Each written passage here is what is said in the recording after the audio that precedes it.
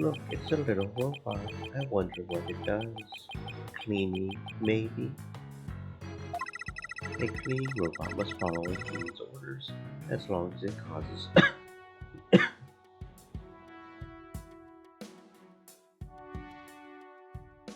no harm to humans. It talks. A cleaning robot must keep desks clean without violating the preceding clause. However, Miss Ora says she prefers a moderate level of clutter on the desk. What is the purpose of my existence? I guess slack off and cut some corners aren't in his vocabulary bank. Oh, poor guy, his job is to clean the desk. But he can't clean the desk. What is the purpose of his existence? That's a very good question. It looks like an operating table is in the photo too. It was here then as well with the victim's body lying on it. There's a button here. I know, I'll try pushing it. Pearls, don't touch the... Oopsie.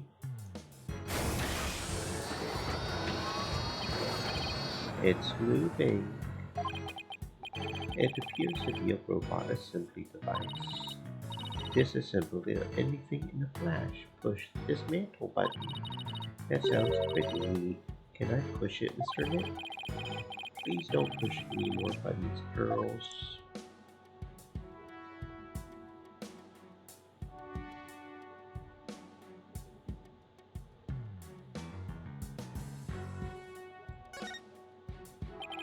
An emergency ladder.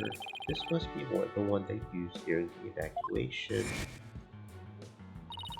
The explosion disabled the elevators, so I lowered my emergency ladder like the detective leading the evacuation told me to.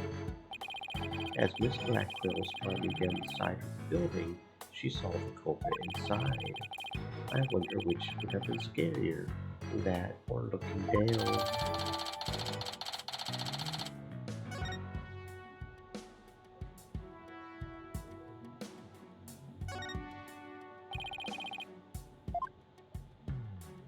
I wasn't trying to look there. I was trying to slide to the side, Baka. You already looked at the desk. I was trying to slide to the side.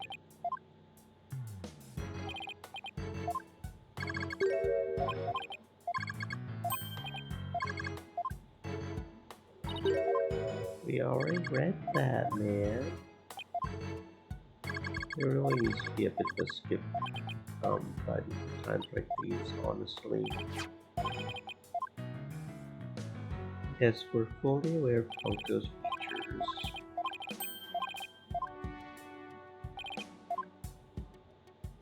Now can I please slide? Oh, it's sort of grayed out. Does that mean you can't slide over? Oh, okay, I was just being a fidget. Then, okay, I understand. This is one heck of a robot. There's something written on it.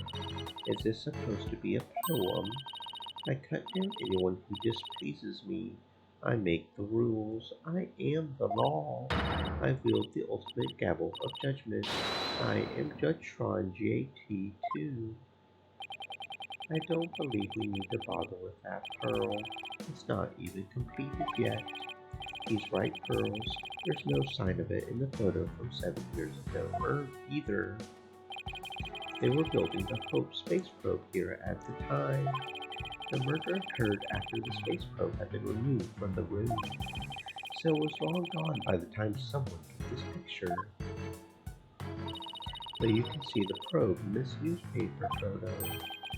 You can see the stolen moonwalk there too.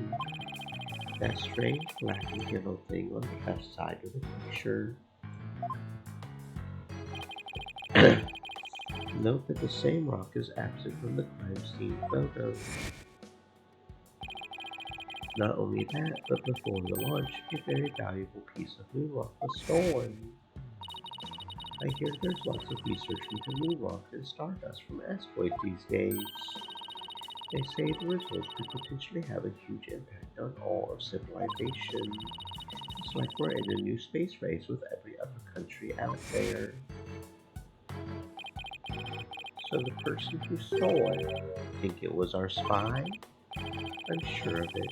Dr. Sykes was probably killed because she was a roadblock in their plan. Unfortunately, the government thinks Prosecutor Blackquill's the culprit.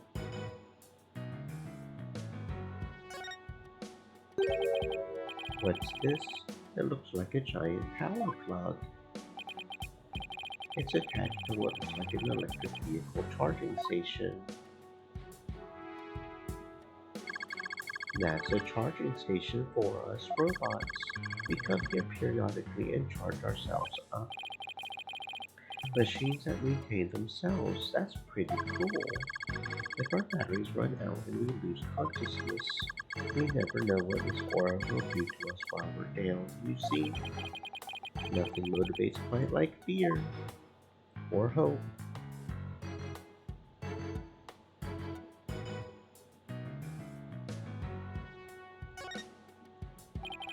It's about as cluttered as my office, but I think it's a workbench. Mr. Nick, I think this must be a kitchen. Look at this photo. See the cute little food processor? That isn't a food processor, Pearls. That's the Hope capsule. It was scheduled to be loaded onto the Hope space probe that fateful day. The three people who came to collect the capsule discovered the body. The first on the scene, a staff member and two police officers, was it? And they were here to collect the capsule.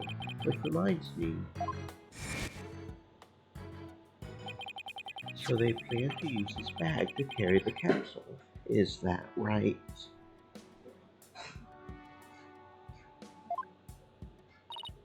Yeah, more or less. Say, why don't we stop talking about the case and have a nice cup of tea instead? Apollo and Aura Blackquill. I wonder what they're talking about. Edgeworth, did those three people have a bag with them for transporting the capsule? You mean this? It's a custom-made, shock-resistant bag. But how did you know? I just overheard Apollo making an inquiry about it, that's all. So he's looking into the case from 7 years ago on his own, is he? Looks like it.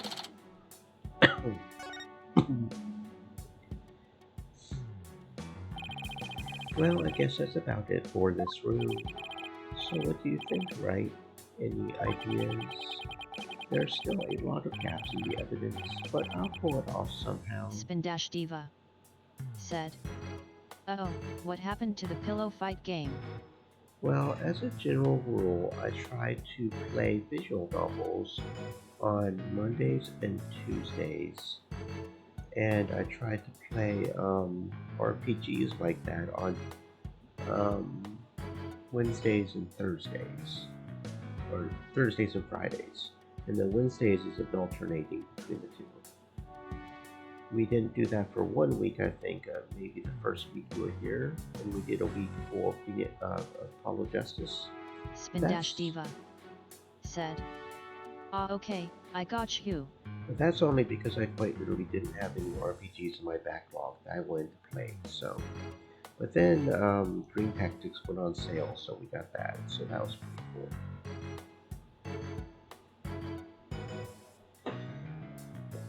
So we will be continuing that on Thursday, probably. There's still a lot of gaps in the evidence, but I'll pull it off somehow. Oh, and also welcome on in, Spin. I hope you're having a fantastic existence. Hope you're staying cool, since there's a bit of a heat wave, at least in my area. You asked me to prove Blackquill's innocence, right, Edgeworth? What? He did. He called it a special request. He reached out to me while I was still disbarred. So that was what sparked you to get your attorney's badge back. The Blackquill case. Right, I have a special request. I want you to clear one of my subordinates of suspicion. I'm not even a lawyer anymore, remember?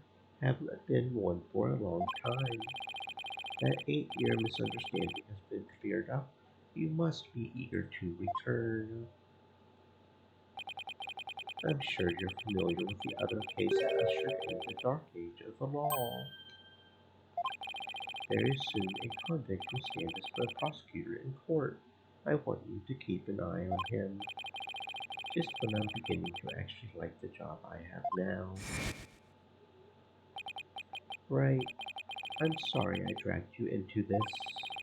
Because of the espionage aspect, I wasn't free to give you all the details. No need to apologize. It's like I said on the phone the other day. I know that the type of criminals you're after now aren't small fries anymore. It looks like your target finally decided to make a move. It's for this very reason I returned. Time to bring it to an end. I'm going to end the dark age of the law. That's what this is all about. The dark age of the law. It sure comes up a lot these days on TV and in the papers. I hear there are more false charges and fabrication of evidence than ever. When I became chief prosecutor, the court system had already lost the people's trust. It all began 8 years ago. A lawyer was caught fabricating evidence. A year after that, a prosecutor was found guilty of murder. Did you mean? That's right. He's talking about my case of Prosecutor Blackquills.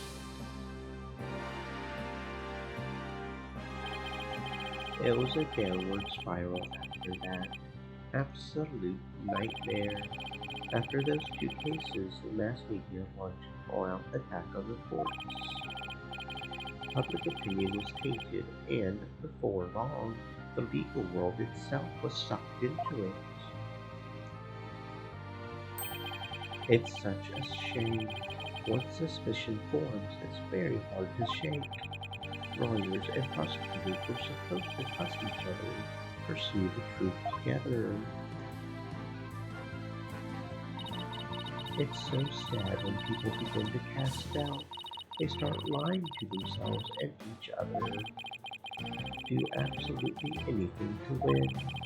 We're in an age now where winning is valued far more than the truth. I'm sure it's caused our new chief prosecutor to lose many a night's rest. Is it just me, or did his brow get even more furrowed than the last time I saw him? The hostage takers' disdain of the courts is a perfect example of the times. It sure is.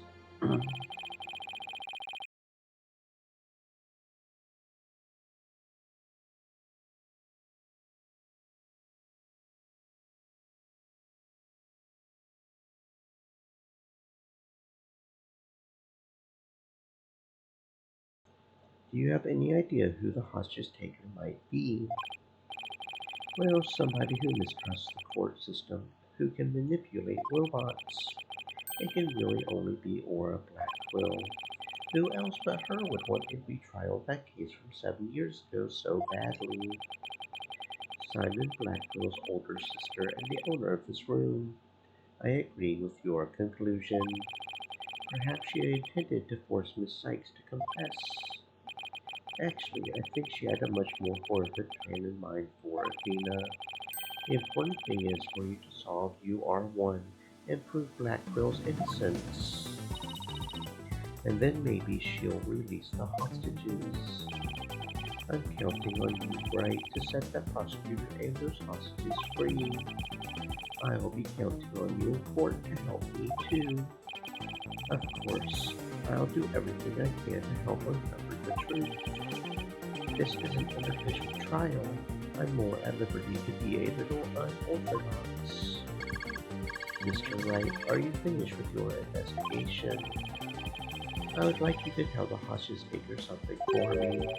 I have to go to the detention center. I can't start the trial until I'm talking to Athena. she's already given her consent, I'll accompany you to the detention center. I'm still being watched. I'll see you in court, Edgeworth. Even if it will be an undocumented trial, it'll be good to face you in court again.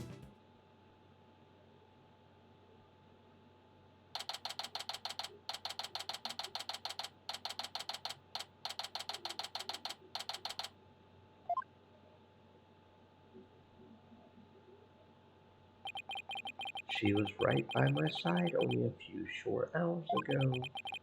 I feel like I haven't seen her in ages. Mr. Wright. Pervy, too. I knew you would come. After all, the first step is the interview with the defendant. Because you're my friend, I was worried about you. Thanks, boss. I'm not the only one who's worried either. Really, who else?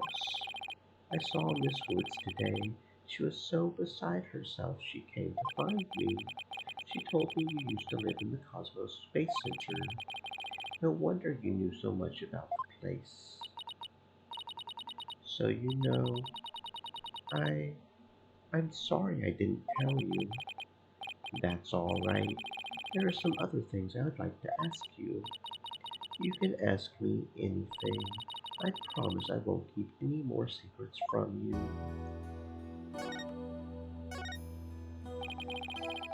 Tell me about the day Clay was murdered. I was actually at the Space Center that day. In the Space Museum. Right where the culprit fled to. That's not good. I never could fully deal with what happened 7 years ago. When I saw the center again during the news coverage of the HA-2 launch, I thought maybe if I went there, things would be different this time. That must have taken a lot of courage to face your past like that. So I went to the Space Museum the evening before the explosions. This was before the launch pads had been switched. There was a sign that said closed for repairs. They weren't letting anybody in. The director couldn't very well switch the pads if there were people in there. I snuck in anyway. Did you want to see that HAT1 photo? The one with your mother in it. I did, but what I really wanted to see was her jacket. That jacket on display, that was Dr. Sykes.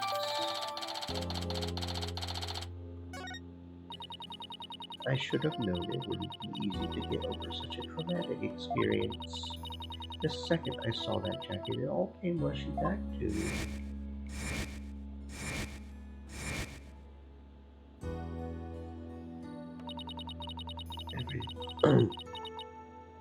Everything around me went hazy. I couldn't see. I tried to get out of there somehow.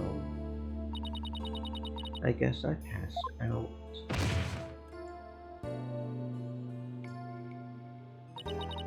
When I came to, I was in the passage behind the rocket.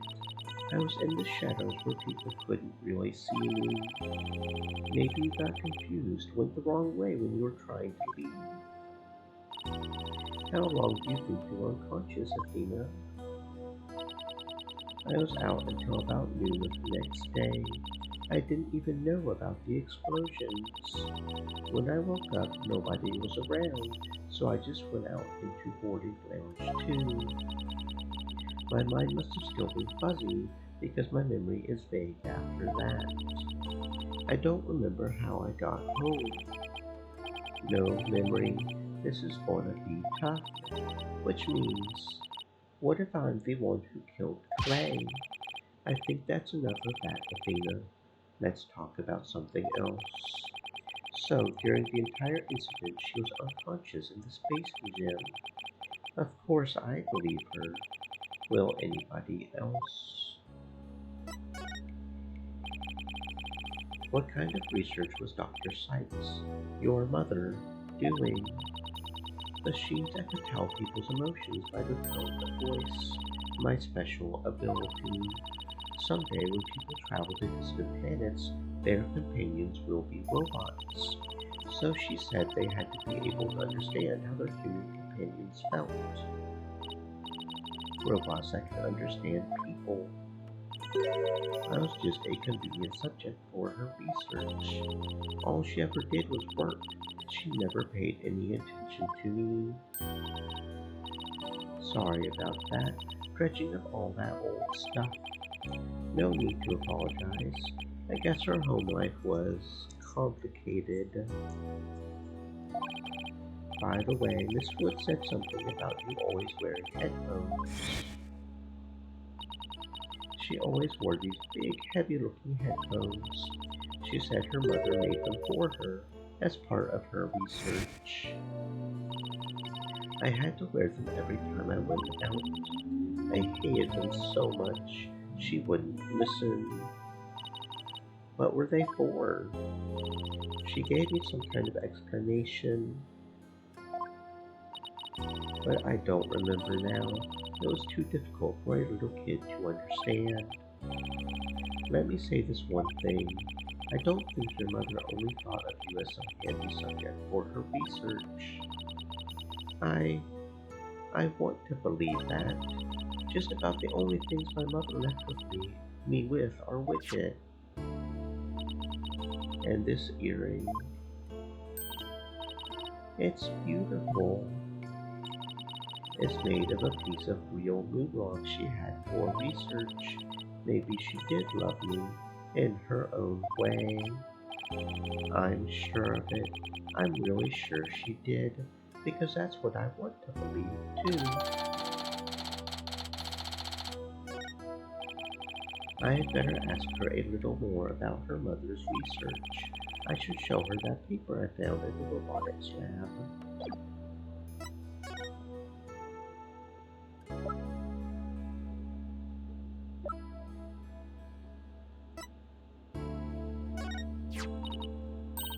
The Ponko series. You must have gone to the robotics lab. You seem to really love Ponko and Clunko. My mother made them. I grew up around them, you know? There's one of those cute little robots in this photo too. See Ponko's bandages? I put those on her. Just wound them around and around. Pretty bad job. I really put my all into that. I hardly left the center those days, so I didn't have any human friends besides Junie. I didn't really understand the difference between robots and people back then. I thought that if a robot broke, bandaging it would help get it help. What a weirdo I was. Looks like there's something written on the bandages. I wrote stuff like "Get well soon, Ponko." In the end, my mom just put her on the operating table and fixed her in a flash. That must be the thing I made move in the robotics lab. I was so impressed by what my mom did. I even asked her if she would put me on the table and fix me if I ever got hurt. It looked just like magic to me, what she could do. A little girl who grew up around robots. She seems to have some good memories of it. On a different subject, did you hear about the person holding up the space seeker? Yes, a little. This person has even taken hostages. I guess I had better spare her the news about Trucy. Well, after some negotiating, we agreed to do a retrial of the case from 7 years ago. What? You're kidding me. So that means Prosecutor Black Quill might... I know he's innocent. I just have to prove it. Wait, did you know him back then? He used to come visit my mom a lot. He studied psychology under her, would sometimes ask for advice on his legal cases. He was very kind and considerate, straight as an arrow. Unlike now, where he's more twisted than a basket of snakes. Well, getting locked up for 7 years on a death sentence for a crime you didn't do would probably twist most people. That's why I took the witness stand during his trial 7 years ago. Please, you have to listen to me.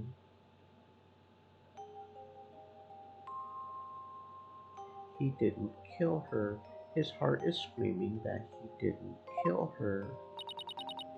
I was a fool. How could anybody else know what I was talking about? You weren't a fool. You were a child. There's a difference. She heard the voice of his heart. You were only 11 then, right? You were very brave just to give testimony. Pearls is right. You did the very best you could at the time. Nothing I said did any good. I was a shaken, scared little girl, small, ineffectual. Even after I went to live with my relatives in Europe, I stayed closed up in my shell. You're different now. You're always so bright and cheerful. Thanks. That's because one day I came to realize I had to fight. I couldn't give up. I exercised hard. I studied hard. I wanted to become the strongest lawyer I could be. I wanted to save Simon. I had no idea how. Then I met Mr. Wright. Thanks to him, I realized that if I became a lawyer, I could prove that Simon was innocent. I also realized that psychology could help me do this. I mean, psychology was my mother's specialty. When I studied it, I felt like she was there with me, supporting me. It doesn't seem like Athena knows that Prosecutor Blackwell is due to be executed tomorrow. I wanted to prove Simon's innocence personally. I wanted to do it so bad. Even now I want to fly out of here. Go save him. Come to think of it, she said something like that during the Athena Speaker Academy trial. She mentioned there was somebody she wanted to save. She must have been talking about Prosecutor Blackwell. I heard some prison guard say that you had an interview with Simon. How was he?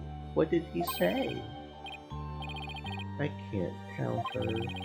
How can I lie to Athena? He was doing well. He was happy about the possibility of being proven innocent.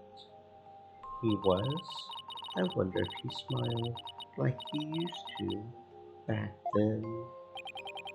If I can't prove Prosecutor Blackwell's innocence in this trial, I don't think Athena will ever forgive me. I just have to free him. Failure is not an option here. I thought you might be here. Mr. Lawyer, we're in trouble. Oh, we are? What is it? I couldn't find a single open courtroom. They're all in session. This is an emergency. It's very difficult to interrupt a trial once it's underway. My phone. It's from Trucy. I told you I would give you 1 hour. I guess it's time to pick one of the hostages. No, wait, we still have a little more time. Besides, all the courtrooms are being used right now. Make all the excuses you want. You won't get more time. Your daughter is first. The poor thing. She's a little too young to die, don't you think?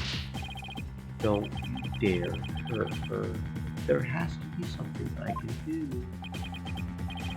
The cruelest injustice is about to befall us. This can't be happening. Mystic Maya, help us. Wait a minute. Maya? I read somewhere that you were holding a trial in the middle of an exploding courtroom. That must have really been something, although weird as par for the course review. A courtroom. blew up. That's it. There is a courtroom we can use after all. Okay, time's up. Too bad. Any last words you would like to say to Hold her? it! Aura, please don't add to the crimes you've already committed. So you know who I am, do you? It wasn't like I was trying to keep it a secret anyway. We're ready to start the trial. Beacon folded in the ruins of courtroom number 4, the one blown up by the bomber. What a wonderful idea, Mr. Wood. I never would have thought of that. An astonishing trial in an astonishing location. The ruins of the justice system, the case that ruined the justice system, in the ruins of a courtroom. Everything's in ruins, the chaos is dead. The future is dead, chaos is nigh. I guess it's only befitting. I'll go get the place ready right away. I didn't exactly pick the place for its astonishing factor. How about it? Are you ready to have your brother's innocence proven? My brother. I'm sorry. Did I forget to mention? It's not Simon you'll be defending. What? Not Prosecutor Blackville. I indict Athena Sykes on the charge of murdering her own mother. Oh my. You'll be defending the princess there, the one behind the glass. See you in that mountain of rubble you've chosen for our courtroom, Mr. Wright. What is she talking about? Athena? Of course, why hadn't it ever occurred to me before? If Prosecutor Blackville is innocent, somebody else had to have been the true culprit. Did I kill my own mother? No, that doesn't fit in with the facts.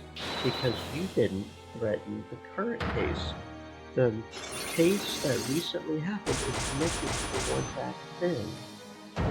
You weren't connected to it. No way, it can't be true. Mr. Nick, what's the matter? I see 5 black cyclops. I've seen these kinds of rocks before. Black rocks protecting the secret hidden deep inside a person's heart. And there's no way to remove them. Oh my, oh my.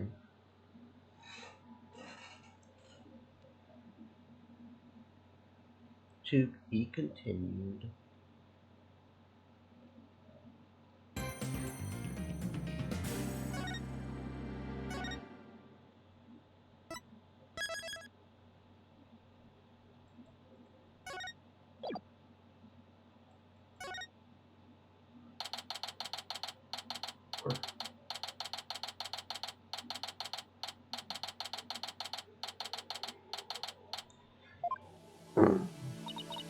I did a little research. I looked into those special cyclops you mentioned, Mr. Nick. You did? That's great. I really appreciate it. A red cyclops protects a secret a person is consciously trying to hide. If the person holds into questioning, the lock breaks and the truth comes out. That's exactly how I got the truth out of Detective Fulbright and Director Cosmos. A black cyclops protects a secret from the deepest place in a person's heart. A secret that person isn't even consciously aware of. So even they don't know it's there.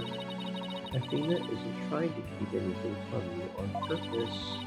For some reason, part of her heart, her memories are sealed off even from herself. So all I have to do is break the cyclops. According to my research, a black cyclops is like a heavy chain wrapped perfectly around one's heart. If they are ripped off by force, it could cause permanent damage to a person's soul. In other words, if I'm not careful, I could traumatize Athena for good. Girls, could you stay by Athena's side? Ow.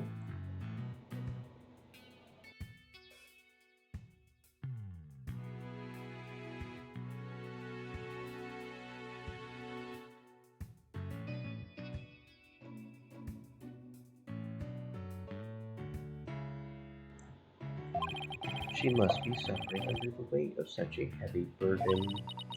Alright, will you be alright by yourself, Mr. Nick? I'm up against Edward. I have to be able to give this trial all my focus and strength. You can't do that if I'm there. I'll just hold you back. That's not it. I just meant I can relax, concentrate if I knew you were with Athena. You're the only one who can do it, Colonels. Alright, I'll do it then. Good luck, Mr. Nick. Good. Now that my mind is at ease, I had better get ready. I'll just tidy up the evidence and take out what I don't need. It's time to end this nightmare that started 7 years ago.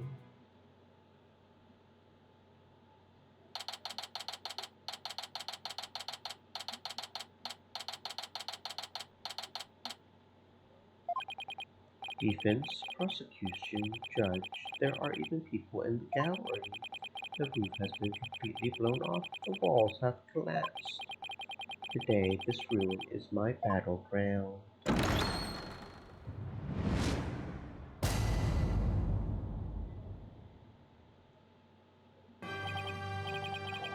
Or some facsimile thereof is now in session for the trial of Athena Sykes. Not a facsimile, old man. This is a proper official trial.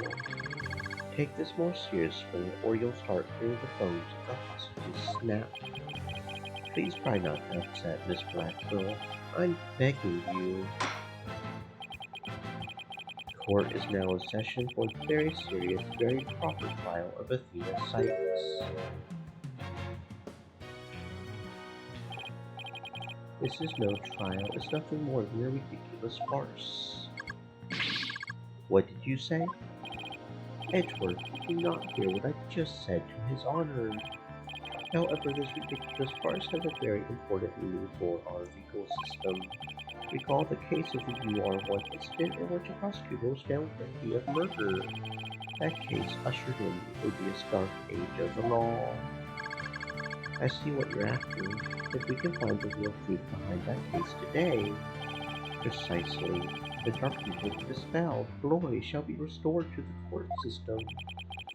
Prosecutor Edward, you sound as if you know something of this truth. I do indeed. A new suspect has emerged in the UR1 case. For 7 years, Simon Blackquill has refused to speak in order to cover for someone else. Brace yourself, Nix. Here it comes. I'm sorry, Wright. The situation is what it is. I must do what I must. The prosecution moves to indict Athena Sykes on the count of murder in the first degree.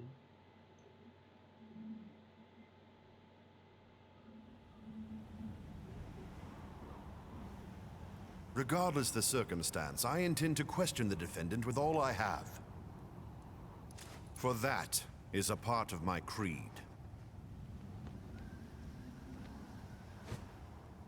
Then you'd better bring it. If the two of you are ready. Court is now in session for the trial of Athena Sykes. Your Honor, the defense was born ready. The prosecution is also ready.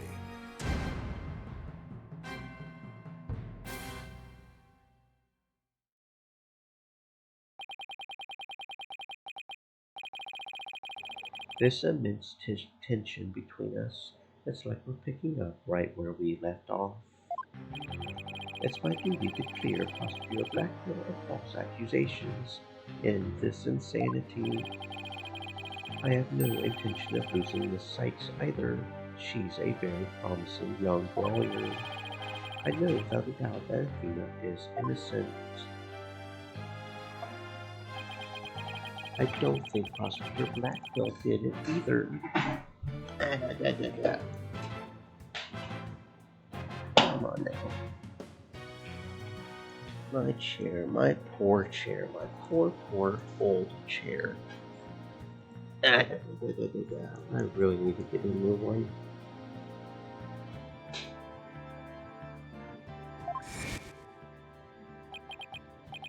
Do you have any clue who is responsible for the sabotage? At the very least, I know it wasn't Simon Blackquill.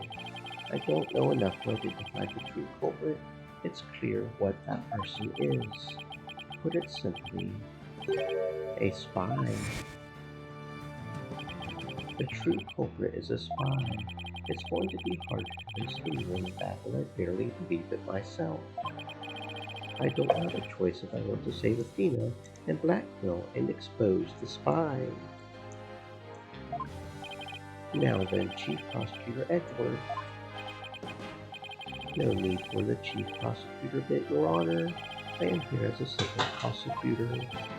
Very well. Your opening statement, please, Prosecutor Edward. Although I've been known of late to give an impressive opening statement myself. In all the trials I've ever seen, only the prosecution gives an opening statement.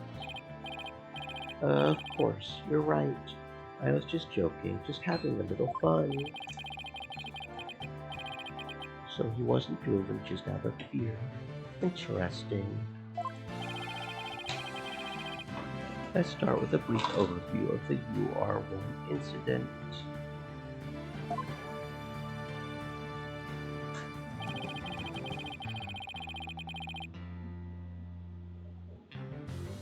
The incident occurred at the Cosmos Space Center 7 years ago on October 7th.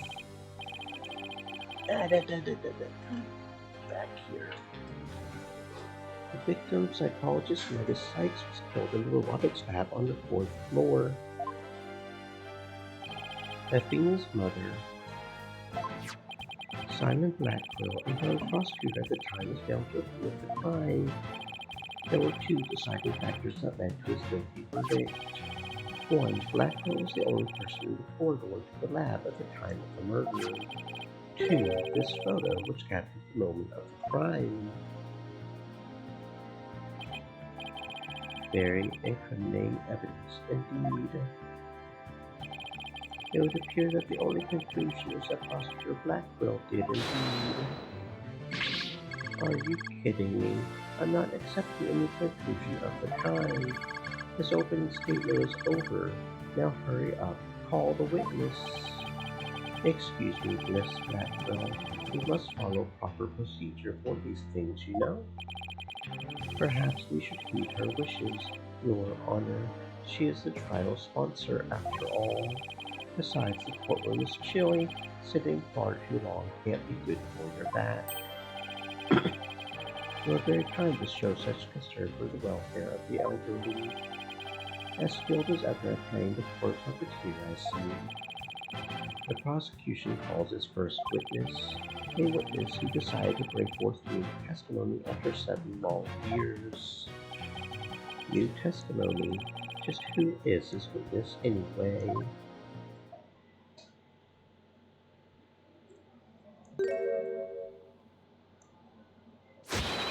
Bobby Fulbright's the name, and Justice we trust. What are you doing here? I'm just here to speak with the hostage taker, Miss Aura Blackquill. She says she's too busy, what with confining and threatening the hostages and all. That doesn't seem to stop her from constantly chiming in, though, through Bronco. I'm nothing more than an observer in this. Do your best. I'm watching you. Leaving her brother innocent, Miss Blackquill has been conducting her own investigations. Though her current actions are hardly lawful, I think we can at least hear her theory. I have here Miss Blackwell's notes on the investigation she conducted. I'll be giving testimony based on those notes. Here I go.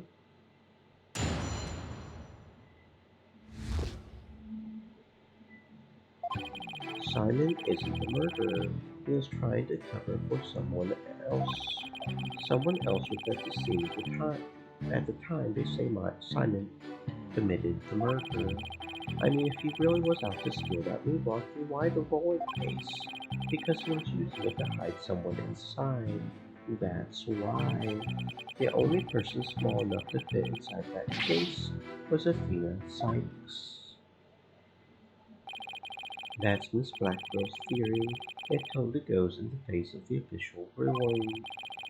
About the case she mentions, there were other rolling cases like that one in the lab. They're not for traveling, they're apparently for moving parts in equipment. I vaguely remember seeing 3 cases, all different sizes. At the last trial, they thought that Prosecutor Blackwell used the case to steal the rock. They had a perfectly good reason to think that, too. You see, there's a security camera in the corridor that leads to the robotics lab. That camera captured footage of Blackwell leaving the scene with the case. I can see why that footage helped to bring his trial to a quick end. It's very convincing, that's for sure. That case, by the way, was later discovered outside and on Space Center grounds. Speaking of after the incident, where was the defendant, Athena Sykes, found? She was found on the 5th floor of the Space Center in the Sykes family residence. Prosecutor Blackwell most likely brought her there after the incident. In addition, it's unknown where Miss Sykes was at the estimated time of death. Miss Sykes was too confused by the shock of her mother's death to give proper testimony. There was no witness or evidence to tell us where she might have been. So what you're saying is, Miss Sykes didn't have an alibi. That is what the evidence is saying, yes. I understand the reasoning behind the theory. I'm far from convinced. The victim is the accused mother. Are you actually claiming an 11-year-old girl? The girl had a very strong motive. Dr. Sykes was a psychologist who wrote many papers about speech, emotions. You're aware of Athena Sykes' special ability, aren't you, Your Honor? Are you referring to that therapy thing? She's done it quite a few times in court. The ability to read emotions from speech, the subject of her mother's research. As long as it benefits society, I don't see any particular problem researching it. I don't like where this is heading, not one bit. Sykes was so intent on her research, she forced her daughter to undergo experiments. Prosecutor Edgeworth, are you seriously suggesting? I've done my best to be delicate. Even you can't deny it to be true, Mr. Wright. No longer able to withstand the anguish of the experiments, Miss Sykes felt her only choice was to kill her own mother.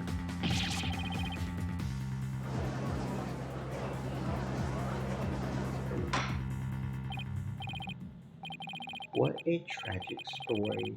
I hardly want to believe it myself. We must proceed.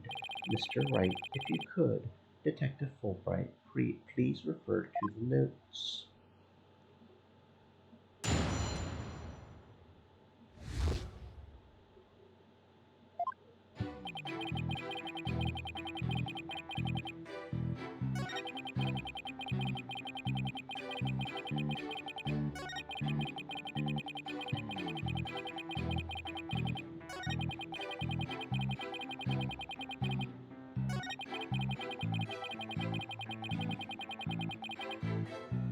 Hold it!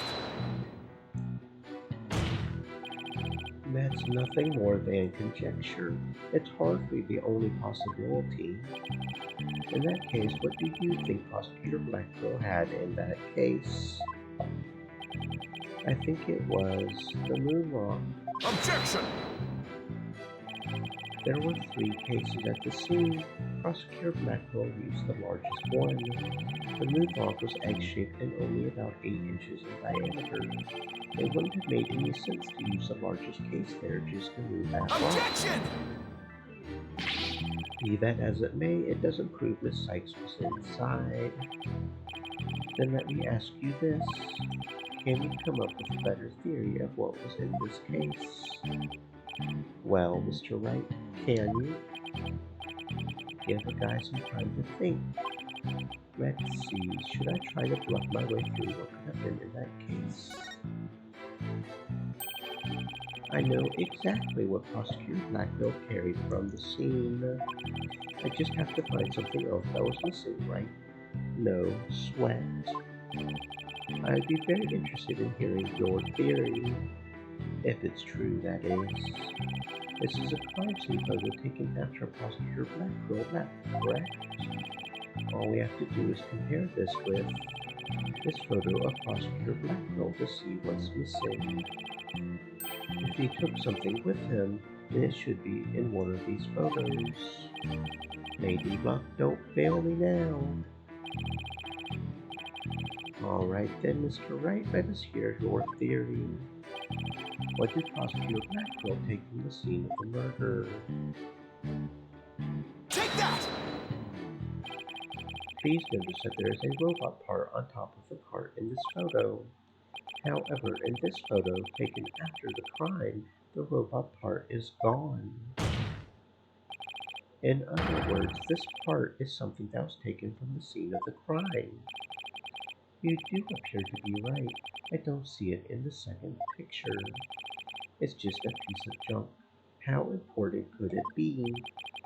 Is it really just an insignificant robot part? Speaking of which... Oh, what are you looking at? I'm going to start charging for each glance per eyeball. Stingy, stingy. What happened to the age of free previews? Your Honor, about this robot part. Doesn't it look like it could be an arm from that robot there? Well, now that you mention it, it does, doesn't it? The case is still too big to be practical for just the moonwalk and a robot arm. Was it really just the one arm that was in there? If it wasn't Athena in the case, then maybe. I believe there was another robot at the scene that was just like the one here. Your Honor, is Defense's assertion that it was this other robot that was in the case.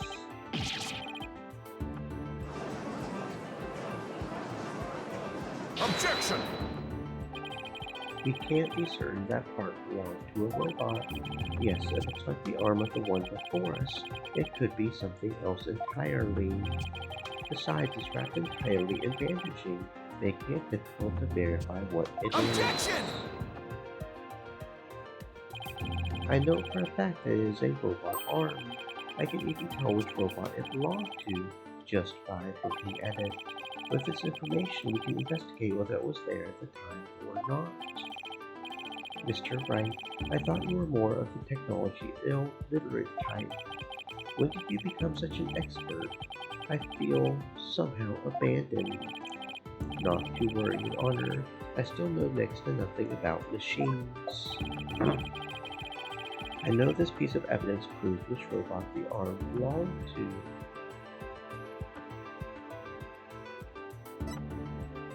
Take that! The robot in this picture is named Ponko. But take a look at Ponko's arm. It was Miss Sykes who bandaged it up like that. She must have thought that machines heal in the same way that people do. What an adorable, naive mistake. It reminds me of my own grandchild. The robot arm of the crime scene had the same bandaging wrap around it. In other words, this robot arm could belong to none other than Ponko.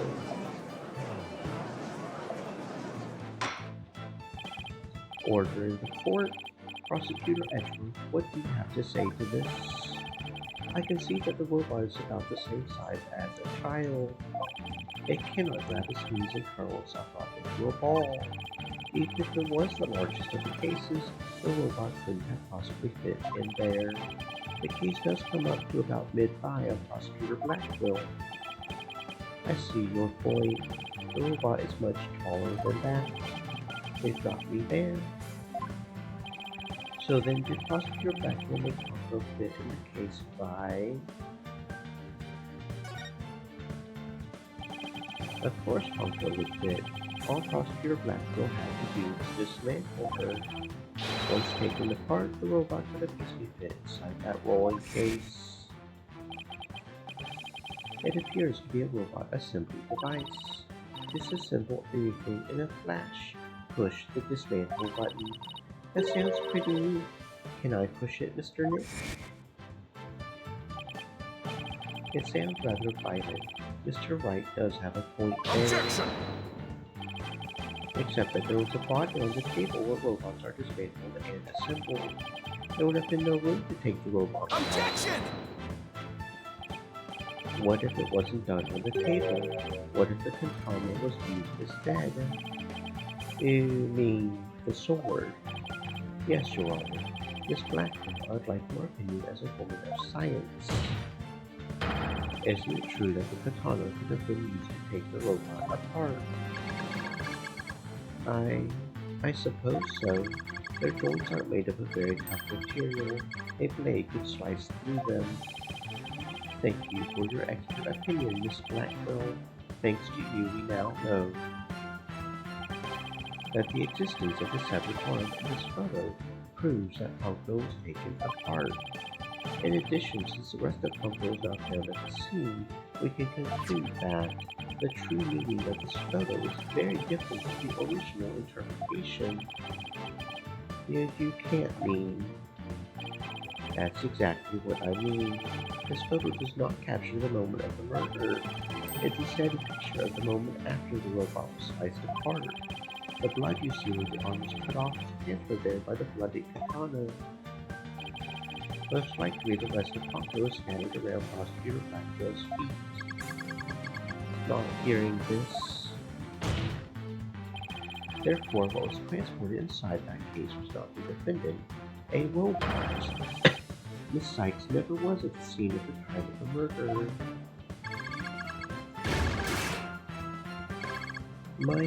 My head, my body, where am I?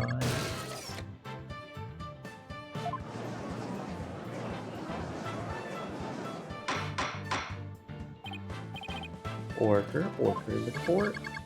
It's true that Punko was found in pieces after the murder. I'll admit I repaired her myself afterwards. I'm finally making some progress. Hopefully I've gotten at least one step closer to proving both Athena and Prosecutor Blackwell. Objection!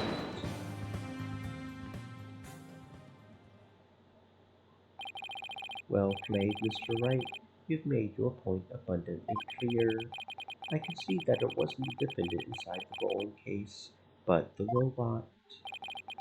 Alright, what's going on here? It's never good when he plays things this straight. Does the prosecution withdraw its claim that the defendant was carried from the scene? No, Your Honor. My claim hasn't changed. Objection! Punko and Miss Sykes couldn't have both been inside that Objection! case. The notion that the case was used to carry Miss Sykes was Miss Blackwell's theory. I have been of a different opinion from the outset. Now I finally have the opportunity to voice my theory. Thanks to the defense. Edgeworth, he's been one step ahead of me this whole time. In that case, how do you propose the defendant left the crime scene? Simple. The footage only shows Prosecutor Blackwell from behind. What's more, he's holding his arm in front of his body, as if you're holding something, or someone. That's hardly evidence. I have proof. The surcoat Prosecutor Blackwell was wearing. The victim's blood was found on the front of it. The stain had a highly distinctive shape. A blood stain with a distinctive shape. Please continue, Prosecutor Edgeworth. 7 years ago, the defendant was known to constantly wear a certain item, of which there is only one in the world, a special pair of headphones made just for her. She always wore these big, heavy-looking headphones. She said her mother made them for her as part of her research. Analysis showed the blood stain to be in the exact same shape as these headphones. In other words, this was no mere blood spatter. The blood went from the victim's body to the headphones, then was imprinted on the Prosecutor Blackwell's coat like a stamp. A most gruesome stamp indeed. Blackwell carried Miss Sykes, who had been hit by splatter, away from the crime scene. This proves that Athena Sykes was, without question, present at the crime scene. And that concludes the prosecution's argument.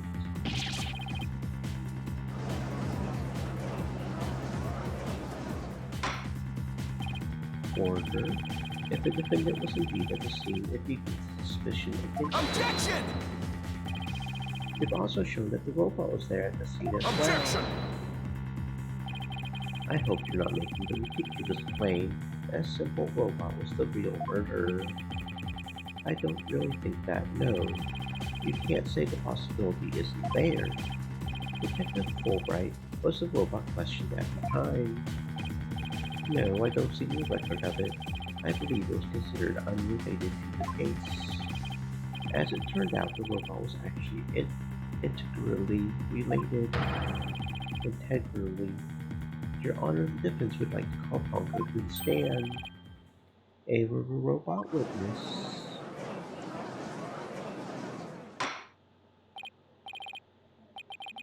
Prosecutor Edgeworth, what do you think about this? Mr. Wright has been called all manner of witnesses to the stand over the years. Why not a robot? Nothing surprises me anymore with him. Very well.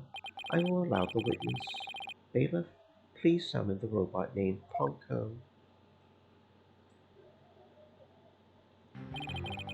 Witness, please state your name and occupation. My name is not Witness. My name is Ponko. Yes, I realize that. When you are at the witness stand, you are the witness. No, I'm not. I'm Ponko. Say it with me. Ponko. What an utterly inflexible little robot. You are the last person who should be calling anybody inflexible. You remind me of my grandchild who just learns his own thing. How precious. Alright, Ponko, I'm going to ask you some questions. Questions? You have questions? Hooray! What are your questions? I want to know if you were there at the scene of the murder of Menace Sykes. It was 7 years ago on the 7th of October around 2 in the robotics lab. Certainly. Just one moment. Searching data. Search complete. Yes, I was there in the robotics lab. It would seem this robot's testimony is necessary to this case after all. This is great. I just knew Ponko must have seen something important. A murder committed right before this poor little girl's eyes. It's inexcusable. The judge seems ready to adopt Ponko as another grandchild. Little Ponko, do you think you can give us your testimony today?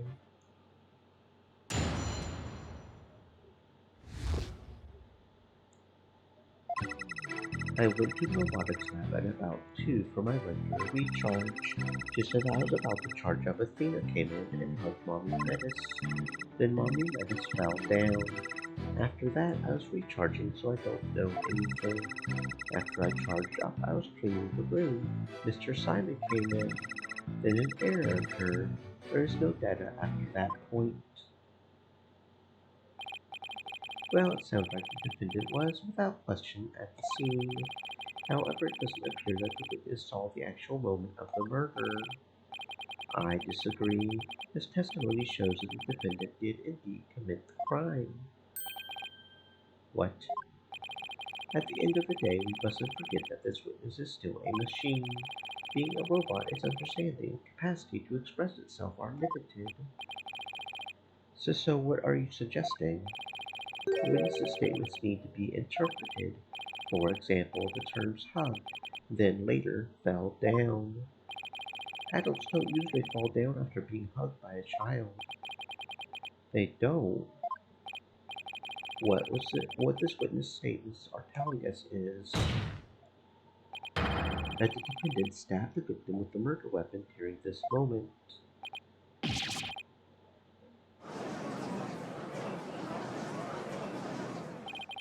Before Miss Sykes hugged Dr. Sykes, did the two of them converse?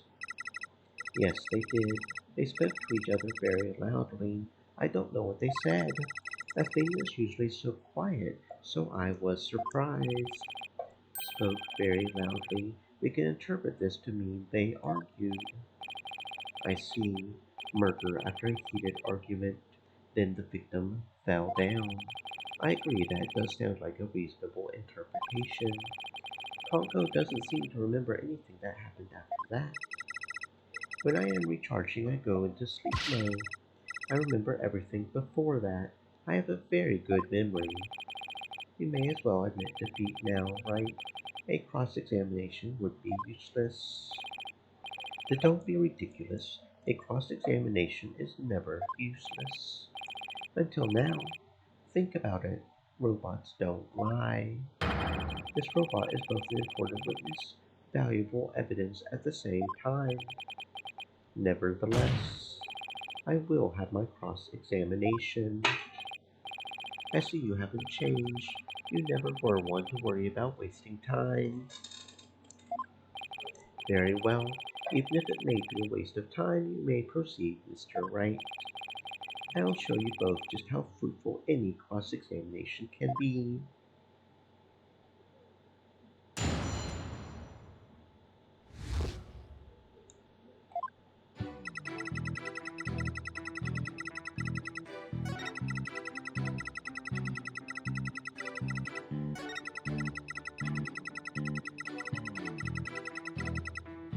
Hold it! I don't want to delve too deeply here. Could you tell us how the victim appeared and acted at this moment? Mommy Metis was very surprised when she was hugged. I heard her heart pound. Her heart? Mr. Wright, have you forgotten about the stock unit we found at the robotics lab? These robots have a heartbeat detection system. Now that he mentions it, I do remember reading something like that there. They detect the presence of people by the sound of their heartbeats. Wait a minute. That means if Dr. Sykes really did die at this moment, Ponko, how was Dr. Sykes after she fell down? Could you still hear the sound of her heartbeat? Let's see. The moment she fell, her heart was pounding. After that, I don't know. I started recharging just then. All the unlucky timing. If you had heard anything after that, could have possibly proved that the hug wasn't actually the moment of the murder. I'm very sorry. I'm afraid I don't know. I'm very sorry. The robot is designed to go into sleep mode automatically, so it can't be helped. It does appear it detected an increased heart rate at the moment of the stabbing.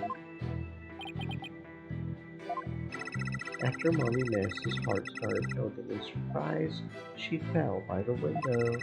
There was the round window on the workbench side of the room. The workbench? Ponko must be talking about that table to the right of where the giant robot is now. Is there something critical in Ponko's statement just now? Your Honor, I believe the statement is critical. I would like it added to her testimony. Very well. Ponko, could you please add that statement to your testimony? That's a good little girl.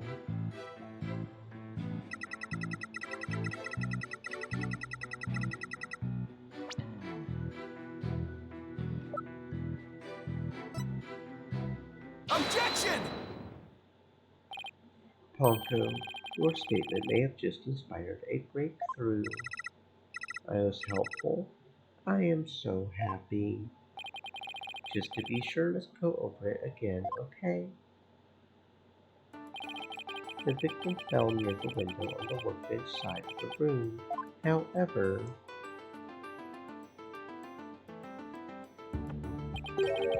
her body was discovered on the operating table. But the operating table and the workbench are two different locations. Exactly, Your Honor. We just learned a new crucial fact. What could explain the two very different locations of the body? I'll tell you what.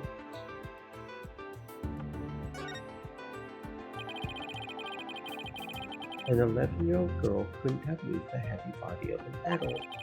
So the only explanation is that the victim walked to the operating table herself.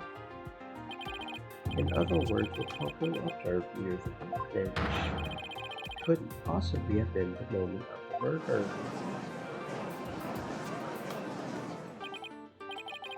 I am very relieved to hear that. Glad to know that the murder wasn't committed in front of little Ponko here. As we just heard in the testimony, Miss Sykes hugged her mother, nothing more. Objection!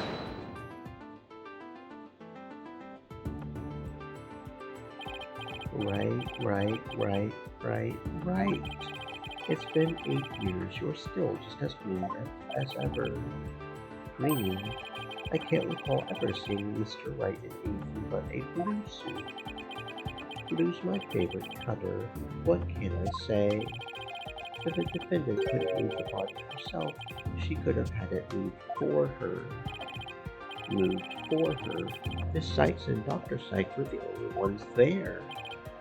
I agree, since this robot is equipped with a heartbeat detection system. It would have been aware of another person's presence if someone else had been there. We can therefore conclude that the defendant and the victim were the only ones present. Then who do you suggest to move the body? Don't you know it's in the nature of a robot to help people do things? Miss Ponko, allow me to ask you a question. My name is Ponko. Say it with me. Ponko. I believe you said you were cleaning after Dr. Sykes fell down. Did you happen to move something large onto the operating table? Yes, I did. Athena asked me to. Athena asked you to. What did you move, little Ponko? I don't know. Unless something has an ID tag, I can't tell what it is. An ID tag, you say? Yes, a tag with a barcode on it. We robots scan them to tell us what a thing is. That paper in the lab did mention something about that. Recognizes people by scanning their spacesuit or uniform jacket ID tag, it said. So it would appear that Miss Ponko here can't identify what happened. My name is Ponko. We humans have the power to imagine what it was, do we not? Well, we do. Well, I do at the very least. Miss Ponko, on the defendant's command, moved the body onto the operating table.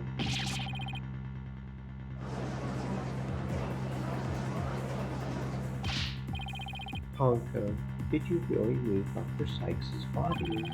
This is really important. Isn't there any way you could tell? I don't know. Without an ID tag, I can't tell. Give it up, Doc. Give it up, right? If the victim's heart was stopped, the robot detection system would be useless.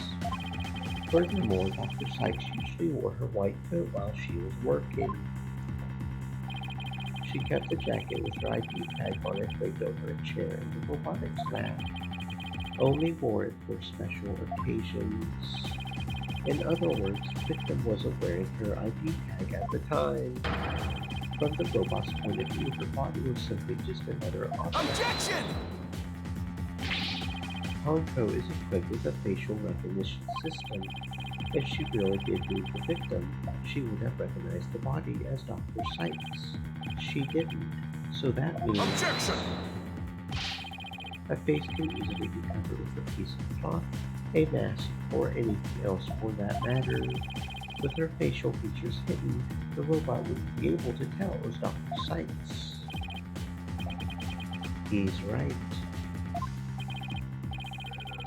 To summarize, Miss Sykes stabbed her mother near the workbench, then, using the robot, she moved the body to the table where she removed the sword, and was stained in blood.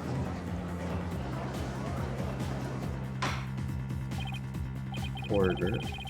But if that's the case, then I have a question. Why did the defendant move the body to the operating table in the first place? You want a reason? Very well. What? You can't possibly have an explanation. Your emotions blind you to the truth. You could learn a lot from our robot friends. Calm and rational thought will open your eyes to the truth in front of you, Mr. Wright. Now then, do you remember the operating table's one special feature? I believe I read that robots can be assembled and disassembled there, is that right? That's right. And to the defendant, who was just a child at the time, the table was like a magic box that could make robots appear or disappear in seconds. But in the end, my mom just put her on the operating table and fixed her in a flash. I was so impressed by what my mom did. I even asked her if she would put me on the table and fix me if I ever got hurt. It looked just like magic to me, what she could do. You can't possibly be suggesting this young, sheltered girl had a difficult time distinguishing robots from people. But take a look at Tucker's arm. It was Miss Sykes who bandaged it up like that. She must have thought that machines heal in the same way that people do. What an adorable, naive mistake. It reminds me of my own grandchild. No way. I refuse to believe it. Miss Sykes made a childish, naive, and cruel mistake. She thought that if a robot could be dismantled and vanished without a trace. Prosecutor Edgeworth, if you're about to claim what I think you are, I demand that you word it as delicately as you can. With all due respect, Your Honor, all I can do is present the truth as it stands. The reason the defendant moved the victim's body to the operating table. Hold it! No, don't say another word. Just stop. Was to dismantle the evidence so that she could get away with her crime. That can't be true.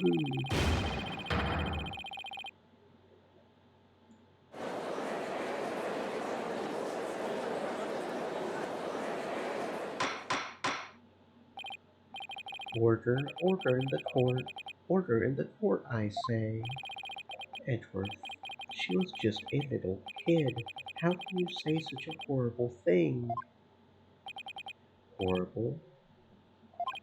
Like I said, you're just as green as ever. I came here today as a prosecutor to seek only the truth. No more, no less. My theory is simply the result of a rational consideration of every possibility. Objection! But dismantling isn't the table's only function. It can make repairs as well. It's conceivable that Miss Sykes moved her mother to the table in order to fix her. I suppose that could be another way of interpreting it. Dismantle or repair, it doesn't matter either way. What do you mean? After murdering her mother, Miss Sykes may have come to her senses. Perhaps she did want to make it appear as if it had never happened. That's why she tried to repair her mother. Yes, that's one possible explanation. But we mustn't forget the facts of this case. The victim was observed to fall down after being hugged by the defendant, and the body was moved per the defendant's command. These two facts that indicate the defendant's guilt, remain unchanged. This just can't be true. Mr. Wright, do you have any evidence to refute the prosecution's claim? Evidence. Right. Let's see. I can't think of any. I'm afraid I don't have any evidence. Since becoming chief prosecutor, I've learned that the truth isn't always pretty. Now accept the truth, Mr. Wright. Your subordinate murdered her own mother. Your Honor, the prosecution demands a verdict. The hostages have suffered enough. What a terrible and tragic conclusion. If the defense has no counter argument, I see no need to further prolong this trial. Edgeworth's argument seems solid enough, but, there's no way Athena could have ever done anything like that. What do I do? There has to be something, but I can't think of a single thing.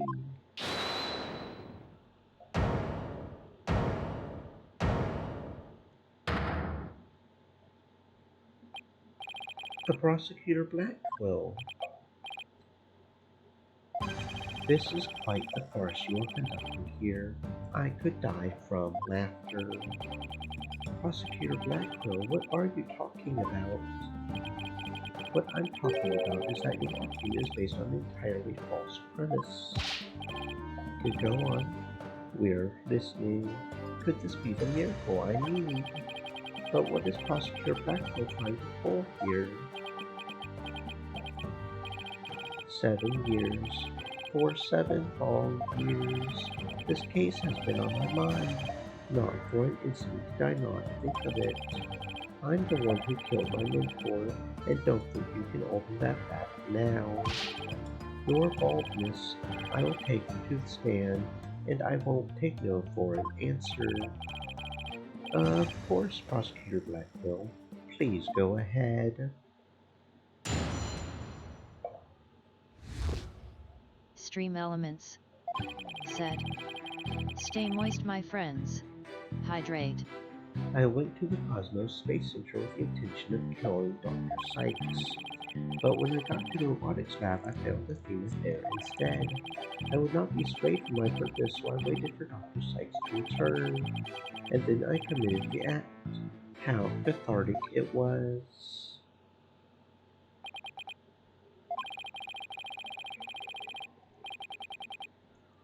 But little Paco here witnessed the victim falling. In other Objection! words, I don't need any of your other words, old man. I can guess what happened. Oh, which would be? She fell means she fell. Merely that. A mother and child fooling around. Perhaps she tripped. Not that it matters. When I entered the lab, there was no trace of Dr. Sykes to be seen. There was no dead body either, of course, meaning she must have left the room. So the murder occurred after the time period Paco described in her testimony. You should hardly take stock in the words of a wind-up Objection! boy. And how do you explain the fact that the defendant had the robot move something? Athena was always tinkering with robots on the operating table to amuse herself, and she always had Ponko move the heavy ones for her. That day was no different. Ponko moved the heavy robot for Athena. This is awful. What he's saying seems to make sense, and yet... Objection! Prosecutor Blackwell, are you trying even now to turn away from the truth? Don't you realize we could bring the Dark Age of the law to a close today? Objection! You expect too much from me. I'm just a murderer beyond redemption. Why don't you just let me go so I can settle down into hell? Prosecutor Blackwell's execution is tomorrow. If the truth doesn't come out now, it's all over. Are you saying that the little girl and the robot had nothing to do with the murder? That's right. So let's hear your verdict. If we don't hurry, I might miss the ferry across the Styx. Don't you dare, Judge. Don't forget I have hostages over here. Simon, how long are you going to cover for her? Miss Blackwell. Forgive me, Aura. I never wanted you to do anything like this for me. You agreed to this trial. If you have a counter-argument, then present your evidence. That's the rule of the courtroom. Isn't that right, Chief Prosecutor? Blackwell, you selfish. Well, to be frank, I don't like this, but it's my duty to make a decision. If no one has a counter-argument, I will announce my verdict. Is this really happening? Is it really going to end just like it did 7 years ago? I wanted to do it so bad. Even now I want to fly out of here and go save him. No, I can't tell her. But how can I lie to Athena if I can't prove Prosecutor Blackwell's innocence in this trial? I don't think Athena will ever forgive me. I can't let this happen. I just don't have the evidence to counter Prosecutor Blackwell's testimony.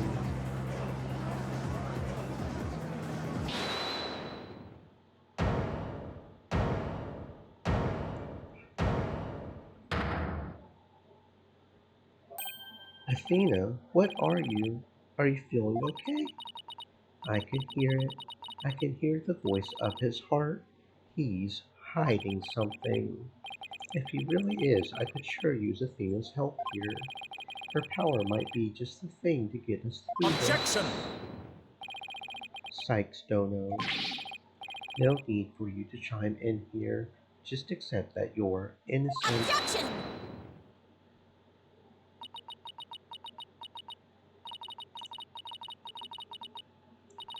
These past 7 years, they've been just as hard on me, you know? What are you talking about? Do you remember that horrible, horrible trial? Please, you have to listen to me. He didn't kill her. His heart is screaming that he didn't kill her. Even now, every time I stand in the courtroom, it comes back to haunt me.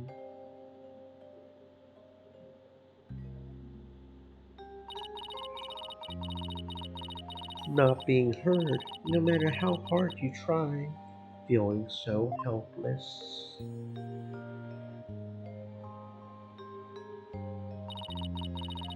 Caught in people's stares, so scared that it feels like your chest is in a vice. I'm terrified of courtrooms. I want to run out of that door even now. And yet you found a way to keep your fears at bay and became a lawyer. Thanks. That's because one day I came to realize I had to fight. I couldn't give up. I exercised hard and I studied hard. I wanted to become the strongest lawyer I could be. This day has finally come, the day I've been looking forward to with all my heart. This is why I became a lawyer. This is why I studied psychology. It was all to save you from this false conviction. But Miss Sykes, do you realize what it would mean? You are the accused after all. If you prove Prosecutor Blackwell innocent, then the only thing that matters is the truth. It's my duty to find out what that truth is. Simon, please give me this chance. The chance to shake off this fear that's been with me for 7 years, to face the truth. Athena is being so brave confronting her past like this. This might really be the last chance to save them both. Prosecutor Blackwell, please testify one more time about the incident 7 years ago. Fine, but your efforts will surely be in vain, for I am not a man who can be cut down easily. Here we go, Simon. Let me hear the voice of your heart.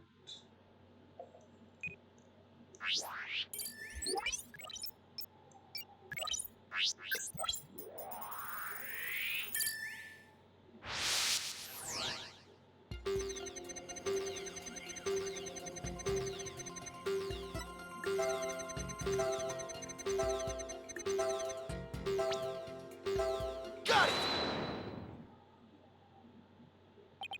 This feeling of happiness, even though the person you're looking for wasn't there, you felt happy.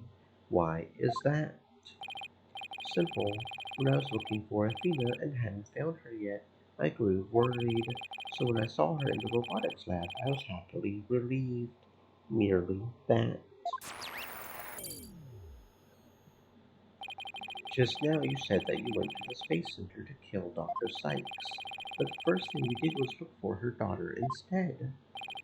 I had no intention of harming Athena, so I wanted to confirm that she was safe first. It was just a part of my plan, nothing contradictory about that. The second I find an inconsistency, he cuts it down. Simon knows the principles of analytical psychology. There's less noise now, but I don't see any instabilities we can latch onto. I was afraid of that.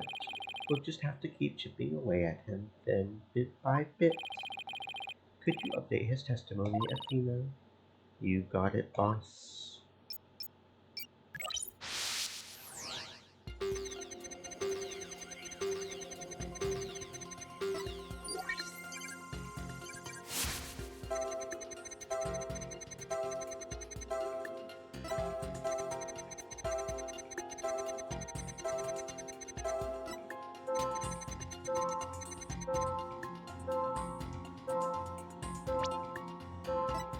Got it!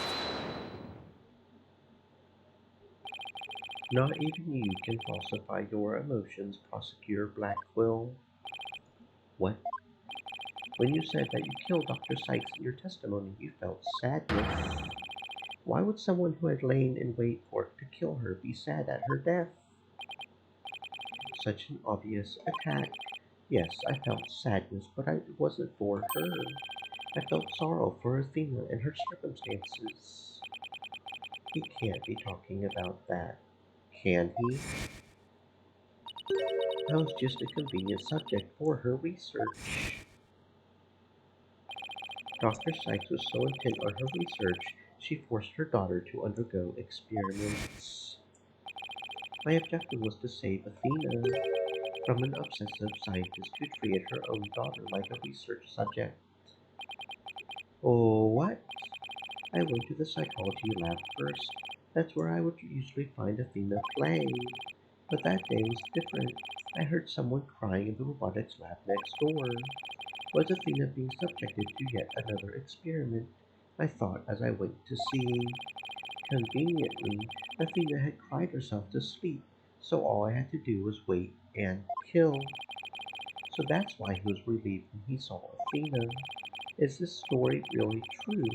I'm not sure how much to believe. Mr. Wright, how are you doing, Athena? Still hanging in there? I'm a lot stronger than I look, boss. Now take a look at this. The noise level actually increased. It went up. I've never seen it do that before. Prosecutor Blackquill is lying somewhere in his testimony. As a matter of fact, he's piling lie on top of lie in an attempt to make his claims sound more believable. He's trying even harder to suppress his true feelings, and that's what's causing the noise. How in the world should I approach this? An evidence-based approach might work if I can find a contradiction. Otherwise, I should report inconsistency in his emotions. There are no flaws in my testimony, and his Baldwin is prepared to give his verdict. Give up on this lost cause, and let the law free me from these chains already. Objection! I don't think so. Not while I'm around. Now, contradictory testimony or inconsistent emotions. Which should I tackle first? Okay, let's look for inconsistent emotions. Got it, boss. But if you want to try looking for a contradictory statement instead, just let me know. I can easily switch over.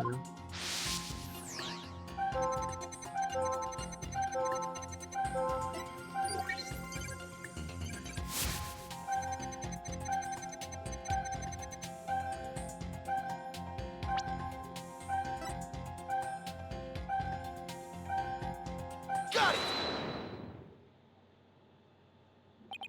How odd. Why would you register a surprise at opening the door to the lab? Alright, fine. I'll explain if I must. What surprised me was Ponko. That toy figure attacked me. Dr. Sykes knew full well of my plan to rescue Athena, but she couldn't stand guard over her daughter 24 hours a day. So Dr. Sykes had Ponko do it. That's right, she ordered Ponko to forcibly remove me on sight. So I slashed Ponko up with the katana that was there in the lab. That rickety old puppet wasn't worthy of that fine blade. Mr. Wright, it's happening again. There's even more noise now. It's at 100% now. What's going on here? Whenever we find an opening, he covers it up with lies. We'll never get rid of the noise at this rate. It's pretty hard to keep telling coherent lies like that. His mind and will really are as sharp and strong as a katana. Alright, what should I tackle first this time? I think there might be an inconsistency in Prosecutor Blackwell's testimony. Alright, let's give it a thorough check then.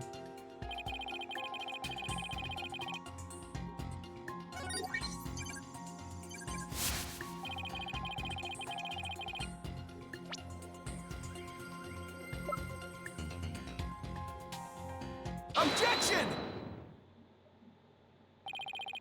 Compounding lies with more lies is never the answer, Prosecutor Blackwell. Take a look at this photo. That's a photo of the supposed moment of the murder, isn't it? How many more times must I see that which damned me for my sin? The ironic thing is, I think this picture is actually going to be your signature now. See the bloodstain at the end of Ponko's arm where it was severed with a katana.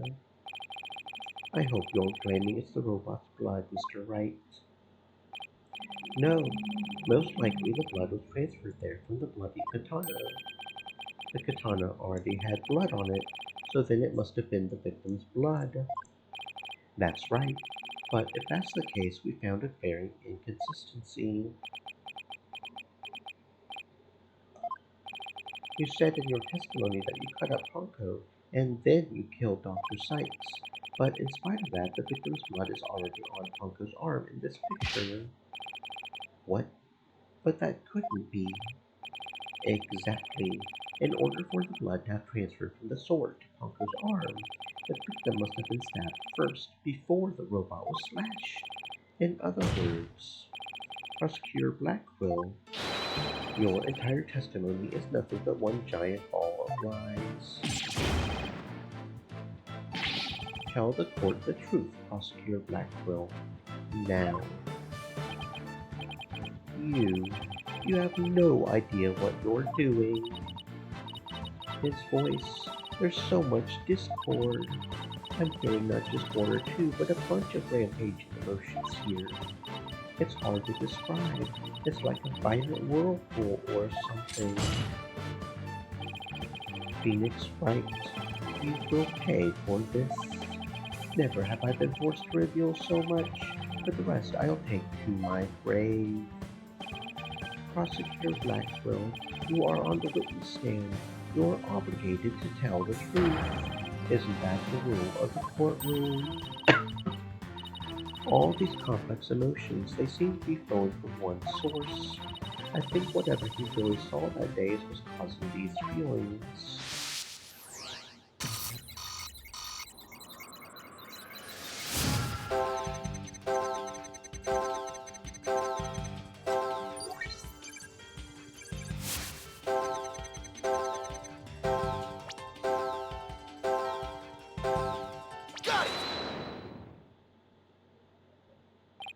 When you opened the door and saw Athena, you became overwhelmed by your emotions.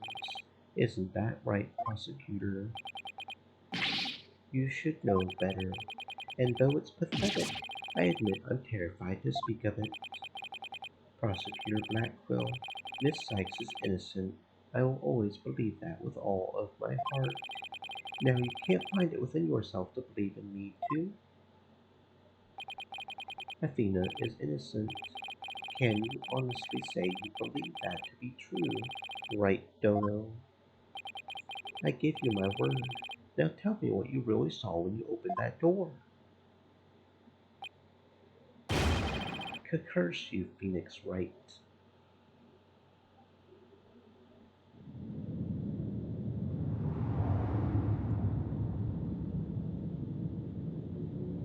It was a tragedy, one I'll never forget.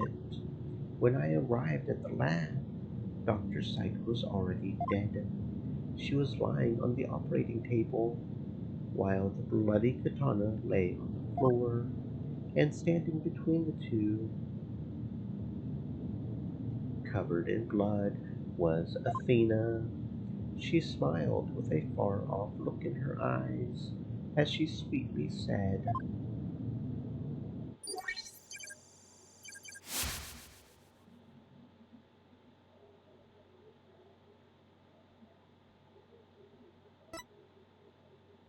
"Something's wrong with Mom, so I'm taking her apart to fix her."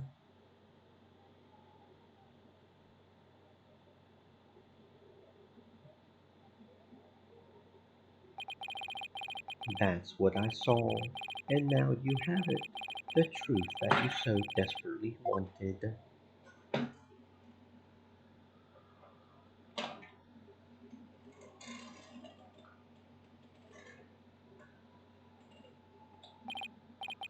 No, Prosecutor Blackwell finally tells the truth, and this is what it is.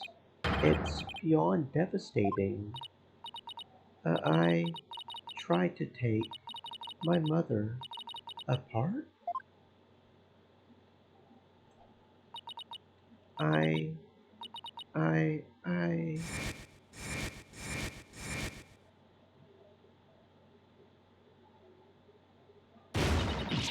No.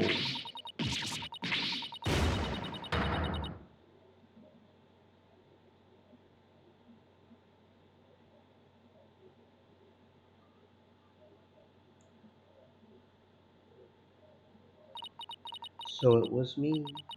I, I'm the one who killed my mother. Athena, as I said, right, the truth isn't always pretty. Murder, disassembly on an operating table, a scientist used her daughter as a guinea pig. Sadly, it appears that my theory was correct after all. Objection! It's true that Athena didn't like her mother's research, but you dare cast aspersions on my mentor by claiming Athena was used in such a manner. Dr. Sykes could be awkward with people, but she loved her daughter with all her heart. She loved me. Your mother hated to see you suffer because you could hear the voices of people's hearts. She wanted to set you free of your pain, so she worked tirelessly on her research. Do you remember those headphones you hated so much?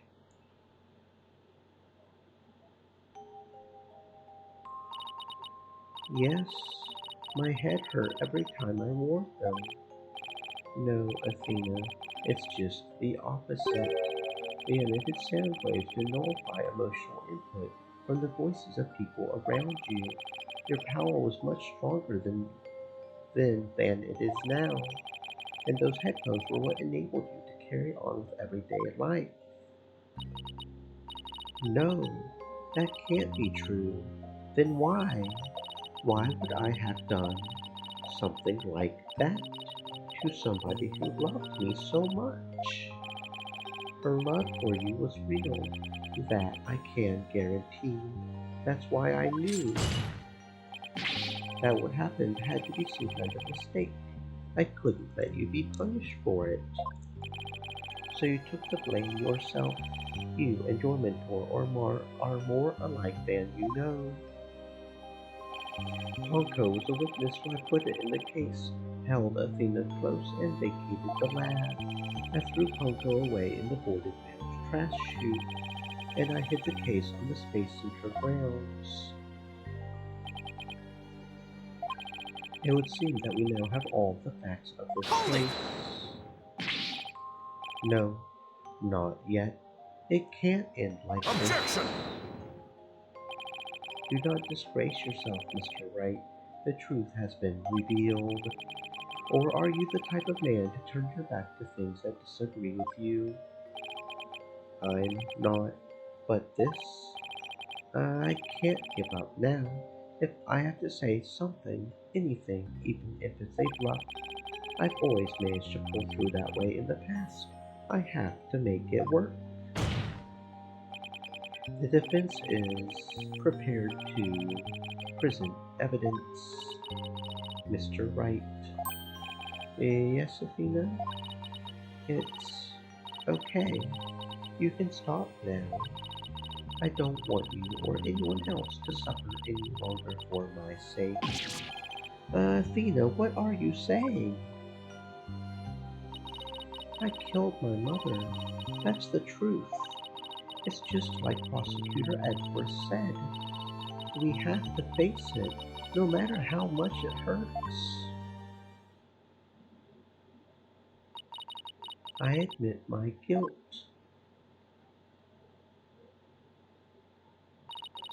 But could I please be granted just one chance to tell everyone what I recall? It appears Miss Sykes is much braver than you, Mr. Wright. What say you, Your Honor? In light of her courage, will the court give Miss Sykes this opportunity to confess? Very well. Then if you would, please take the stand, Miss Sykes.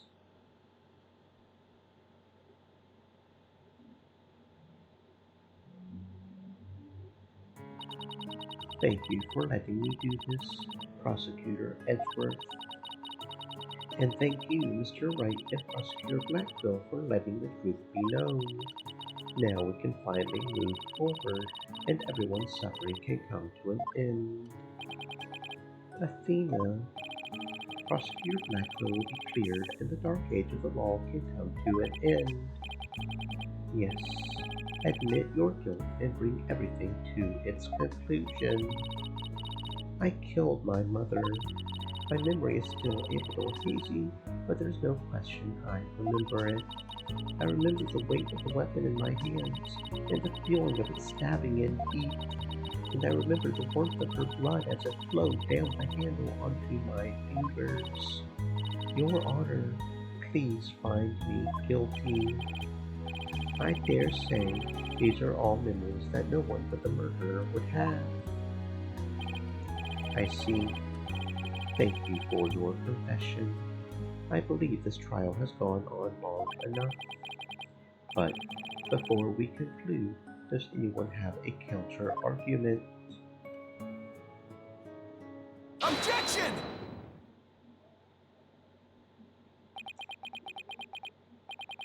I do, Your Honor. Mr. Wright. But Mr. Wright, why? I killed her. I remember it now. Any counter-argument now is pointless.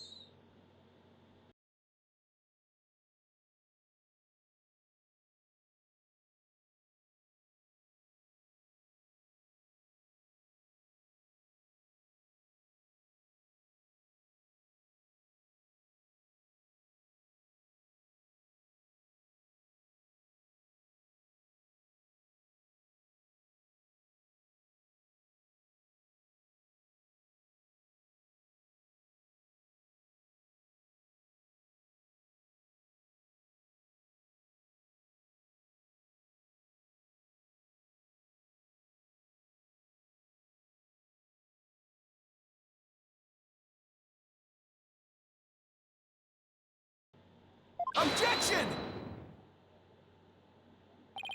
Don't tell me you've forgotten one of the basic tenets of lawyering.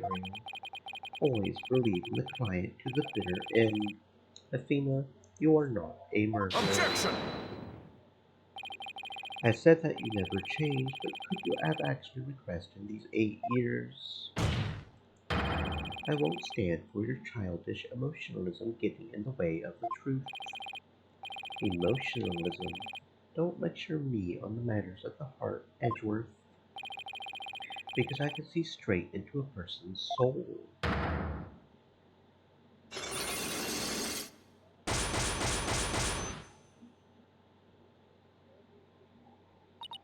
I did a little research. I looked into those special Cyclops you mentioned, Mr. Nick. Athena isn't trying to keep anything from you on purpose. For some reason, part of her heart and her memories are sealed off, even from herself.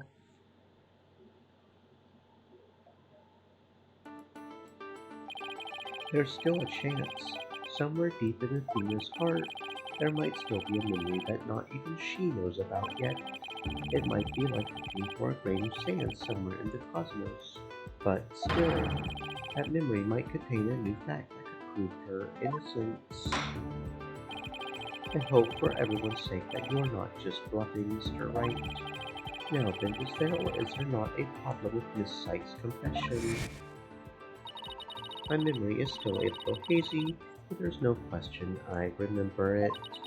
I remember the weight of the weapon in my hands, and the feeling of it stabbing in deep. And I remember the warmth of her blood as it flowed down the handle onto my fingers. There's definitely something wrong with her memory of the event, I can just tell. If there's a problem with her confession, please prove it to this court now.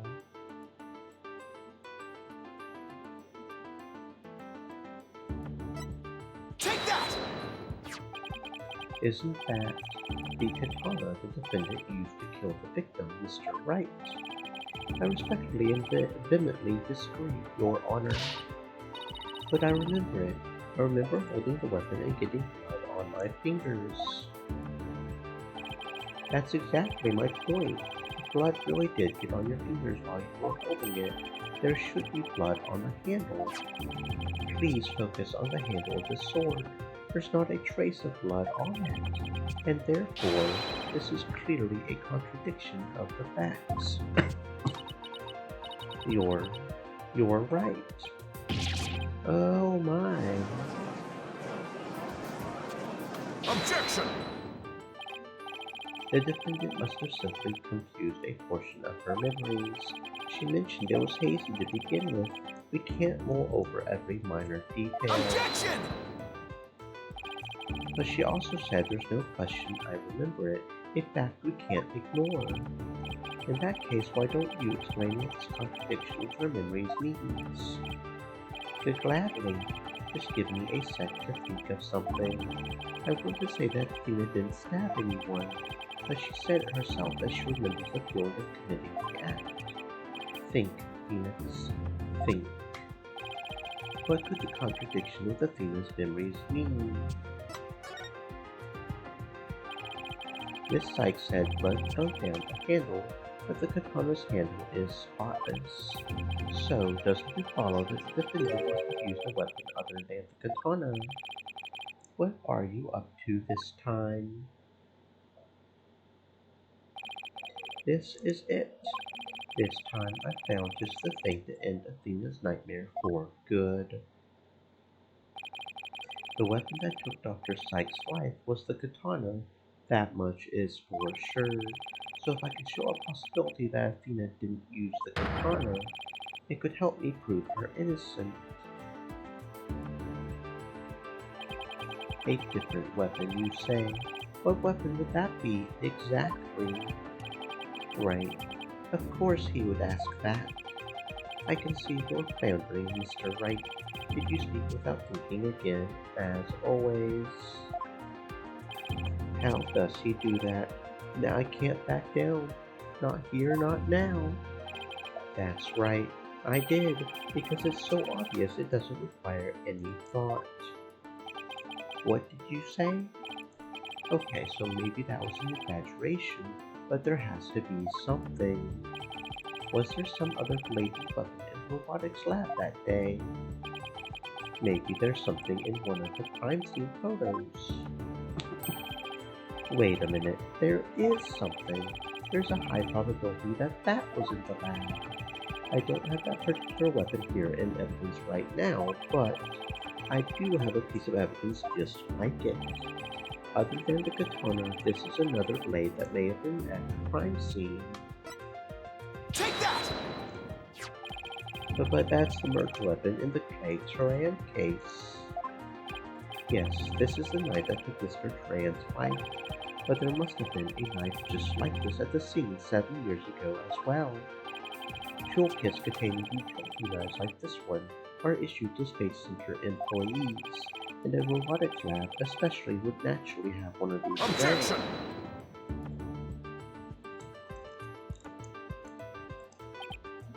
But besides the katana, no other bladed weapon was found at the site. There was an investigation report, if you didn't Objection! know. Of course I knew that. what you told me just now. And here's something else you already knew. There was a toolkit at the scene, but it didn't contain any blades. Here is a photo of its contents. You're right. I don't see any kind of bladed tool. Fine, but isn't there something odd about the design of these handles? Therefore, there was no other bladed weapon in the Objection! room. I disagree. This toolkit contained a knife. And what proof do you have of that? Don't tell me your eye for art is failing you too, Mr. Edgeworth. You are the last person in the world who should be criticizing my aesthetic sense. Now, he is simply watching out for your ocular health. Please proceed, Mr. Wright. Notice that the handles of each of these tools have a sort of design on them. I see that they do, but what significance does that have? It's clear that one of the tools is missing from this kit. If we have rearranged the tools into a specific pattern, we might be able to tell which part of the overall design is missing. Is that the theory your pitiful sense of aesthetics helped you come up with? Edgeworth, just let it go, man. Show the court then if you would. What pattern or design would we see if we were to rearrange the tools?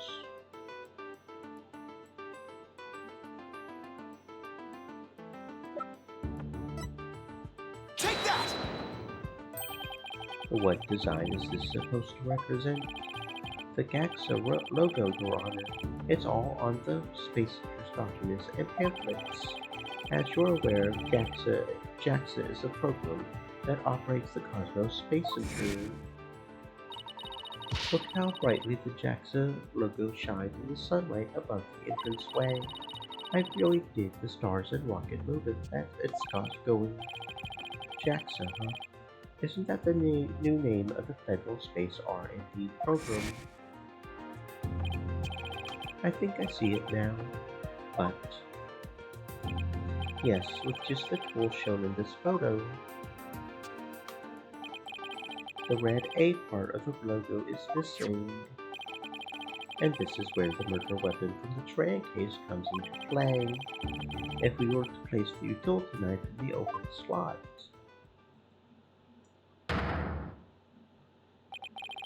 it would complete the JAXA logo. So it would. Then that means... Admit it, Mr. Edgeworth. My aesthetic sense is keener than yours, and while you're at it, admit that the weapon Miss Sykes used could have been this one.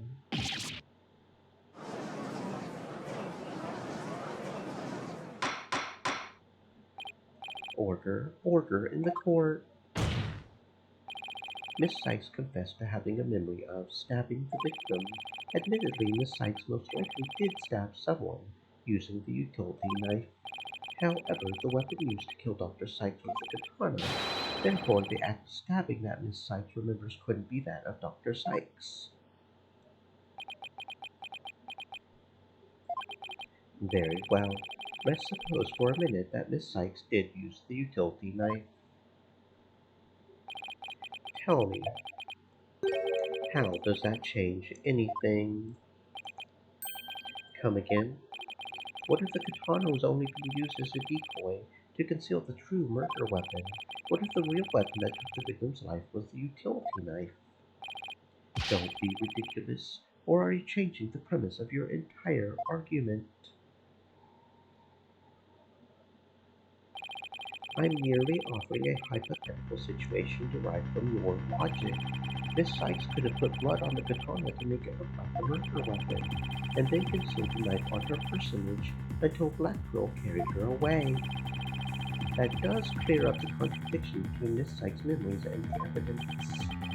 If in fact the murder weapon is a utility knife, then fate has dealt you a cruel hand, for you have just proven the knife's existence to the rest of us with your own Objection!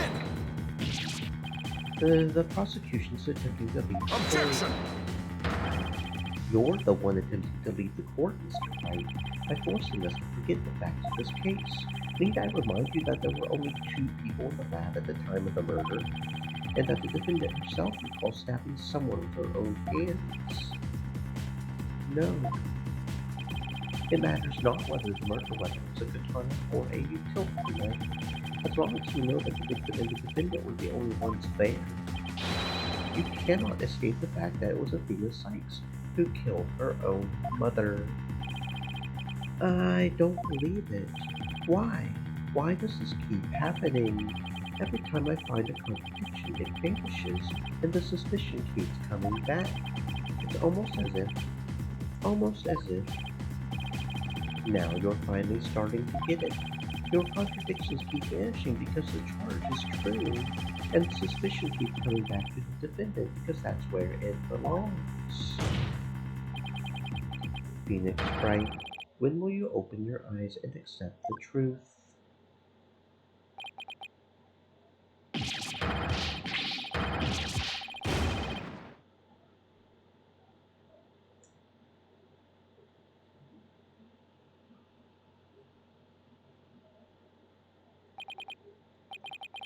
I don't want to believe it. It can't be true. But what if? Mr. Wright, you fought a good fight. I think you've done all you can do.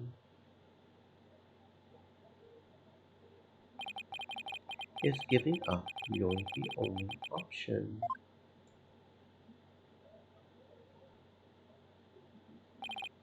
No. Snap out of it, Phoenix. What's the matter with you? Giving in to doubt. I can't look back. Forward is the only way to go. No, Your Honor, not yet. It isn't over yet. Right. I can't lose sight of what's important. I believe in Athena, and I'll always believe in her. To the very end. A defense lawyer never gives up on his client. I have to pick myself up and stand firm. Make that brain of yours work, Phoenix. If I don't see a way, I'll just have to go back and look for one. Time to rethink this case thoroughly. I can see the fact that Athena must have stabbed someone with the utility knife. This must have been what Ponko witnessed as Athena's hug. But Prosecutor Blackwell didn't see the knife at the scene. This means that someone must have removed it from the lab before he arrived. Who could have taken the utility knife from the lab?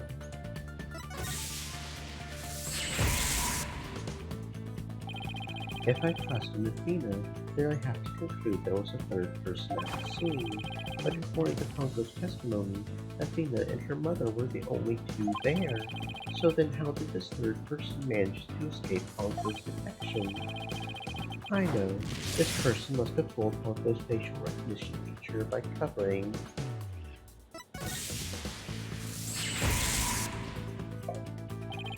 Wait a minute, Ponko has a heartbeat detection system too.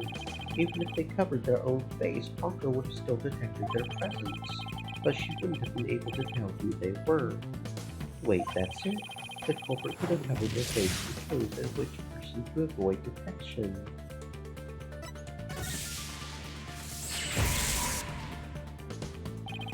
If the culprit posed as the victim, that would explain why Ponko thought only she and Athena were there.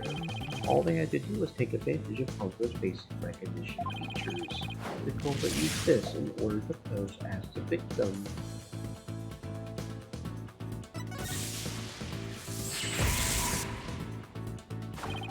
The culprit could have posed as the victim by wearing her jacket with the ID tag on it. That still leaves the heartbeat detection system. How did the culprit get around that?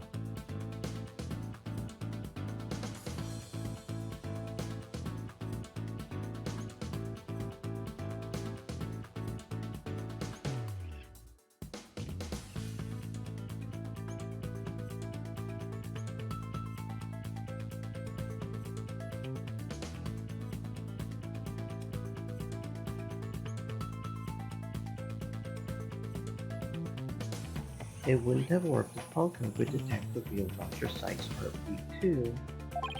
So does that mean that the real Dr. Sykes was already dead by that time? If that's the case, then who did Athena stab? The real culprit.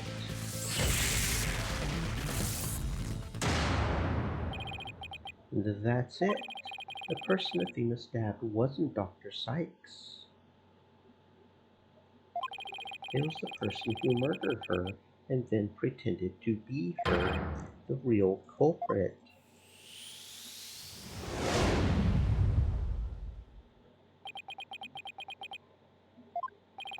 Now that Mr. Wright has finally finished thinking, let us bring this to a swift end. Please give us your verdict, your honor, so that we can move on to hostage negotiations. You are absolutely right, Prosecutor Edgeworth. I hereby... Objection! I didn't say I was finished. I was only pausing for a second. Because I realized something so shocking I had to take a break to digest it. But now I know for a fact that Miss Sykes is innocent. But Ponko saw me. She witnessed the moment of the crime. Yes, Ponko did witness something. She saw the hug.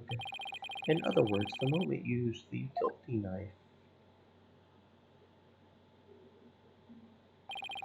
But the person you stabbed wasn't your mother. Oh, what are you saying, Mr. Wright?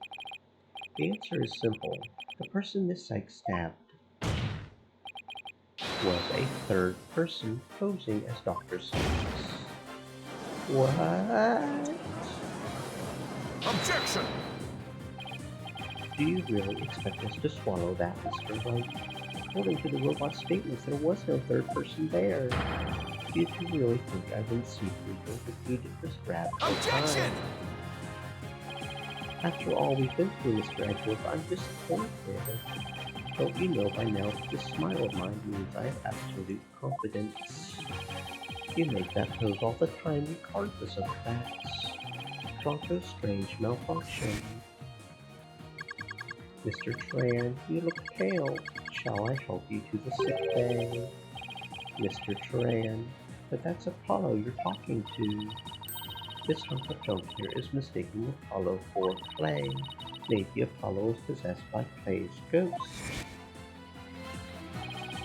That was another case of mistaken identity caused by a jacket ID tag. All because Ponko couldn't read Apollo's facial features due to that eye patch. Like Mr. Edgeworth said, a mask could nullify the robot's facial recognition. And then, all the person would have to do was wear a jacket with the victim's ID tag to pose as Objection! Of all the ridiculous theories, what good would a silly disguise like that do? Have you forgotten that the robot also has a heartbeat detection system? If there was a third person at the scene, the robot would have detected them. I'm sorry, Mr. Edgeworth, but that doesn't count for much, I'm afraid. Because, by that time, Dr. Sykes' heart had already stopped beating. What? So does that mean... Yes, Your Honor, the person Miss Sykes stabbed. This third person who was posing as Dr. Sykes is her mother's real killer. But that's... impossible.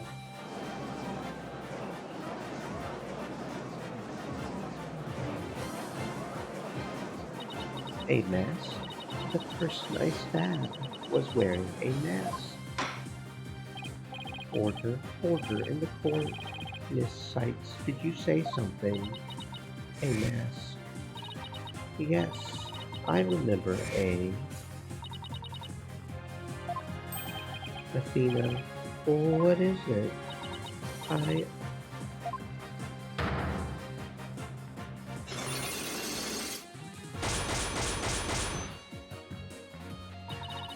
I remember a man with a mask. How could he? What did he do to my mother? My head. Miss Sykes, are you alright? No!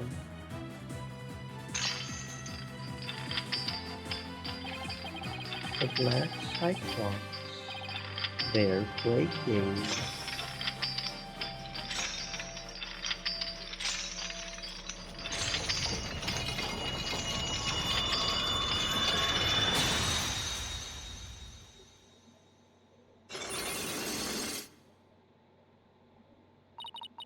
It's all coming back to me. Everything that happened the day my mother was murdered.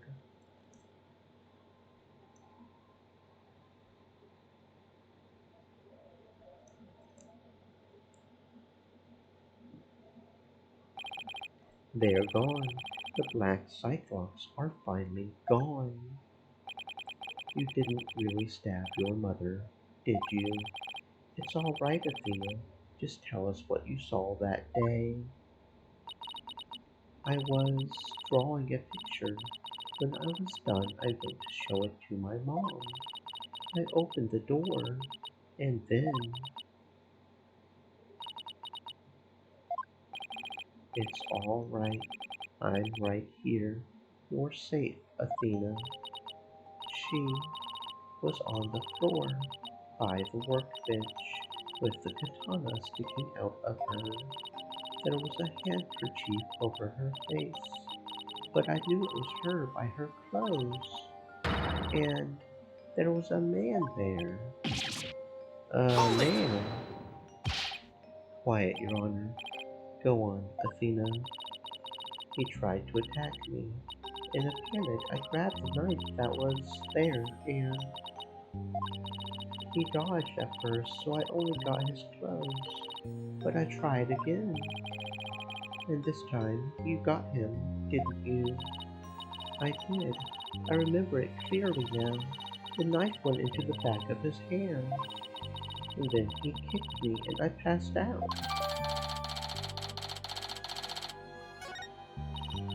When I came to, my mom wasn't moving.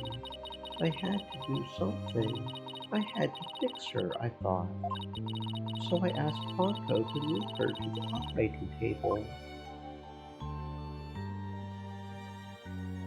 Something's wrong with Mom, so I'm taking her apart to fix her. Fuck this story, God. So that's why she said that. Your Honor, as you can see, the defendant has just given us critical new testimony. A man was there before Miss Sykes arrived. A man who covered the victim's face and put on the victim's jacket. This man is the real culprit. Miss Sykes, do you have any idea who this man was? No, I'm afraid I don't. A few moments ago, Miss Sykes mentioned a mask. Athena, can you tell us anything else about that?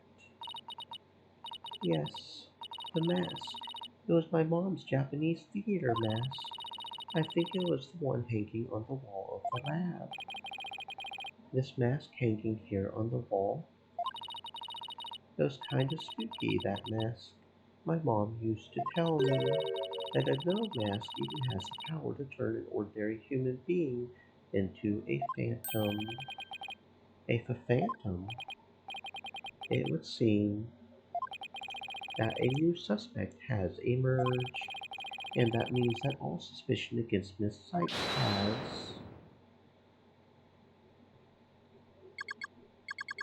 You see, this is precisely why I can't trust the court system. Athena Sykes is the murderer. I won't accept any other verdict. Miss Blackquill, this is not good. A new suspect. Where's the proof this person ever existed? Who says it wasn't all just a dream in the little princess's groggy little head? She's right. We don't have any hard evidence of a masked man's existence. Thank you, Mr. Wright. I'll never be able to repay you for all you've done. But I'm fine now, because I can say with certainty that I didn't kill my mother. Athena, I'm so glad for you. More and more memories are coming back now. So I would like to say one thing. if I could. Honko came to the robotics lab at about 2 to recharge. I went to the robotics lab at about 2 for my regular recharge. Just as I was about to charge up, Athena came in and hugged Mommy Metis. And then Mommy Metis fell down. After that, I was recharging, so I don't know anything. I see where you're going with this. If Mommy Metis was really the killer in disguise, right, then he must have come to the robotics lab before too. Do I have anything here in the evidence that can help me find this person who came to the lab before too? Take that! This is Prosecutor Blackwell leaving the scene after the incident at around 3. What I'm wondering is, does the video show anyone else passing by there before then? I don't see anything in the investigation report. That looks like they didn't check. Just as I thought. So if we rewind the footage and go back to around 2, we should be able to see the true culprit leaving the scene. Well, very well then, let's take a look. There. Please stop it right there. It's just like you said. There is a man leaving the scene of the crime. Miss Sykes, do you remember this person? That's him. I'm sure of it. He's wearing my mother's jacket. I did, but what I really wanted to see was her jacket. That jacket on display, that was Dr. Sykes. Can you see it? There's the slash I made with the utility knife that day, and I'm sure that knife is under that jacket, somewhere. So then, everything Miss Sykes said. Exactly, it proves that Miss Sykes' memory was correct. Dr. Sykes' killer arrived at the robotics lab before 2A2. He killed her and hit her face with a handkerchief. Then he disguised himself as Dr. Sykes' jacket and mask that were there in the lab. The culprit probably knew beforehand that Honk would charge up at 2 every day.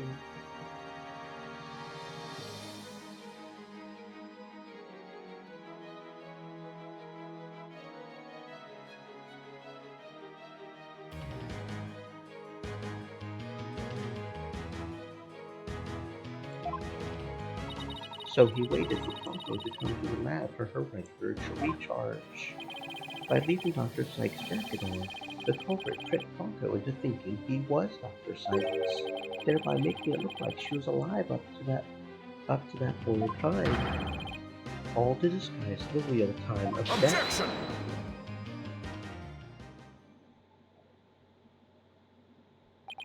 It's a nice theory, Mr. Wright, but I'm afraid that it's just not possible. Oh, what? Why not? The victim's jacket is clearly visible right there in this video.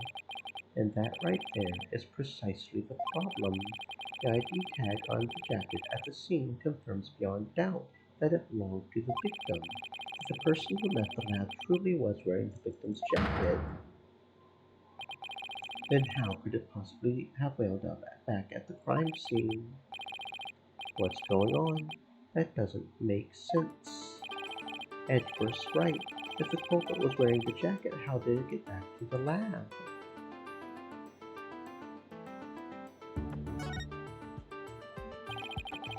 The killer used the jacket as a Stream disguise elements. to make his escape. Said.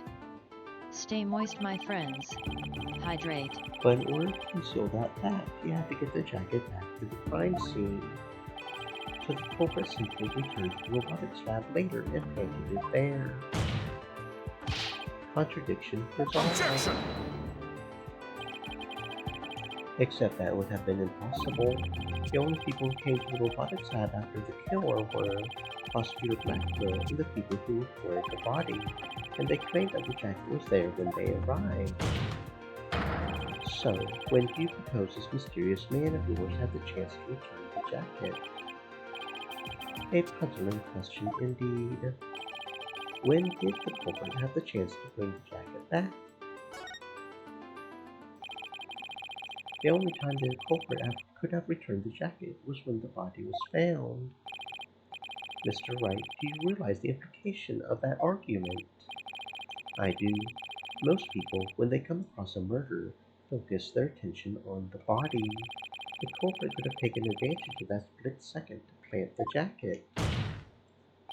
In other words, the true culprit of this case, the man known as the Phantom, was one of the first people to discover the body. I would never have thought of that. Order in the court. Well, what is the meaning of this, Prosecutor Edgeworth? The body was discovered and reported by a group of 3 people. They were there to collect the space probe capsule in preparation for the HAT-1 launch. One of those people had a special bag to transport the capsule in. You mean the shock-resistant bag? Correct. I suppose that if the jacket was in that bag, it could have been returned to the scene of the crime without anyone noticing. I'll see to it that you get the reports on those 3 people. You will.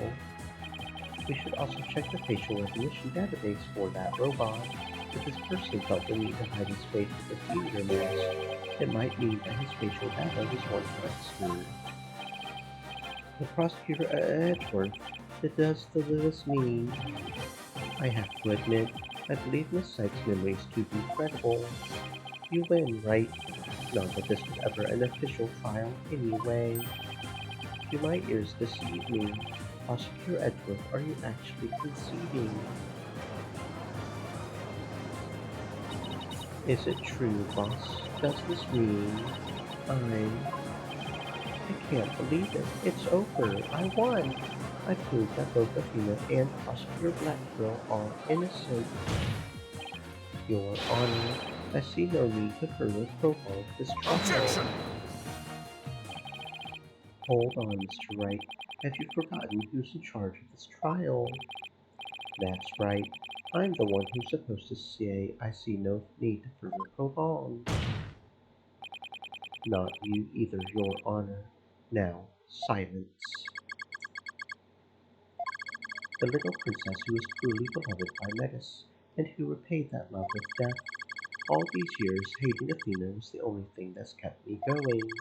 So what do I do now?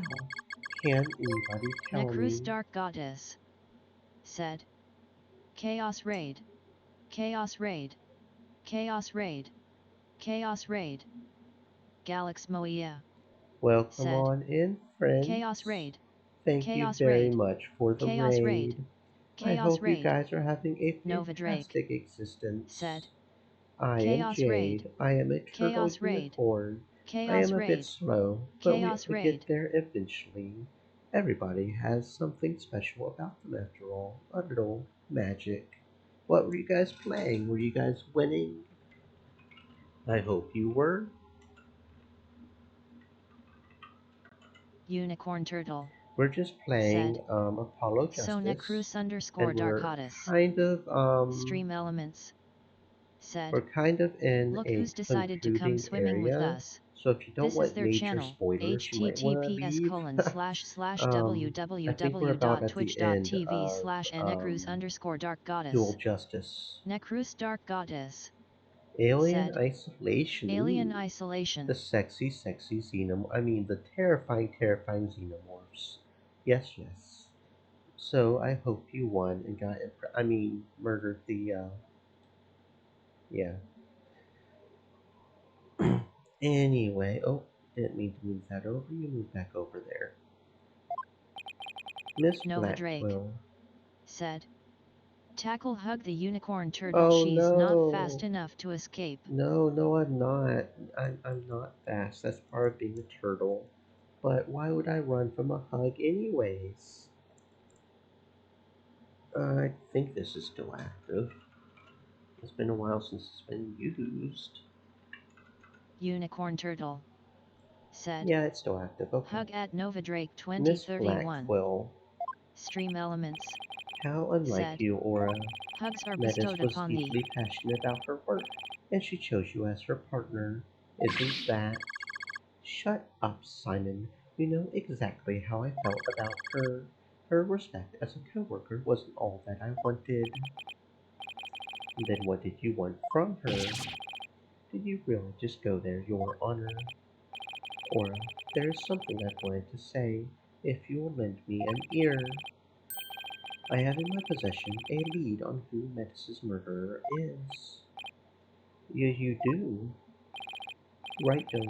You asked me about the identity of the Phantom from 7 years past. That's right. The Phantom. The person Blackwell has been looking for, even from behind bars. 7 years ago, somebody hatched a plan to sabotage the HAT-1 rocket. The spy. But he was no ordinary spy. We knew naught about him, his background, appearance. We came to refer to him as the Phantom. At the time I was working with the police to hunt him down, and then one day a miracle occurred, and I obtained a lead on him. How exciting! What was the lead?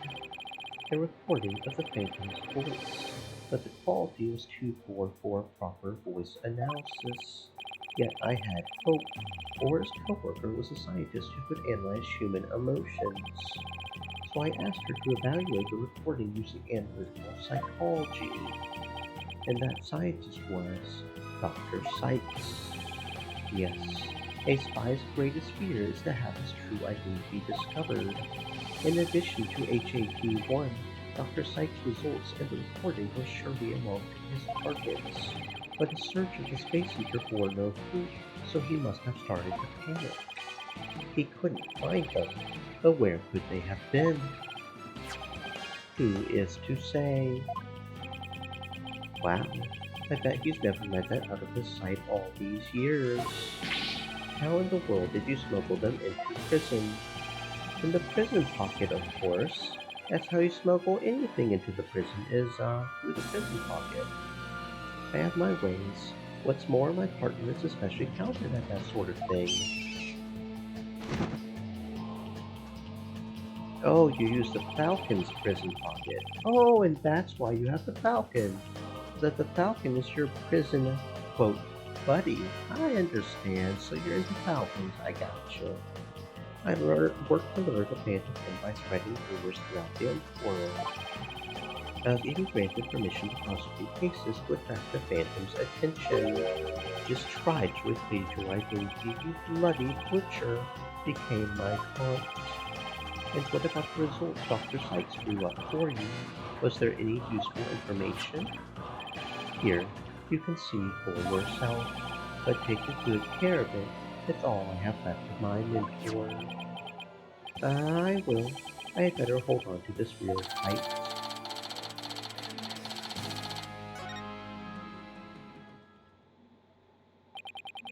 Psychological profile classified. Emotional output of this voice extremely weak compared to typical voices. Subject deemed to have unique psychological makeup with almost no emotional fluctuation. No emotional fluctuation. A spy who experiences no emotions, not sadness nor anger, and naturally no fear.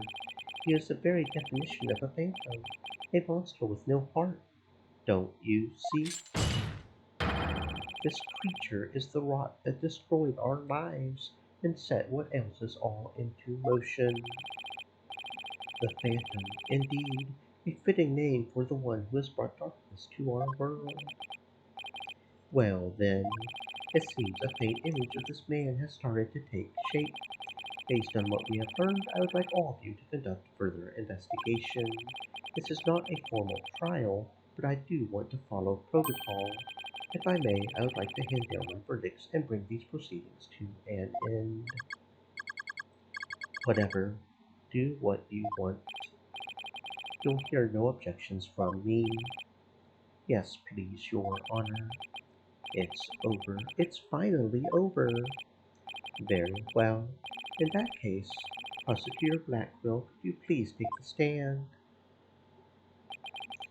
As a result of this trial, your innocence has been proven. The verdict handed down 7 years ago is hereby overturned.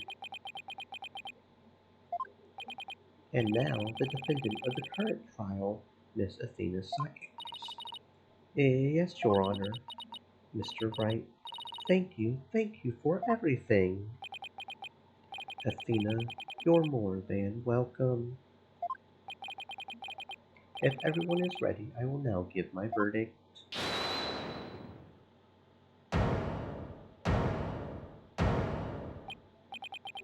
You.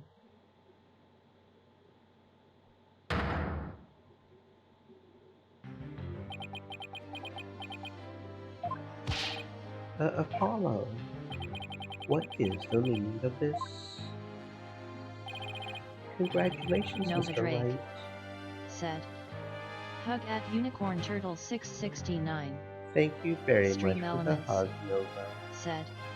Hugs are bestowed upon You thee. uncovered the truth from 7 years ago, and you saved Prosecutor Blackwell. However, I can't allow this trial to end just yet.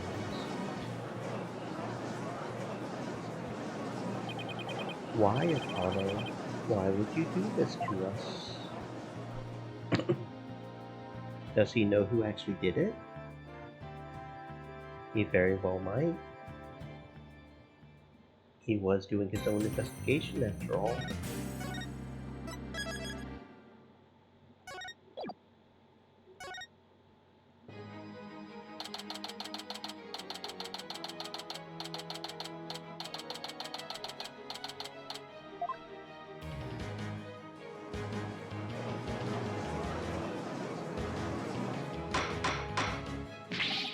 Mr. Justice, please explain yourself.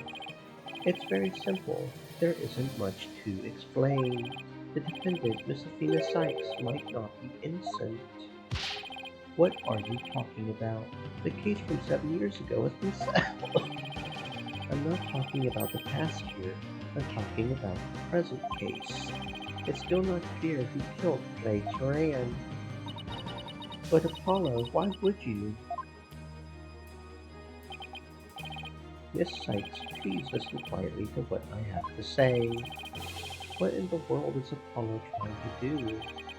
Your Honor, please allow me a little of the court's time. But this is a trial for the case from 7 years ago. Miss Blackwell, I'd like to ask a favor of you. Because you lost someone close to me, I lost someone close to me too. I'm sure you want to know the real truth of what happened as much as I do. Apollo.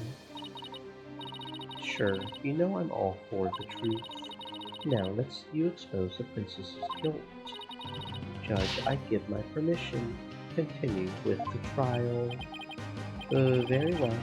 Is that alright with you, Prosecutor Edgeworth?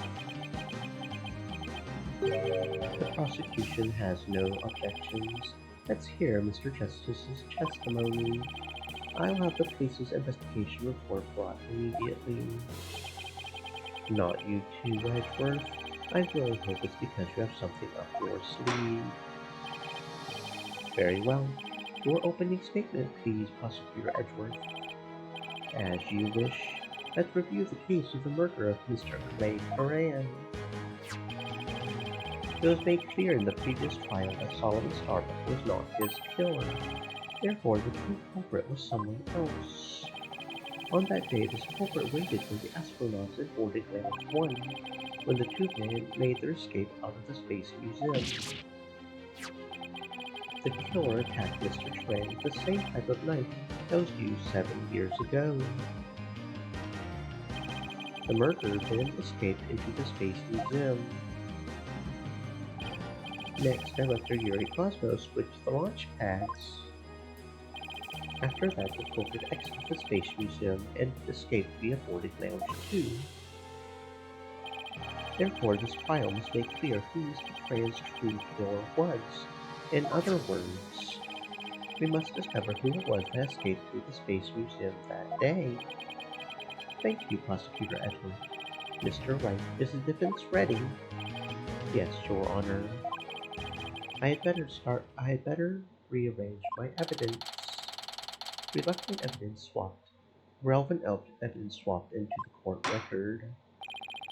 Now then, Mr. Justice, your testimony, if you please.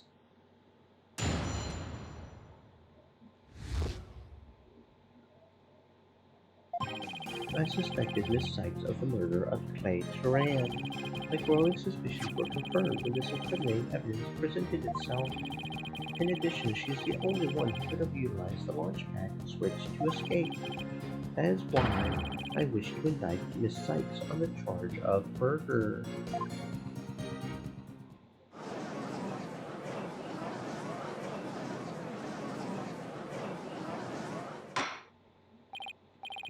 Order in the court. Mr. Justice, you realize you are charging your own co-worker with murder, don't you? Yes, Your Honor, because that is the conclusion of my investigation has led me to. But Apollo, why? How could you suspect me too? Mr. Wright, your cross-examination, please. I don't get it. Just what did you find out over the past few days to make you think this?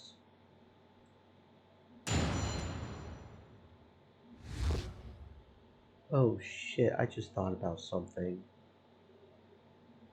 What if Clay Tran was the original spy and that the entire time he was the one who murdered her mother and she really did murder him because he murdered her mother and she subconsciously remembered it or something? I suspected Miss Sykes of the murder of Clay Tran. What first made you suspicious of Miss Sykes? It all started when Miss Sykes and I were investigating the crime scene. When she saw the weapon that killed Mr. Tran, my bracelet reacted. She said she had never seen the knife before, but my bracelet told me otherwise. And then, every time after that, my bracelet would react when she talked about the case. Poor Apollo must have been beside himself during that investigation. I didn't know what to do or think. I couldn't even sleep. In that condition, I knew I wouldn't be any good in court. So I decided to wear an eye patch so I wouldn't be able to perceive any of her tells. So that's why Apollo was acting so strangely. But the reason Miss Sykes unconsciously reacted to the knife that way is because she stabbed her mother's murderer with one identical to it 7 years ago. Objection! But that knife was also the murder weapon that was used to kill Clay Turan. My bracelet could have also reacted to her because she knew she was his killer too. I guess he has a point. But my bracelet wasn't the only reason I became suspicious of her.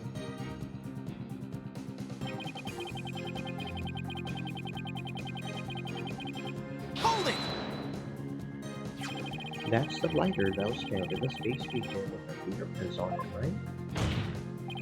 But even if it seems decisive, there must be other facts we don't know about it yet. If that's so, go ahead and prove it then. Look, honestly, I don't want to believe it's true either, but Miss Sykes was the only one who was in the Space Museum at the time of the murder. But Mr. Justice, Miss Sykes had absolutely no motive to kill Mr. Tran. 7 years ago, Miss Sykes lived at the Cosmos Space Center. It wouldn't be strange if she had some kind of connection with him. Besides, people sometimes kill for motives we can't even imagine. I know you've seen plenty of cases like that in your own career, Mr. Wright. I still can't believe this. How can you actually suspect a female Apollo? In addition, she's the only one who could have utilized the launchpad switch to escape.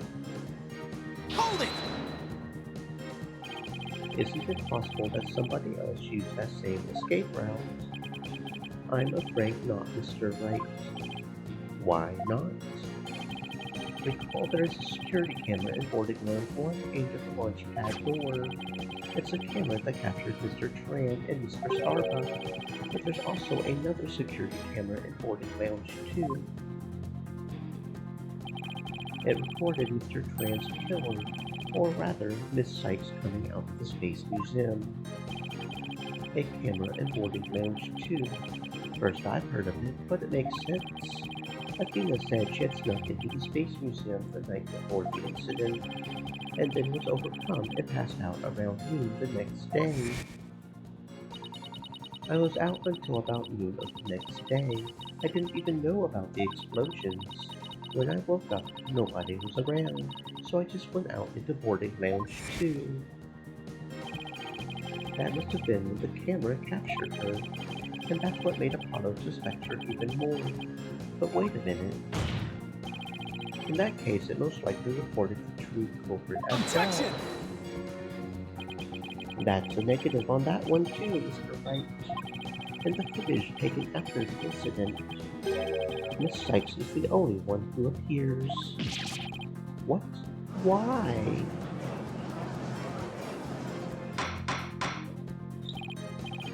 Order in the court. That can't be.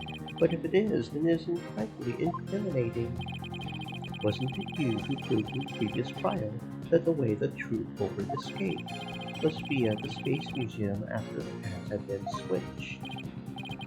A fact you previously proved turned on its ear, leaving your client high and dry. I must say, that is vintage Phoenix Wright.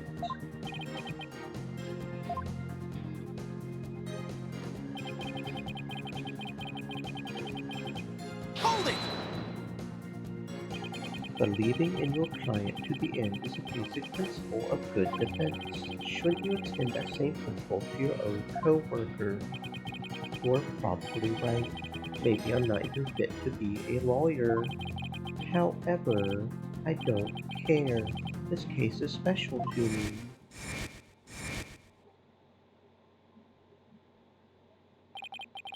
Clay was my friend, and that's why I just have to know the truth. Apollo suspected his trusted co-worker of killing his friend.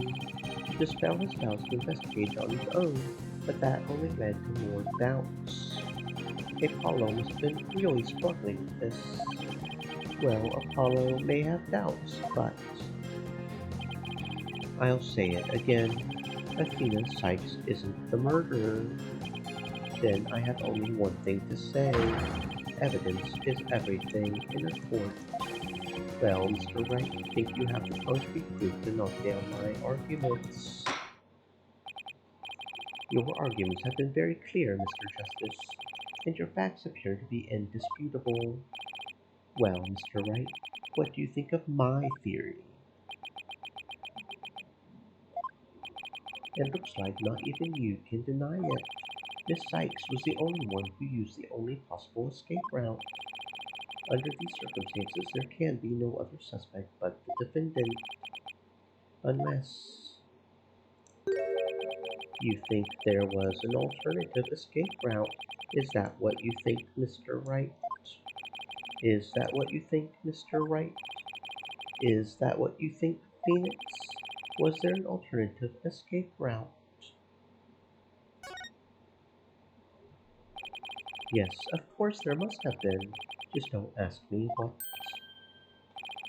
You're just bluffing again, aren't you? Me? Bluff? No way! He knows me too well. It's fine, Mr. Wright. Even a bluff would suit me just fine. As long as you can clear up the doubt inside me. Wait, so is that what this is all about? I want to believe in Athena, I really do. But what is faith without doubt? That's why I need to question her guilt, so that once the truth finally comes out, I can fully, really trust her. So that you can really trust me. It seems your junior partner has just showed us what trials are truly all about. I believe you're right. We prosecutors painstakingly question every detail in pursuit of the defendant. while we lawyers believe in and defend our clients to the end. When both sides go all out against each other, that's when we discover the truth. Precisely. And when the battle is over, we will understand the true meaning of trust. That is exactly what trials are about. Wouldn't you agree? Yes, I couldn't ignore the seed of doubt that was growing inside me, so I decided I needed to face it head on. No matter what the truth is that's waiting ahead, I won't be afraid. That's so like Apollo, always uber earnest about things like this. Mr. Justice, I vow to dispel every last bit of doubt in your heart. Good, because I want to believe in Miss Sykes again. You're really hoping there was an alternative route, aren't you, Apollo? But if I use the process of elimination, there really aren't that many possibilities. Director Cosmos was at the southern exit, leaving only the control room and the corridor to the Space Museum. Which door could the culprit have escaped through? Come on, Mr. Wright, where do you think the culprit escaped to?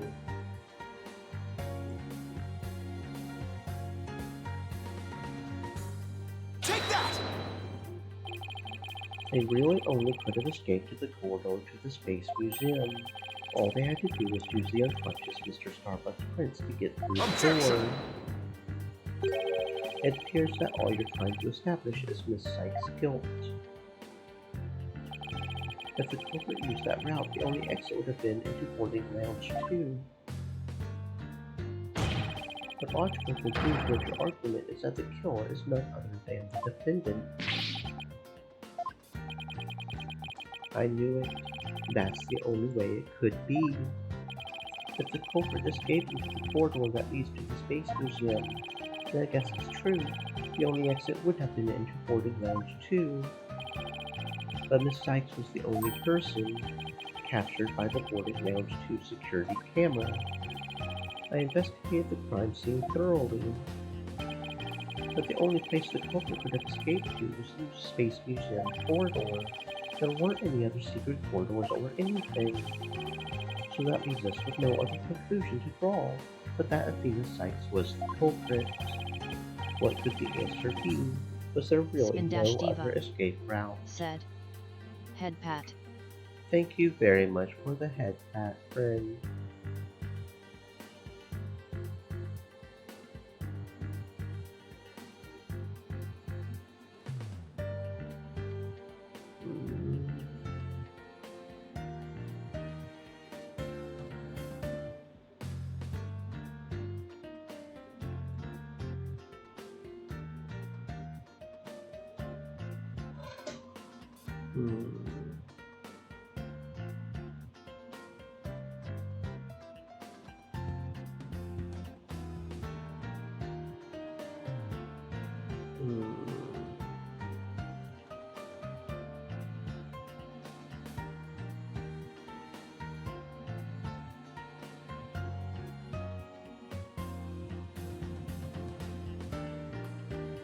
There it is. Okay.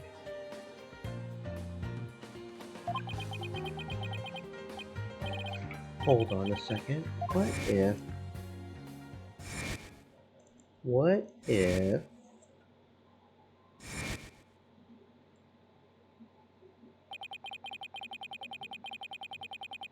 where did those mysterious leaves we saw in the corridor come from? What if they're a clue to the culprit's real escape route? I think it is possible that the culprit escaped into the Space Museum, but they came out using a route other than into boarding lounge 2. Launchpad 1 and the Space Museum were switched after the bombing, meaning the Space Museum corridor was moving along the rail at the time, which is exactly when an alternative escape route opened up for our culprit. Are you kidding me? Judging by the intense look in your eyes, I take it you're serious. Very well then, Mr. Wright. Do tell. Where could the culprit have gone from the museum corridor besides boarding lounge 2?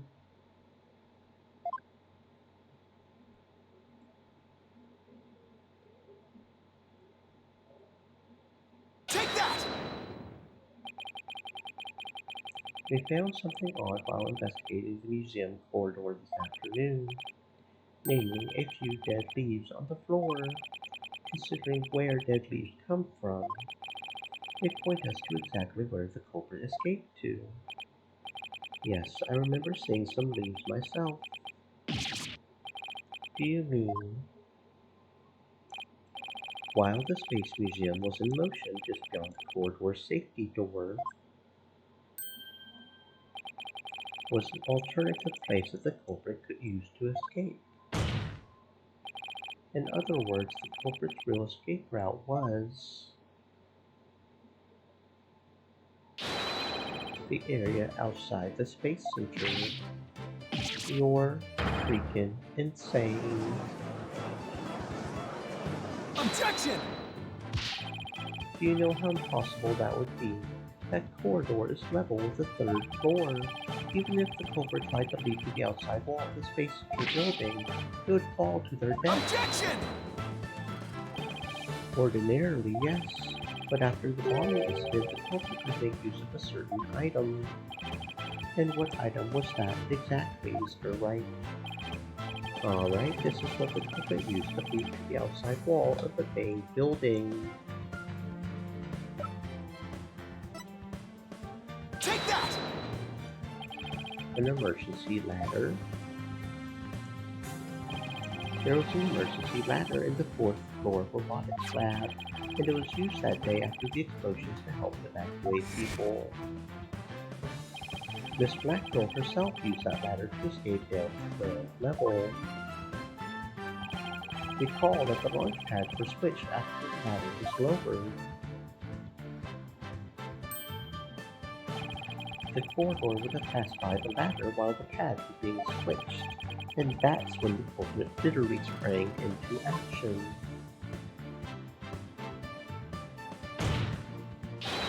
And leapt onto the ladder. But who would have imagined?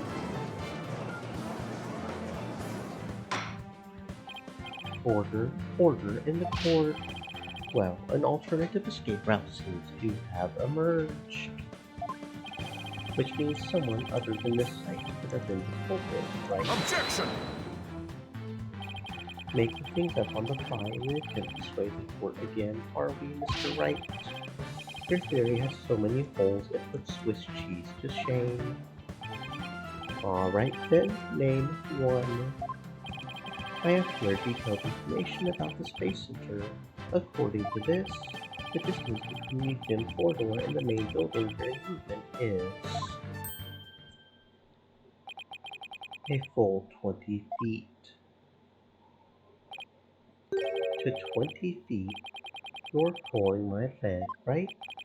In addition, the corridor is 3 floors from the ground, or roughly 50 feet. What's more, the culprit would be leaping to a precarious place. An unstable ladder. Human beings feel fear in dangerous situations. It's a basic survival instinct. An ordinary person would certainly hesitate before jumping, or even freeze in fear and not jump at all. Objection!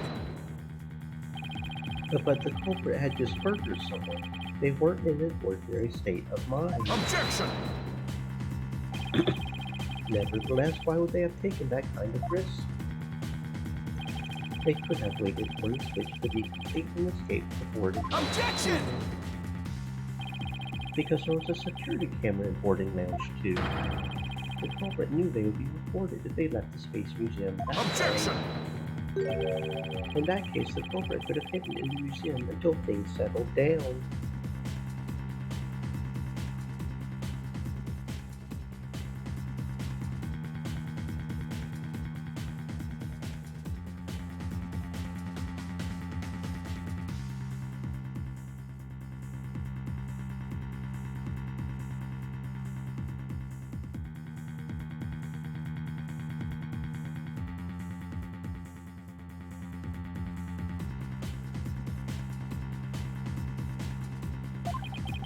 and then blended in the other people after the museum was open. That's a good point. But you claim that, despite all this, the culprit took a 20-foot death-defying leap, and all in the brief moment the corridor and matter passed by each other. That's also a good point.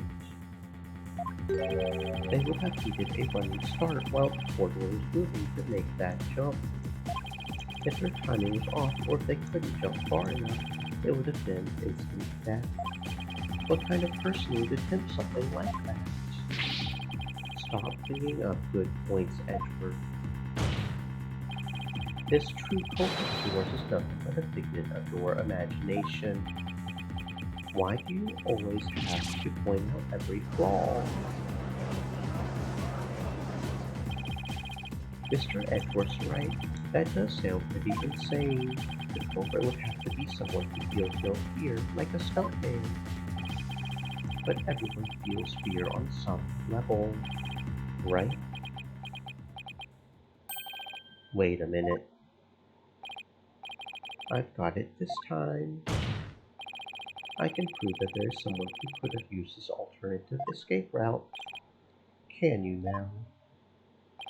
This proves the possibility of a person who could have used this alternative escape route. Take that! What's that, Mr. Wright? This is a certain person's very interesting psych profile. The subject doesn't experience feelings like normal people do. In other words, this person doesn't feel happiness, sadness, or fear. Doesn't feel fear. Alright. You can't be serious without the constraint of fear. He could easily do what an ordinary person wouldn't dare. Just as you or I could do a broad jump on the ground without the slightest fear. This subject could make a 20-foot leap 50 feet up in the air. He could choose this extreme way of escaping without hesitation. So you're saying that to a person without fear, the alternative route would be quicker and eliminate the chance that they would be spotted. That's definitely pretty extreme, Mr. Wright. But was there such a person there at the scene? Yes, the Phantom, that mysterious shadowy figure who keeps popping up. Oh dear, the Phantom, again. I knew the Phantom was there behind the scenes of the Space Center bombing, but I wasn't sure if he was connected to the murder of Clay Turan as well. However, now it's all clear. The Phantom is the one who not only bombed the Space Center, but also killed Mr. Turan.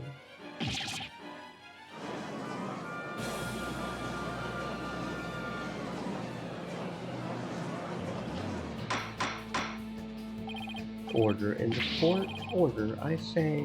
Will Mr. Wright please continue? Oh, just too many similarities between this case and the one from 7 years ago. But why, you may ask? It can only be because both incidents were the work of the same Phantom. So then, this Phantom is the one who killed Clay. But who is he?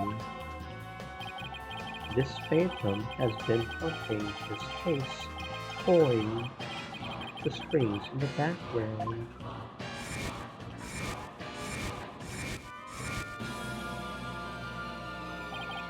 Who could this unidentified international spy be? Right, this escape route must have been part of the Phantom's plan from the start, as was tricking Director Cosmos into switching the launch pads. The bomb on the second floor was meant to make the elevators and stairs unusable. That's why he gave advance warning and planted the bomb where he did. Yes, I think you're right. But it doesn't explain this one last thing. So I lowered my emergency ladder like the detective leading the evacuation told me to. But it was such a pain. Why couldn't they have used the ladders in the other rooms? The robotics lab wasn't the only room with an emergency ladder, but he couldn't have made that leap unless he was certain which one it would be. So you mean, the Phantom must be someone who knew that particular ladder was going to be used. That's right. Who could it be? Wait a minute.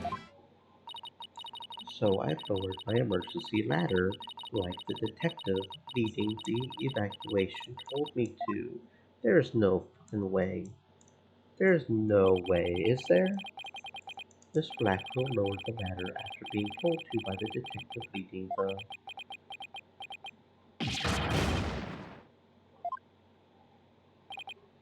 You've got to be kidding me.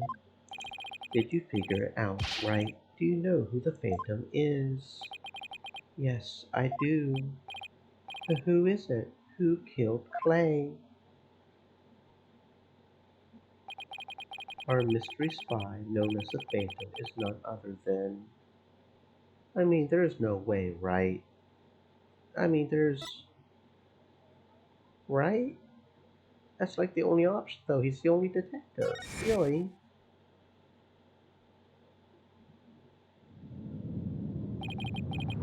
After the explosions, a member of the staff crossed paths with a certain detective. I was on duty on the 4th floor. It was quite the madhouse, I tell you. As for the detective who was leading the evacuation from the 4th floor, he had a very specific objective in mind. So I lowered my emergency ladder like the detective leading the evacuation told me to. His objective was to secure his own escape route. We lowered an emergency ladder from a 4th floor window and escaped that way. Once everyone else got out safely, I made my way down too and headed to the shelter.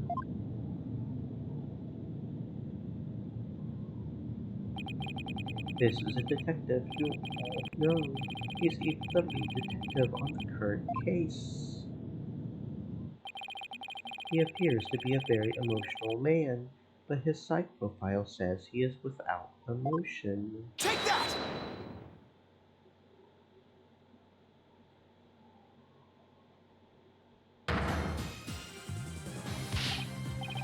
What are you saying? You mean the Phantom is the Detective Bobby Fulbright?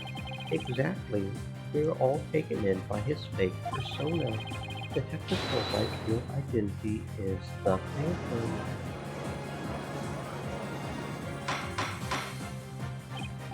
Order, order in the court. Mr. Wright, how could this be? That's easy, Your Honor. Detective Fulbright was leading the 4th floor evacuation effort. Our first clue is that he made no attempt to have any other ladder put to use. The ladder in the robotics lab is the only one he ordered to be lowered. The second is that he directed everybody to the basement shelter via this ladder. Verily, it was all a part of his plan to create an escape route. After Detective Fulbright saw to it that the ladder was lowered from the robotics lab, he went to the lounge where he killed Clay Turan and escaped into the Space Museum. The museum started moving slowly, so he waited the right time, got a running start, and just as the corridor was passing by the ladder, he leaped onto it. I don't believe it. That tattletale detective did all that. Was it really him? I mean, all this time I thought... Sorry, we didn't catch your name. My name? I'm Bobby Fulbright, the heroic detective who defends our good citizens from evil. champion of justice who comes running whenever you're in need. And my catchphrase? It's in justice we trust. Then his concern for Simon was also all just one big act. I swore to reform Prosecutor Blackquill and make him a valued member of society again. So I can't just sit by and watch him give in to his emotions and tear the defendant apart. That monster killed Clay? He had me completely fooled. Come to think of it, he's the one who brought that bloodstained fighter to court too. The scumbag even made me turn on Athena. Damn it! How the hell did I fall for all that? For him to have wormed his way into the police department as well. Your Honor, the defense demands to question Detective Bobby Fulbright. Yes, I agree that we need to hear from him right away. The court will take a short recess and then Detective Fulbright will take the stand.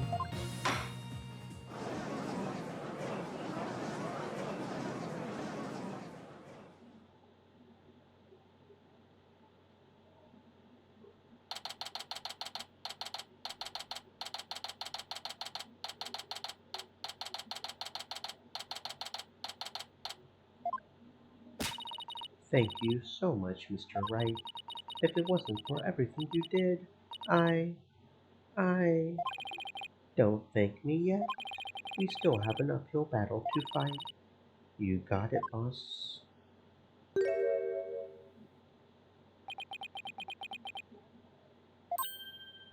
Apollo.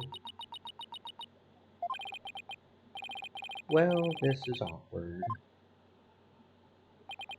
Athena, can you do me a favor? What is it? Could you punch me, please? Oh, what? Why should I do that? Because I should have believed in you. I'd like to see the girl inside me get the best of me. I'm really sorry that I didn't trust. Don't be such a dope.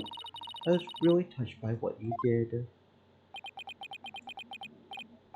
Now what are you talking about? I want to believe in Athena. I really do. What is faith without doubt? That's why I need to question her guilt. So that once the truth finally comes out, I can really fully trust her. You took the time and effort to genuinely think about who I am and what I'm made of. After all that, how could I punch a true friend like you, Apollo? You didn't have any trouble slapping him a second ago. Thanks, Athena. And thanks for waking me up to reality again. Guess I know who to call if I ever get sleepy in court. It looks like you have some promising young people working under you. Edgeworth. I think they're pretty great myself, and they're not afraid to keep me in line. Anyway, I have some very good news. Aura Blackquill has surrendered and the hostages have been set free. Trucy and all the others. Oh, thank goodness. Miss Blackquill said she had something she really needed to do, so I granted her special permission to do what she must. I wonder what it is. Miss Blackquill, I didn't come to apologize if that's what you're thinking. My actions are what allowed the truth of what happened 7 years ago to come to light. But I did come because I had something to say to all of you. Miss Aura, she had better not be here to complain about something. Miss Blackquill, I want to apologize to you. The fact that you couldn't trust the court system is our fault. Yes, it's true the courts are filled with incompetent idiots. Still, I suppose I could let you handle the rest of this case for me. Oh, Miss Aura, does this mean you're starting to trust the system again? No, of course not. Be quiet, hunk of junk. It's just, I wouldn't mind if you were the ones who took Ness's killer down. Leave it to us. We'll get him. So I guess that means she's starting to trust us, at least. Or Simon, I'm so glad both you and the princess were cleared of all suspicion. And it's all thanks to me and my robots. You had better be grateful. I never imagined you would go that far, though you always were extreme. But I don't recall ever requesting your help. As closed as ever, I see. Well, now that you've been released, I guess it's my turn to go live in the slammer. I just hope you're not the prosecutor for my trial. You would probably give me the death penalty. You know me all too well. I guess love can take on a variety of expressions, including stunted in their case. But I truly was about to be executed tomorrow, though because of you, it looks like I won't be crossing the sticks just yet. You have my heartfelt thanks, Aura. I'm sorry I caused you so much anguish. Simon.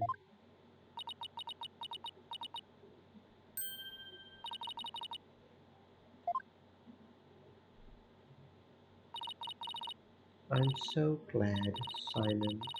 So very glad to hear you say that. Aura. Alright, that's enough of that. Bailiff, take me to the detention center. What Miss Blackwell did was inexcusable, but it's clear she did it out of love for her brother. I still can't wrap my mind around Detective Fulbright being the Phantom. I can't believe he killed Clay. Right, and murdered my mentor, which brought great distress upon little Athena. Chief Prosecutor. Yes. I would ask a favor. Could you allow me to stand at the prosecutor's bench for this trial? I wish to claim the Phantom's head by my own hand. That was my plan all along. After all, it's highly inconventional for a man of my position to stand in court.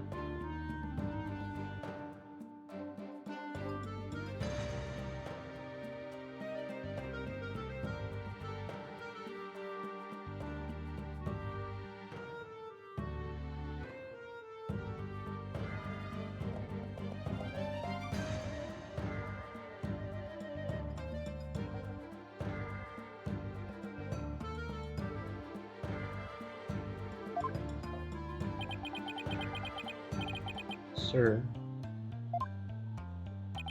the formal paperwork has yet to be filed, but you are hereby conditionally released. Please take the prosecutor's bench in your official capacity and uncover the truth by your own hand. I'm much obliged. The day to part with these has come at last. Chief Prosecutor, could you?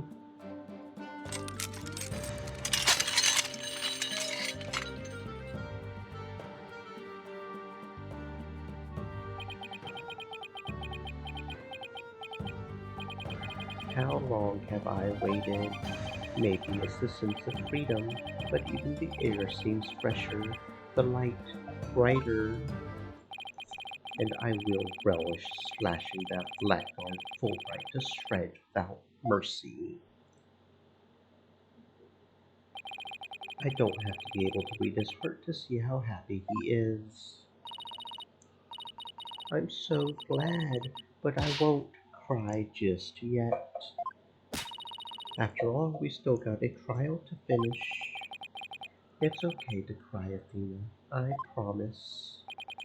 Prosecutor Blackwell, Mr. Wright, please avenge Clay's death for me. What are you talking about, Apollo?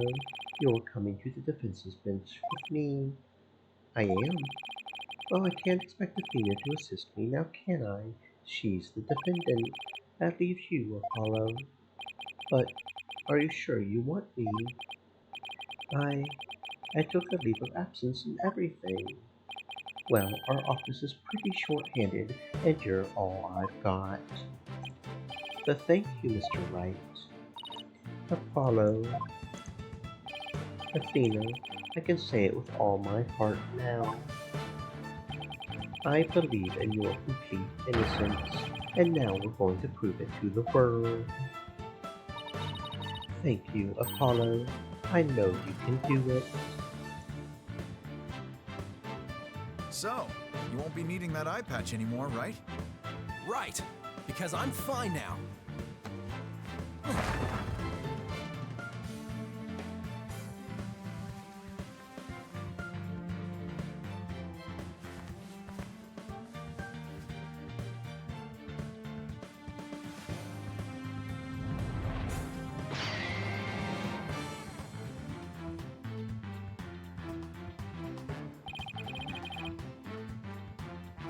Now this is the Apollo I know.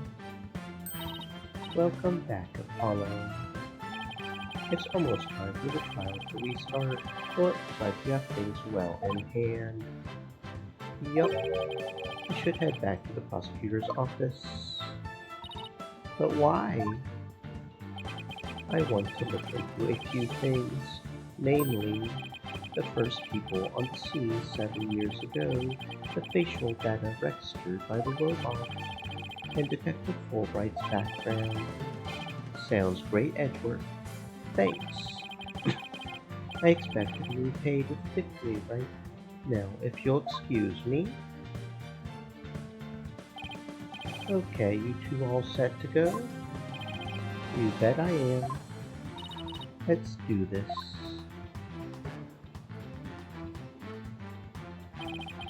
This is it, the final battle. The murder of Apollo's friend. The courtroom bombing incident.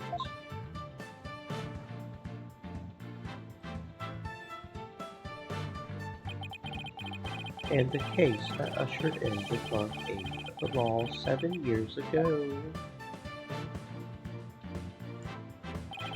Destiny has called us to bring the one responsible for it all to justice today.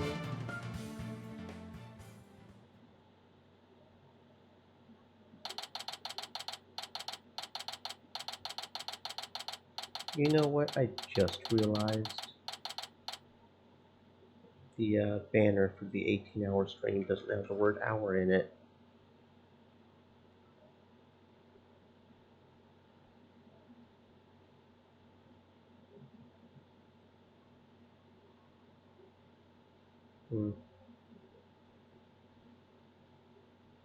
Hold up. Let me see about fixing that.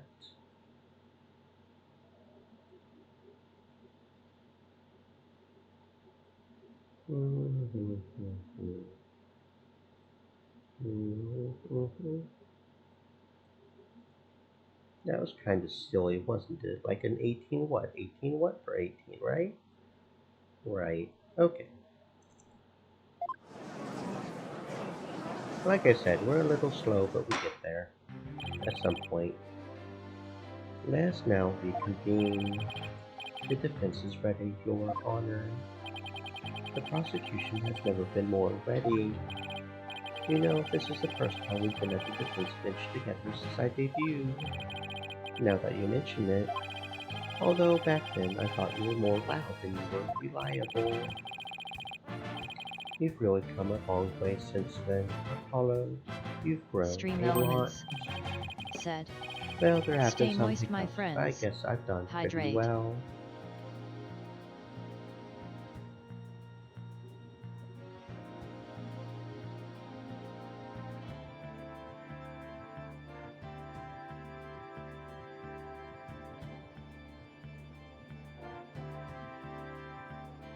Why the heck?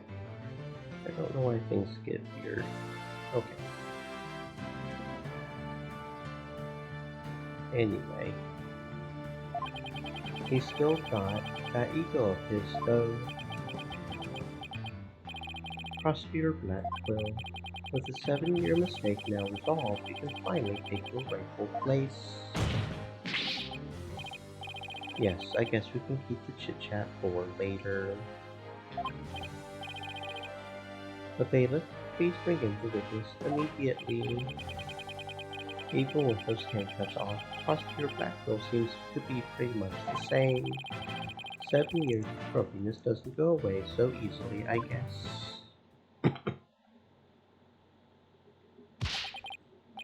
Bobby Fulbright here. I heard I was needed on the stand, so here I am. Detective Fulbright, do you know why you have been called to give testimony? Because there is only one reason why I would be called. And that is because it's time for justice. And that is because it's time for justice, and justice we trust. You can't fool us with that act anymore. Your justice is nothing but lies. What? Are you questioning the integrity of my sense of justice? I mean, sure, sometimes I make mistakes, but hey, he's acting exactly the same as always. Tell me about it. He must be feeling awfully confident. Fool, right. If you wish to dispel our suspicions, then let's get to your testimony. Alright, fine. You want me to prove my righteousness. I can certainly do that.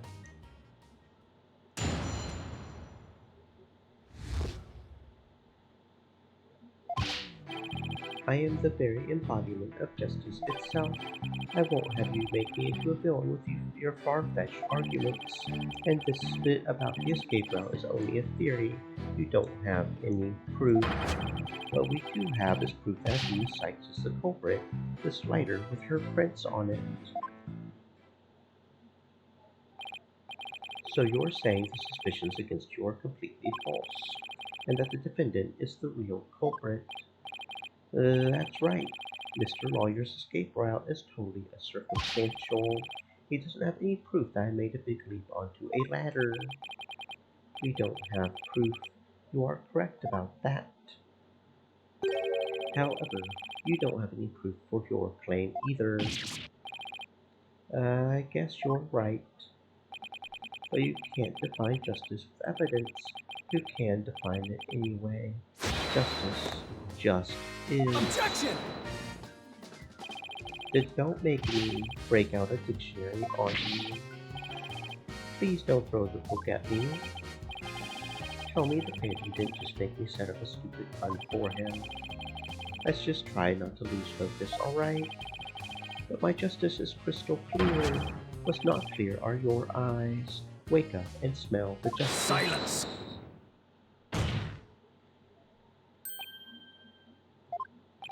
Enough of your rubbish, Fulbright. If you have even an ounce of justice, then you will answer the court's questions and prove it. Prosecutor Blackquill. Prosecutor Blackquill looks torn. Well, Fulbright was his partner after all. Prosecutor Blackquill is right. The truth will be revealed in the cross-examination. The suspicions against Detective Fulbright are, at this point, only suspicions. As is my duty, I will judge the claims against the detective as impartially as I can. Does anyone have any objections? That's fine, Your Honor. Now ask away and don't hold back. Well, there don't appear to be any objections. Very well, Mr. Wright. Please begin your cross-examination.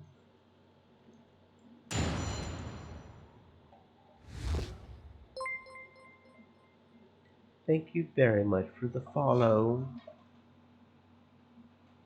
Feet? Feet and honey. Said.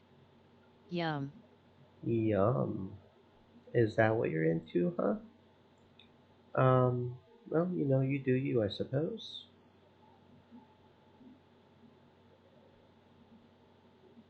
Did that, every now and then the head patch doesn't work. I apologize for that. I don't know what's up with that.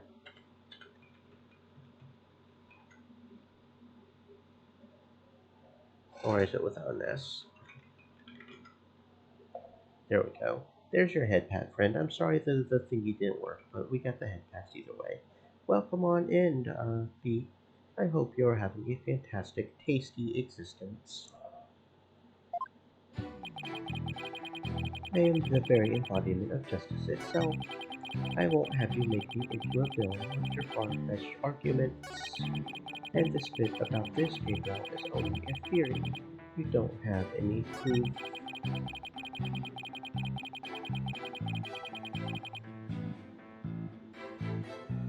What we do have is proof that Athena Sykes is the culprit. This lighter with her prints on it. Okay,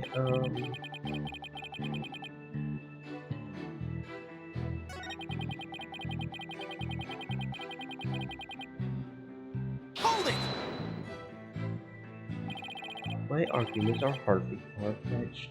There's careful reasoning behind my theory. Yes, well, apparently there's reasoning behind eating a tofu burger. But what we have against Miss Sykes, though, is not just reasoning, but solid evidence. And it's called the lighter, with Miss Sykes' fingerprints on it in the victim's blood. Yes, that's true, but wait. Detective Fulbright was the one who brought that evidence to the trial. If you harbor any suspicions, I suggest you ask Fulbright, right, Dono? Especially about that lighter. He's right, but what exactly should I ask about? So, how many prints were found exactly? 3. The thumb, the index finger, and the middle finger of the right hand. Your Honor, that is an important statement. Could we please have it added to my testimony? You got it. He beat me to it. Be it investigating or testifying, speed is the key. Alright, let's see.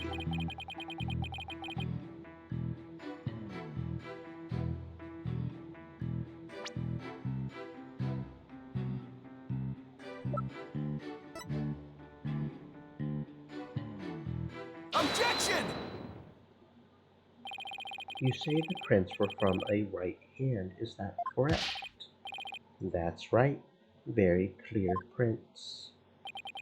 But that just doesn't add up. What doesn't add up? According to Miss Blackwell, who saw the culprit herself, this person held the lighter in their left hand.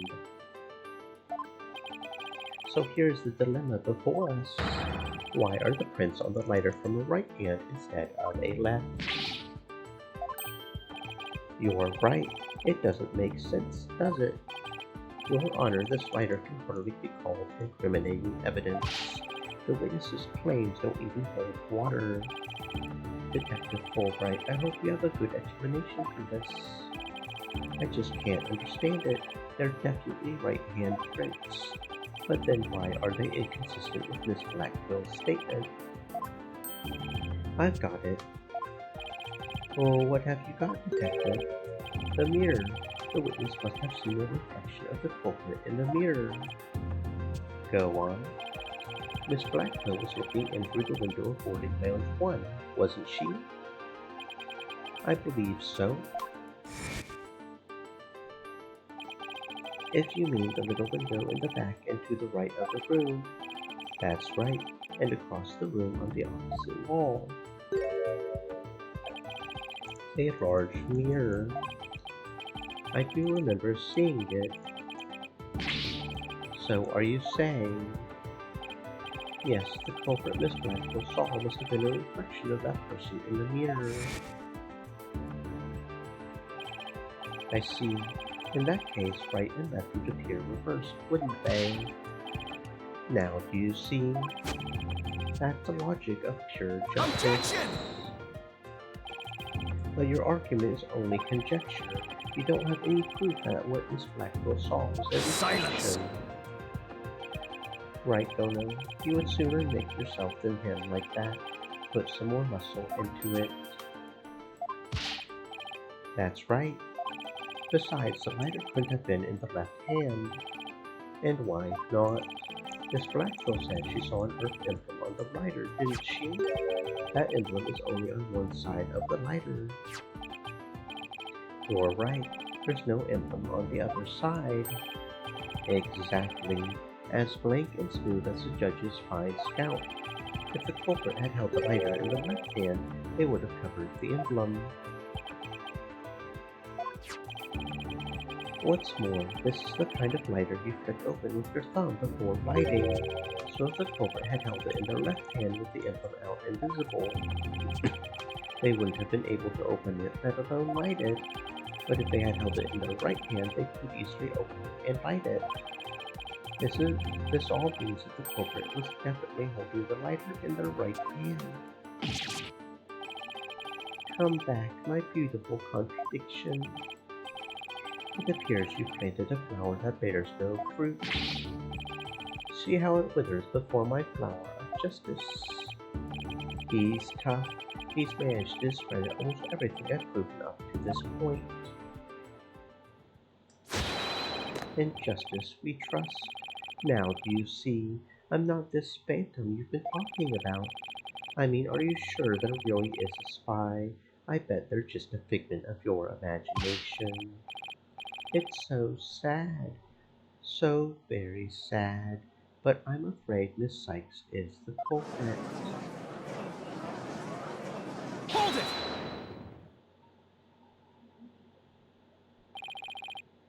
Detective Fulbright, I believe you said that the emblem is only on one side of the lighter. Are you sure about that? Of course I'm sure. Why don't you take a look for yourself and see? Do you see an Earth emblem on both sides of the lighter?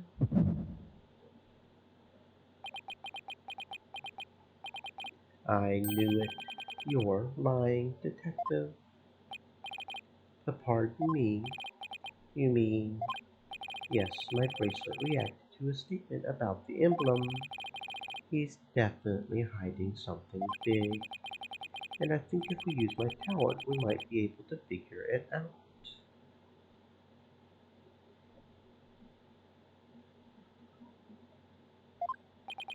Justice Dono, are you to use that cheat of yours again? It's not cheating, Prosecutor Blackquill. Very well. Whether I like it or not, I suppose we should use whatever works right about now. Go on, then. We have Prosecutor Blackquill's reluctant blessing, apparently. Okay, Apollo, you're up. Here goes, then. Detective Fulbright, could you repeat that last statement one more time? What in the world are you up to? Alright, fine. I'll say it as many times as you like. Listen carefully. The Earth emblem is only on the side that you can see when held in the right hand.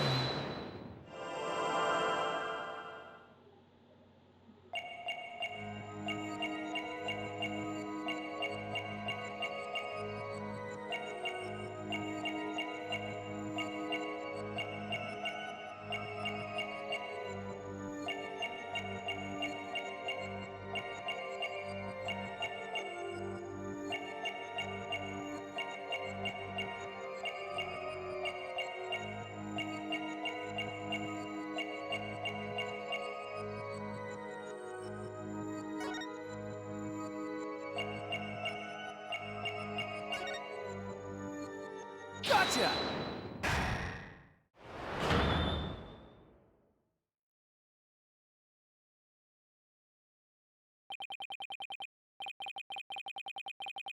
Detective Fulbright, you might not be aware of it yourself, but whenever you say the phrase the Earth emblem, your left thumb moves. In fact, it appears as though you're running along the edge of your holster. Mr. Lawyer, I don't have the foggiest notion of what you're talking about. Be that as it may, I know it has something to do with the lighter. Let me examine it. So why? You're not making any sense. You can't just... Silence! Be still and do as you're told. Fulbright. If you have nothing to hide, you shouldn't mind them having a look-see, should you? But not you too, Prosecutor Black Quill.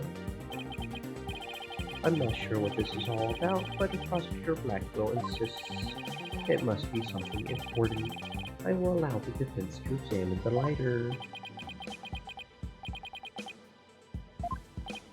Good. Now maybe we'll learn something new. I hope so. Now let's check every inch of this thing.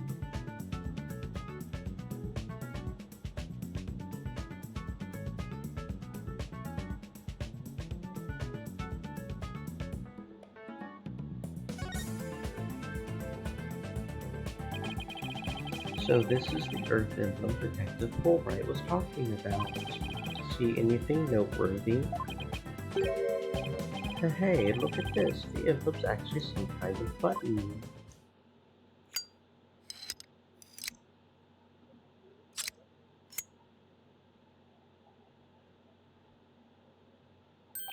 Oh no, isn't that fancy?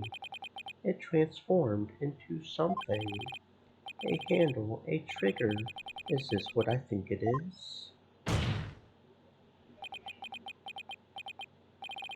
There's no question, it seems. What you have there is a gun. A what? A gun. So that's it. Your Honor, please recall this morning's trial when Director Cosmos was on the stand. The bullet that hit the oxygen tank with its spring was small, maybe a 10 caliber. This little compact gun probably takes bullets of that caliber. It looks like this is the gun that was fired at the scene. I'm flabbergasted. The lighter was a gun. So when Detective Fulbright would touch his holster, that's right, whenever he mentioned the Earth emblem, he must have been subconsciously thought about the secret behind the lighter. In other words, he knew it was a gun from the very beginning. A lighter that transforms into a gun seems like a spy gadget to me. It's not the kind of thing any ordinary person can get their hands on. In fact, I would say it's strictly in the domain of elite spies. Detective Fulbright, you will explain yourself. There's nothing for me to explain. I didn't know the lighter could transform. I mean, it was found at the Space Museum, and then I brought it straight in. I didn't even have time to check it out. Objection! Whenever you mentioned the Earth emblem, you touched your holster.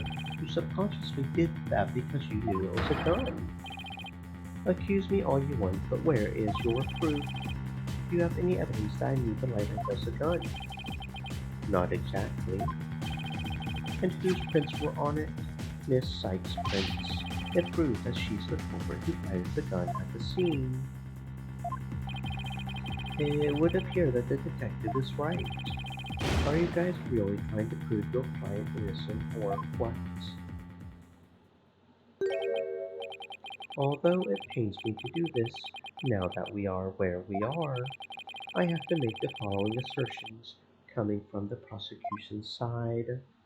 The person who fired the gun at Director Cosmos in the lounge after the incident, and the person Miss Blackwell saw holding the lighter, and the person who murdered Mr. Tran, and the person who bombed the Space Center, are all the defendant Athena Sykes. The prints on the lighter are decisive proof. Now, do you see? A man on the side of justice couldn't possibly be the culprit. And I think this about sums up Miss Sykes' part in the whole affair. The evidence certainly does seem to point to the defendant's guilt. Do you have anything to say, Prosecutor Blackquill? Evidence is everything in court.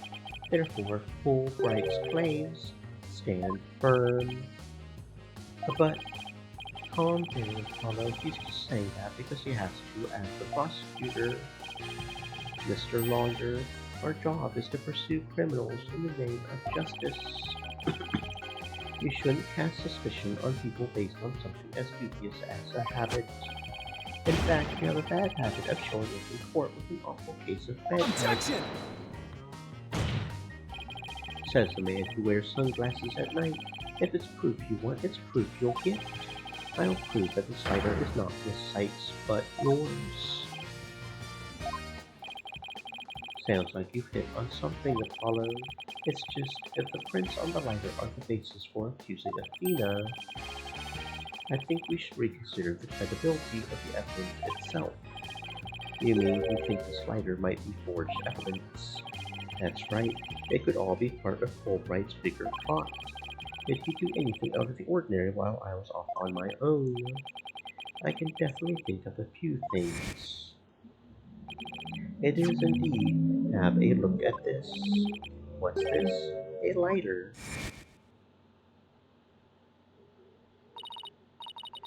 Detective, we would like to run a comparison on some prints we found in the boarding lounge. I just happen to have compiled the print data of everyone related to this case. I can always make another copy for myself, so it's all yours. Consider it a gift. If we assume he's been laying a big trap for us all along, there's gotta be something off about this piece of evidence. What's wrong with the slider as a piece of evidence? Are they really Athena's fingerprints? They definitely match her print data. But what about the data itself? Detective Fulbright, you are the one who provided us with the lighter and print data. Isn't that correct? Yes, what about it? You say Miss Sykes' prints match the print data, but I have to wonder, was the data you used official? Mr. Wright, are you suggesting that the evidence might have been fabricated? I guess there's only one way to find out. Let's re-examine the prints, using the official sanctioned print data of the people involved in this case. What? You dare insult the epitome of justice and integrity? There's no need for such a Silence! Your Honor, I lend my voice to the defense's request. You must allow the test to be rerun. Very well then, bailiff.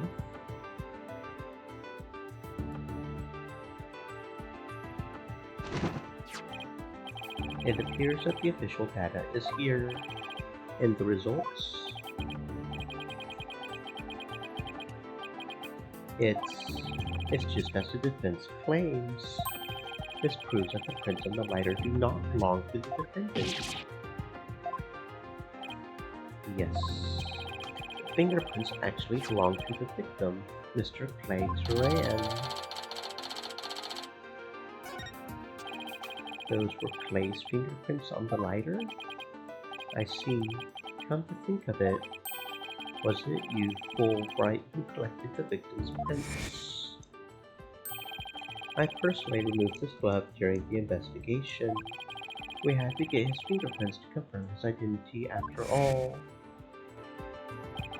When you took the deceased fingerprints, you could have easily planted his prints on the lighter with his blood, after which you wiped the blood off of his hand. By your own admission, you were also the one who compiled the phony print data, all to put the blame on Miss Sykes.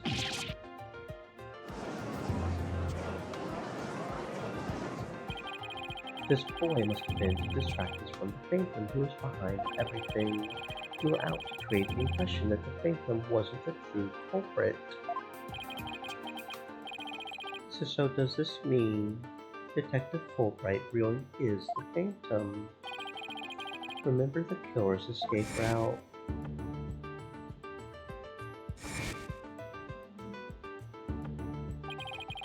No ordinary person would have been fearless enough to attempt it. Nobody but the Phantom, the man with no emotions, could have done it. Detective Fulbright, you were the only one who could have used that escape route.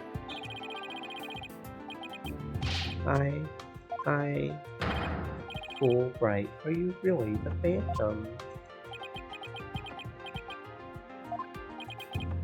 Answer me, or so help me, I will smash you to tiny slivers where you stand.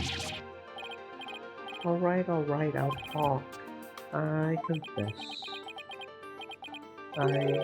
I'm not the Phantom. Silence! It's all over. Now be a man and admit it already. But I'm not a spy. I'm an undercover investigator. I've actually been after the Phantom myself. An undercover investigator. That sounds less than wholesome to me. A person who hides his identity and secretly investigates in order to uncover information. And that's what you really are, Fulbright. That's right, I was working to track down the Phantom, but sadly, even though I was supposed to catch the spy ended up catching me. He took my family hostage and forced me to cooperate with him. What? Objection! You're telling us this now, but if what you say is true, then who was the mysterious mystery person Miss Blackwell and Mr. Starbuck saw? It was the Phantom, I tell you. All I did was help him by having that emergency ladder forward. Objection! I don't believe you. Then how do you explain the fabricated lighter? That was also one of the Phantom's demands. Being the detective in charge of the case, it was easy for me to fabricate evidence. Pinning the time on emptiness sites was just another one of the Phantom's orders. And do you expect me to buy that? Fulbright, what was the Phantom's ultimate objective? I was told it was to sabotage the rocket launch.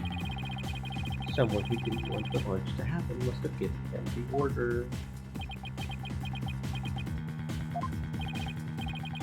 Actually, I have to apologize to you too. The Phantom told me to get close to you. He ordered me to get back that psych profile you have on him. So he sent a buzzer of his own to tell me this past year, did he?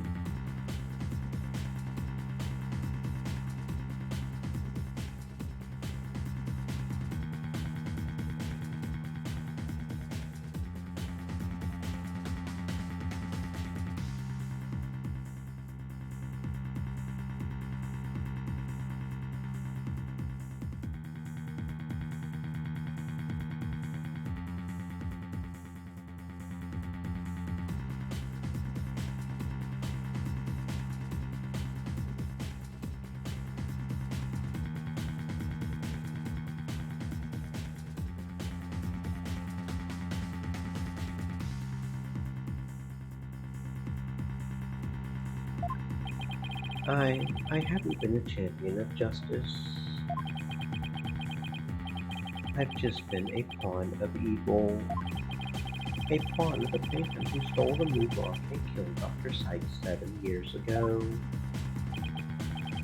Enough, Fulbright. Just tell us the Phantom's true identity. I don't know. He was very careful to hide it. He has top secret information for all kinds of corporations and countries.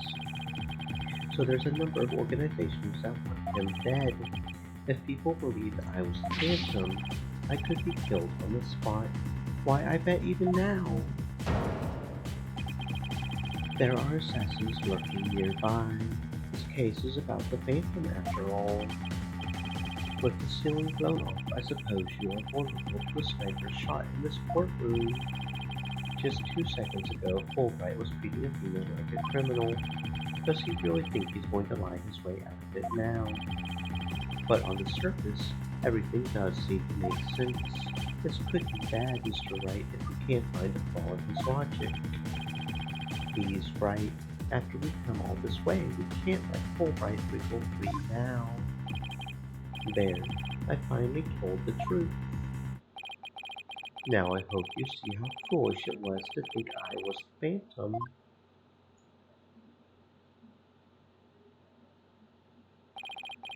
You're an intelligent man, Prosecutor Blackquill.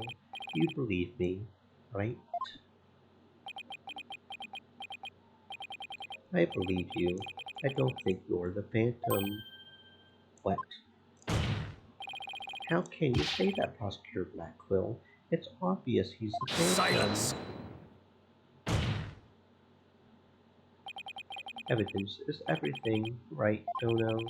And you must admit there's no clear evidence that Fulbright is the Phantom. Yes, as I recall, the only solid proof we've seen up to this point is the fact that Detective Fulbright fabricated evidence. But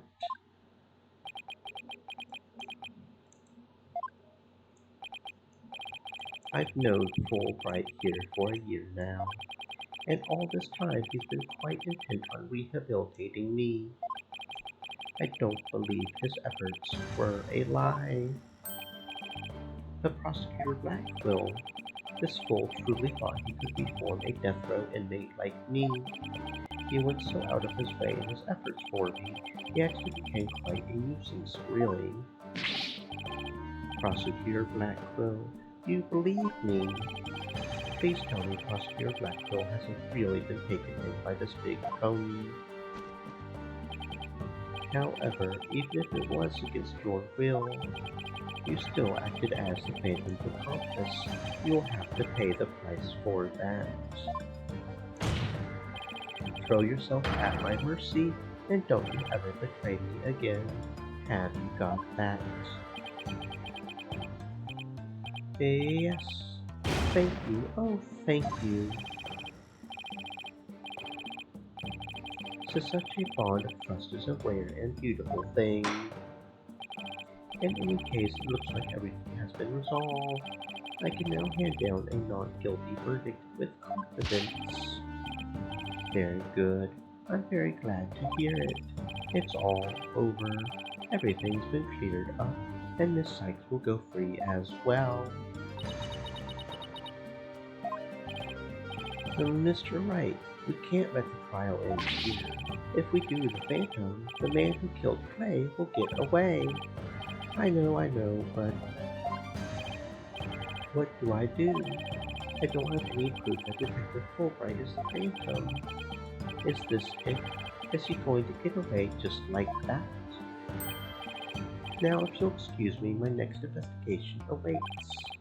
And with that, I'm off.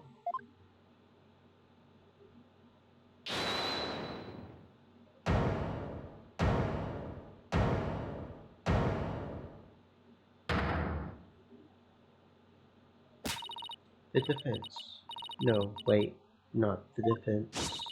The defendant feels it's not time for a verdict yet and would like to see this trial continue. What? But I was just about to declare you innocent of all charges. It just doesn't feel right to be standing here. Hey, Apollo, think you could scooch over?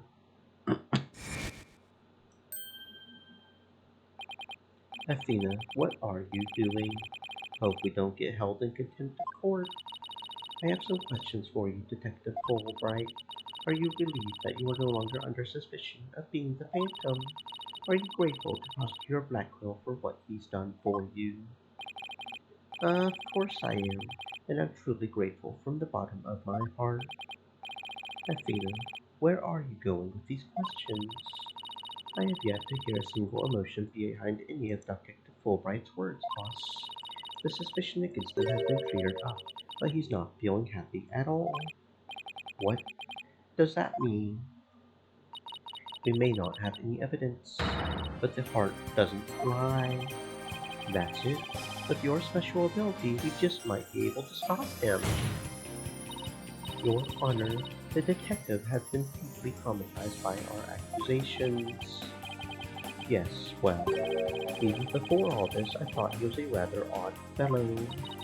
If he doesn't get counseling right away, who knows what might happen to him?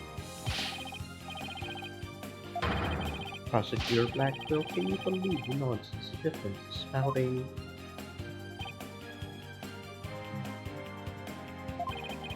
Fulbright, I think you had better have that counseling. Not you too. You've been making bad remarks ever since you were accused of being the Phantom. Such as you're an undercover investigator and your family has been taken hostage. I fear you might have finally lost it. But I thought you believed me. Silence! Oh, how you amuse me so. What's going on here? That was an excellent bit of psychological manipulation just now, Simon. I knew you would catch on, Athena. Mind filling me in here? Yes, we left you in the dust, Mr. Wright.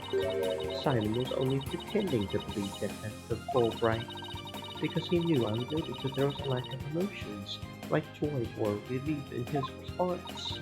So he gave you the chance to take a listen. And listen I did to the voice of Detective Fulbright's heart. You two were working together just now? Come now, Athena. Show us what's inside Fulbright's heart. You got it. Time to check the instant replay. Widget Monony, let's do this.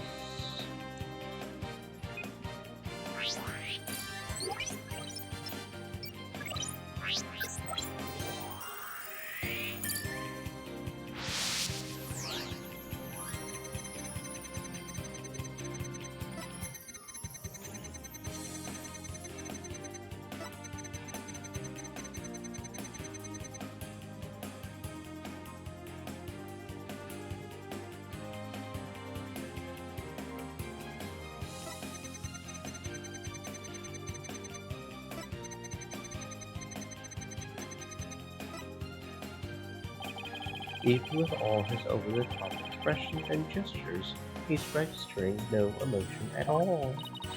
It's just like I thought, and right in line with the Phantom Psych profile.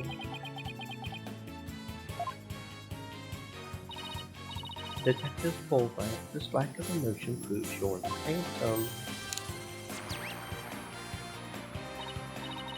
Hey, what's going on? Wait, hold it. What do you think you're doing, Detective?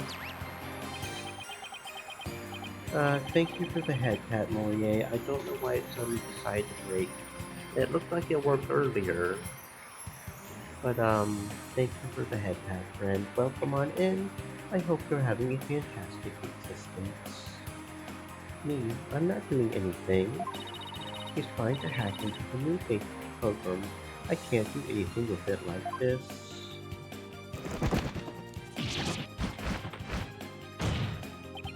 Fancy device you have there, but I'll tolerate no cheating, thank you. Sorry about that. As an undercover agent, I tend to use my secret arsenal without even thinking. More like as a spy. Thanks, Prosecutor Blackquill. Then, now that you can't hack me anymore, I dare you to try to hide your lack of emotions from us. Lack of emotion? What are you talking about? Of course I have feelings. As a matter of fact, you wounded me very deeply with that accusation. What's going on? All of a sudden, I'm getting an overwhelmingly happy reading. But he's literally crying as a river over there. My mistake. How about this? Now he's angry all of a sudden. What's he trying to pull? Like as not, it would appear our friend is not completely without emotion. It's just as it says in Dr. Psych's profile of the Phantom. The subject has a unique psychological makeup with almost no emotional fluctuation. I get it. So he has some emotions, right? Precisely. Which leads me to wonder why you can't sense any emotions from him at all. I believe it's most likely because he is controlling his emotions. Very good, Prosecutor Blackquill. You are correct. It's the result of my daily training. A very important skill for us undercover investigators, you know? More like for us spies.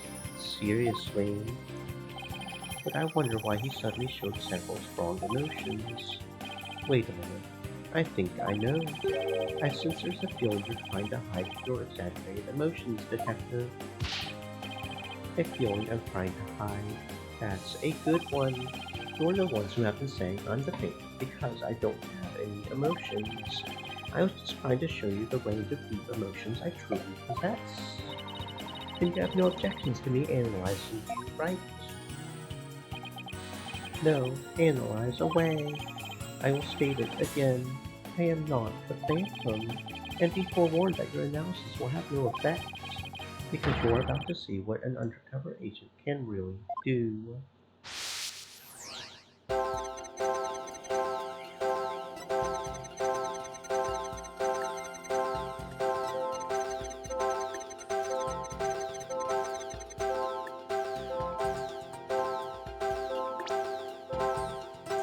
Got it!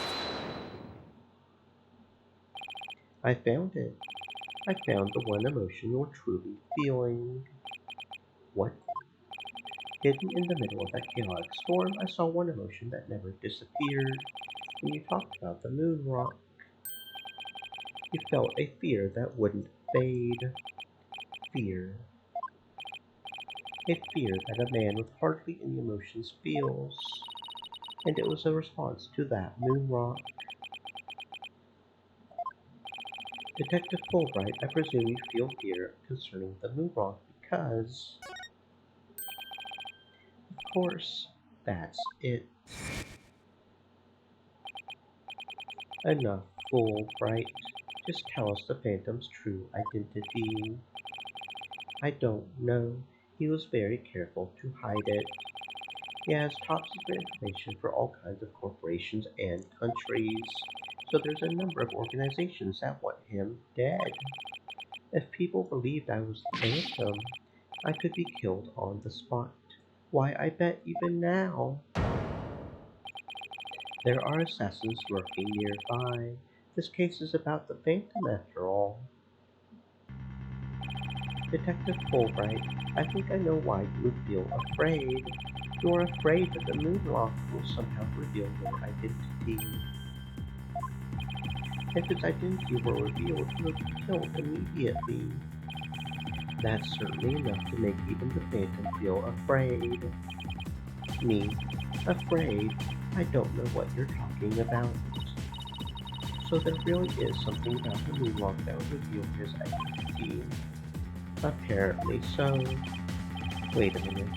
Maybe the Phantom didn't so much steal the moon rock, but more like he had to take it with him, because there was something on it that would reveal his true identity.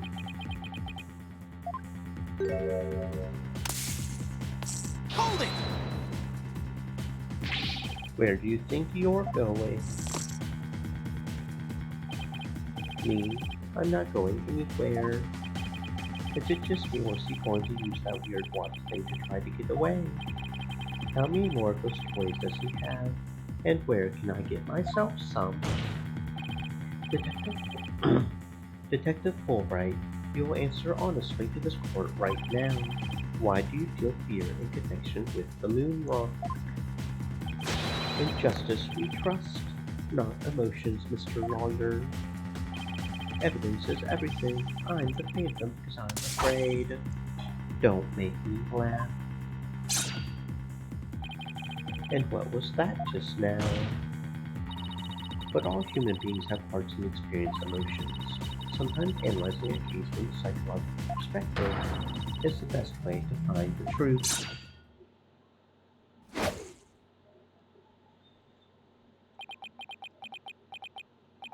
It's all just a waste of time. All your efforts at an analysis serve no purpose. And now, in this dark age of the law, nobody would believe your claim that it's effective. In an era when evidence is fabricated, do you truly expect feelings to be accepted as proof? And where exactly is your proof that I fear the moon rock anyway? Oh well, I admit I don't have any conventional proof. I still say that examining a person's heart has its merits. Really? Then why don't you listen carefully with those special ears of yours?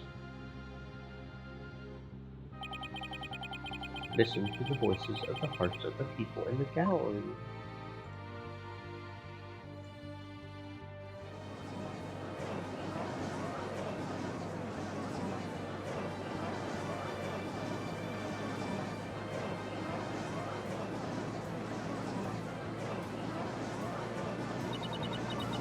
all I hear is distrust.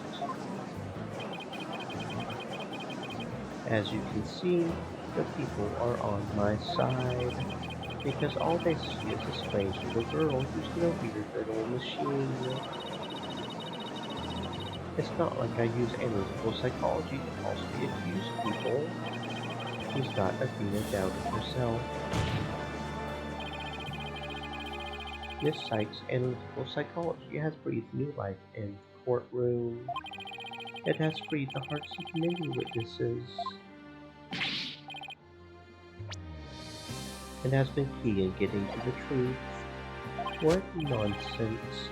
Your Honor, the defense's claim is a false one. I don't feel any kind of fear when it comes to the moon rock. I see. Very well, I will give the opinion of this court. In a trial, I don't feel that person's emotions are quite as compelling as actual evidence is.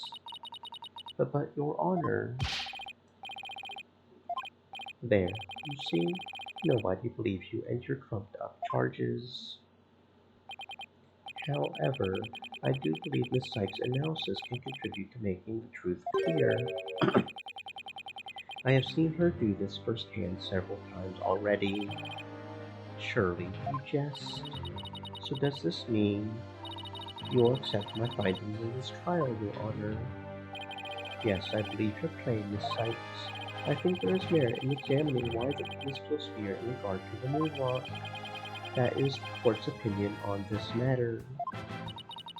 Then that's a win for me. No, a win for analytical psychology. Now, Mr. Phantom, you'll tell this court the reason for your fear. Analytical psychology. My fears. Fine. I'll show you precisely why those abstract things can't be considered evidence.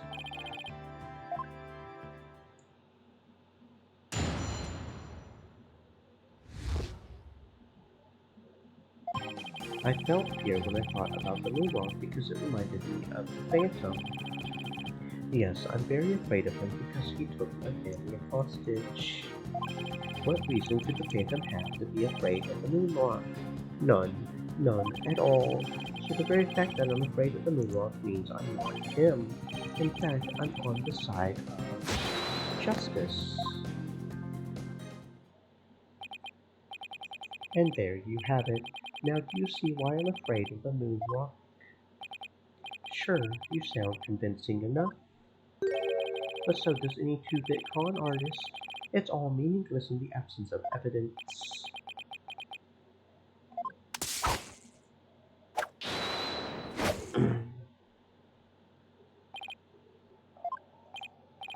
The Phantom is like the mist, no flesh.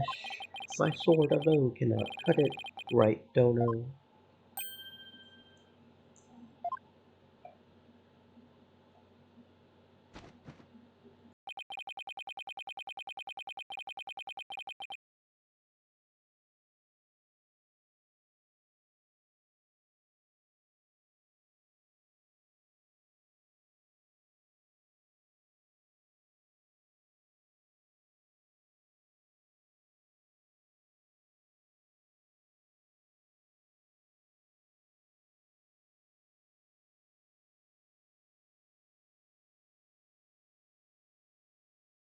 With your deductive reasoning and the body of evidence before us, let us send this miserable Phantom fellow to the other world together. You and I, Prosecutor Blackquill, we have a duty to bring the Phantom down and restore the people's faith in the courts. And by covering for Athena, I allowed the Phantom to escape. And as a prosecutor, I gave birth to the people's mistrust with my murder conviction. I bear part of the responsibility as well for being suspected of forging evidence and losing my attorney's badge as a result. The two of us and the Phantom were there at the beginning of the Dark Age of the Law. Then it is also our burden to cut away the foul spectre we created, is it not? Until all that remains is the righteousness of the court and the faith of the people. trust, understanding, fragile ideas of the masses who are controlled by emotion. Humans can't truly trust each other, which is exactly why the illusion of trust is so enticing. Objection! Once two people overcome their misgivings, that's where real trust is to be found. You're free to believe what you want, but trust like that is stronger than you and your lies. Always.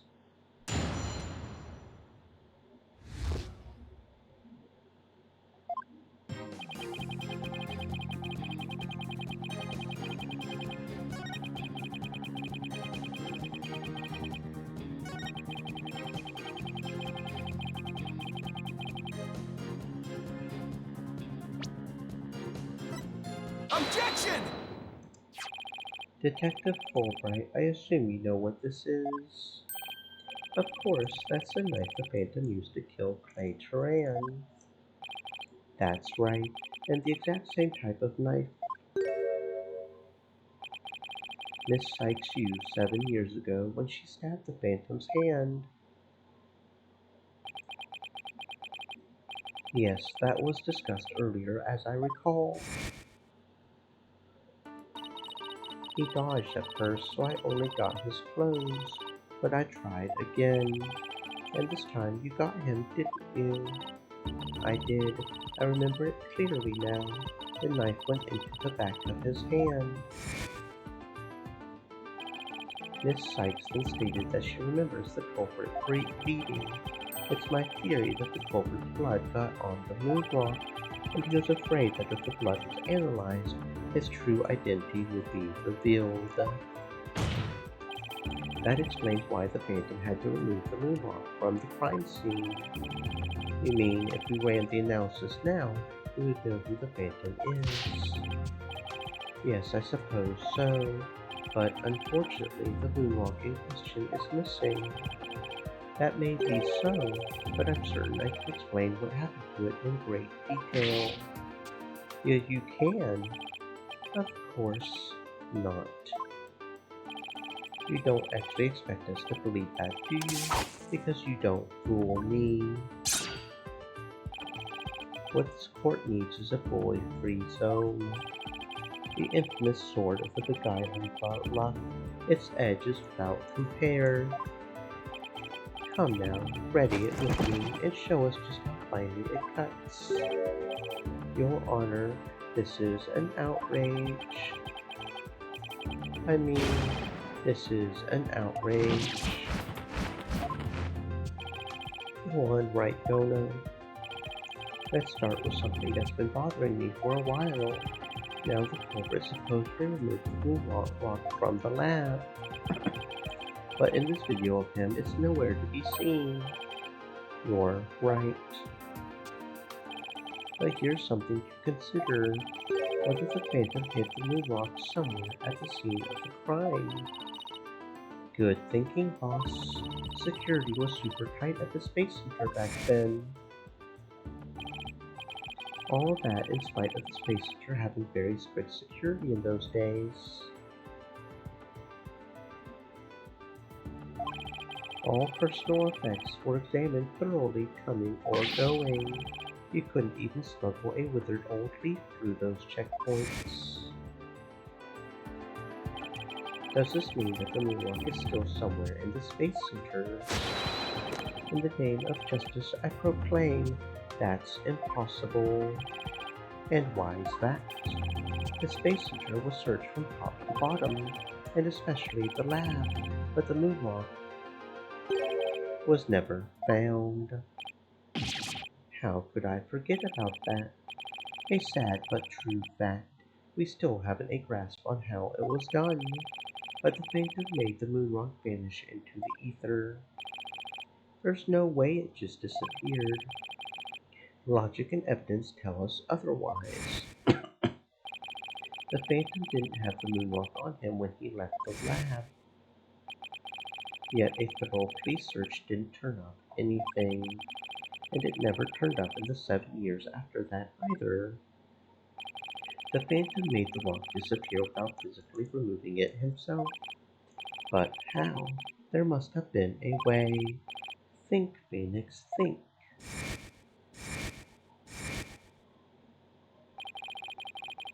How did the moonrock vanish from the robotics lab? So, can you or can you not show what happened to the moonrock, Mr. Wright? Yes, I can, Your Honor. What? Sorry, I mean... What? In that case, let's have your answer, Mr. Wright. How did the Phantom make the moonrock disappear from the crime scene? Take that! That's the Hope capsule, right? The one that went up with the HAT-1 rocket. He couldn't carry the rock out, but he couldn't leave it in the center to be found either. So there was only one safe place to stash it. The Hope capsule that was there in the lab that day.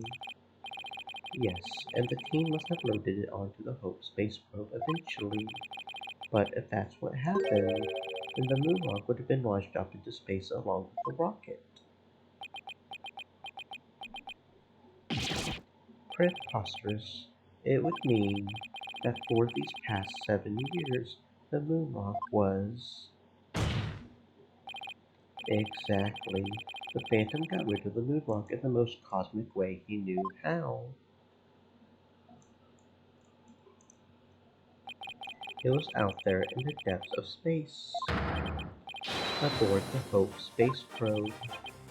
What?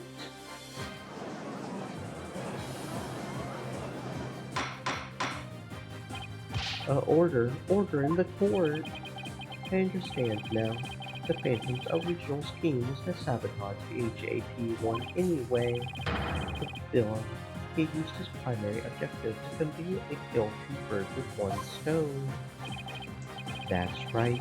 He planned for the moonrock to be turned into cosmic dust out in space, thereby destroying the one piece of evidence that could reveal his true identity. But Mr. Starbuck and the others foiled the Phantom's plot. The Hope space probe sailed off safely on its mission and returned 7 years later with the capsule in tow. If we analyze the blood on the moonrock, it should make one thing crystal clear, that you were the Phantom all along, Detective Fulbright. So he killed Clay just so he could get the moonrock back. I believe so. His original assignment may have been just to sabotage the HAT-2, but at the same time, he also had to retrieve the evidence of his crime 7 years ago. That's why he went to the boarding lounge and attacked Clay as he made his escape out of the rocket with the capsule. But in the end, it was all he could do just to escape himself, so he didn't get the capsule.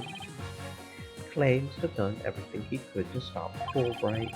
He probably hung on to that capsule for all he was worth until his very last breath.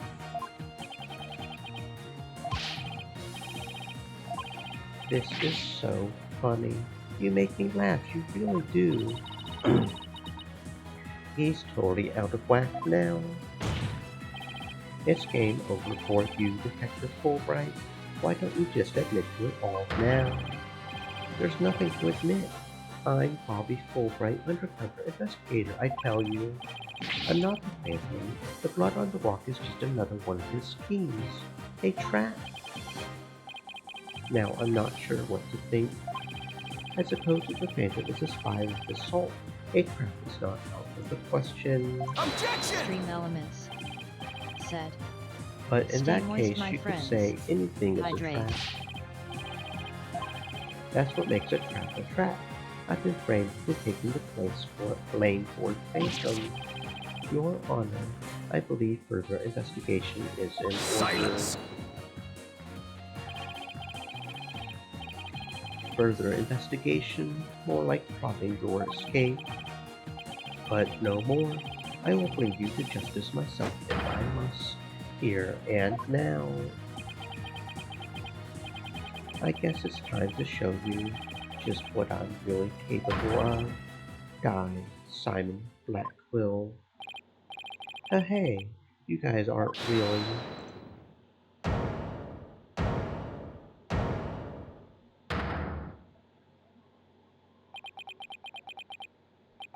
It looks like I made it just in time. Edgeworth, I have good news for you, Mr. Wright.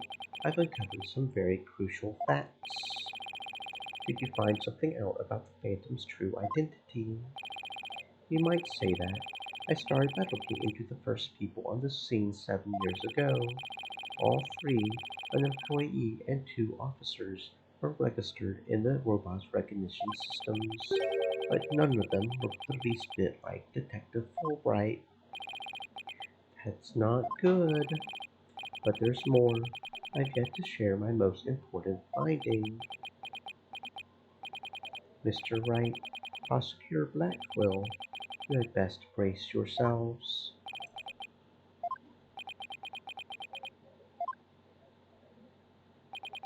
The man you see there before you, Bobby Fulbright, is already long dead.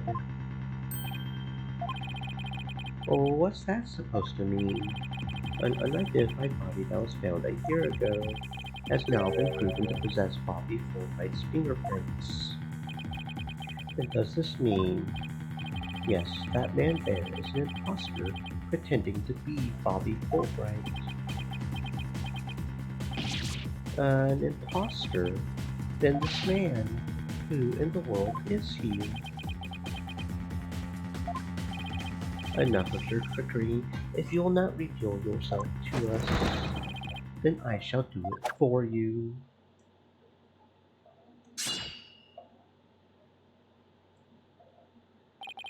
What the?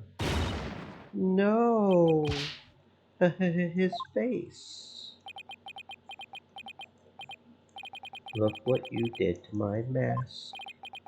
The mask? What is the meaning of this, witness? Okay, you got me. I guess I have to show you who I really am now. Oh shit, oh shit. Oh shit, oh shit, oh shit.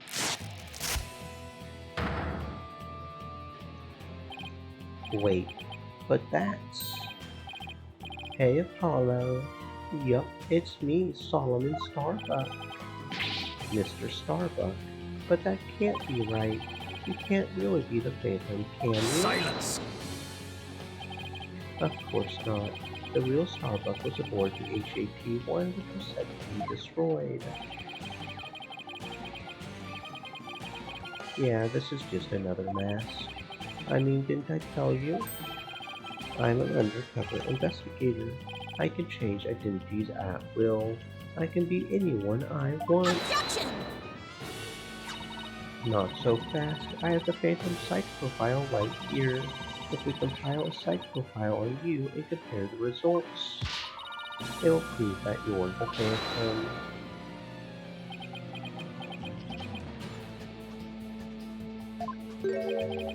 It's time for me to show you the real meaning of the phrase "the end justifies the means." That voice, those words.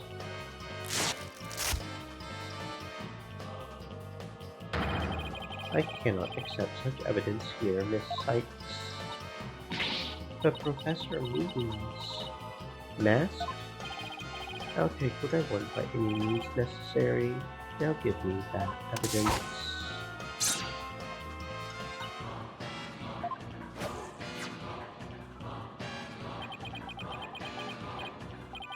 Time to take out the trash. Permanently. How could you? Now, do you see how powerful the end justifies the means can be? Silence! How pathetic. You can't even speak without wearing another man's face. But that's the life of an undercover agent for you. My real face has no meaning or value to me at all. Or perhaps it is really the case that you don't even know who you are anymore. What must you see when you look in the mirror, Mr. Phantom? Not an awful lot, I would wager. Well, aren't you just the master of psychology, Black Quill? That's right. I don't know who I am. I'm always living as someone else for my assignments. I don't remember what my face looks like, or even what my personality was like. My face, memories, personality, beliefs, emotions, and soul. I left them all behind. I have no self. I am no one. I am nothing but an endless abyss. Oh, what's with this guy? Is he even still human? And now we resume with your lesson, Professor Wright. I believe you made this argument earlier. If you were to analyze the blood on the moonwalk, you could prove that I am the Phantom. I believe there was blood on the moonwalk in that capsule. Now that we know you aren't even Bobby Fulbright, your claims of a phantom trap won't work anymore. Then why don't you bring this moonwalk in? This decisive evidence from the Hope capsule. I think I will do just that. Get ready, because the Hope capsule is about to seal your...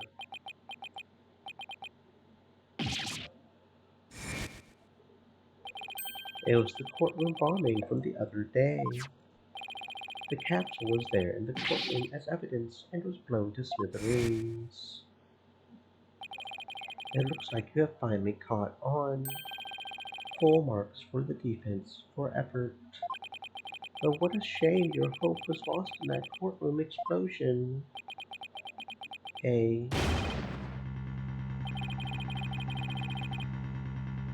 So that's the real reason this courtroom was blown up. It was all for the Phantom to destroy that one piece of evidence. I can't believe it. Have we really reached a dead end after coming all this way? Has the only evidence we have on the sky really been destroyed? How dare you continue to call me the Phantom? As I've said all along, I'm just a famous undercover agent. Objection! And the defense will continue to assert that you are the Phantom. Furthermore, we have proof. Or at least a prayer.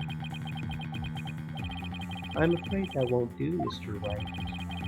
At least put some weight behind your swing, right, Dono? I know, I'm trying. There's only one thing that can unmask this menace. The moonwalk. But that was blown to bits in the courtroom bombing. And yet, is it really gone without a trace? What if some tiny part, some little fragment still exists? Yes, and you can see the stolen moonwalk there too. That strange black and yellow thing on the left side of the picture. Very well, Mr. Wright. Let's see your proof. What evidence will finally prove the Phantom's identity? Take that! Isn't that the bomb that blew up the courtroom and the moonwalk along with it? Are you saying this will reveal the Phantom's identity? Yes, Your Honor. Focus your attention on this photo taken after the bombing, specifically right here. Take that! Please take a look at this newspaper article. This article about the HAT-1. Now, please note the strange black and yellow rock there on the left. That's the moonwalk. And when you look at this photo of the bomb fragments, see how there is a rock-like object with the same coloration. Oh my, yes, I see it. It would seem that the moonwalk was much more durable than the Phantom thought. If we take a look at all the fragments that the police found, we'll likely find one with blood. And DNA testing on that blood will prove that the witness is indeed the Phantom. Assuming that 7 years of cosmic radiation didn't just completely destroy any blood tissue. Unbelievable. But that's impossible. A surprise to be sure. That's one bloody tough rock. Let's have the fragments tested straight away. Oh, and you'll be having a DNA test too. Full, right? Beta, contact the police department immediately and order the testing.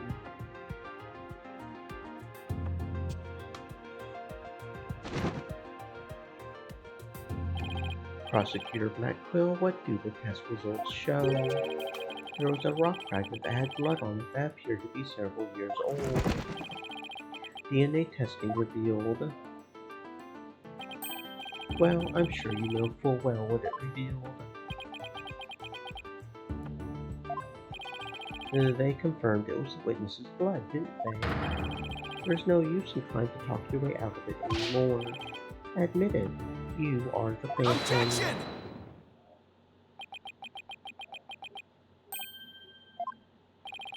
Mr. Wright, did you just raise an objection to yourself?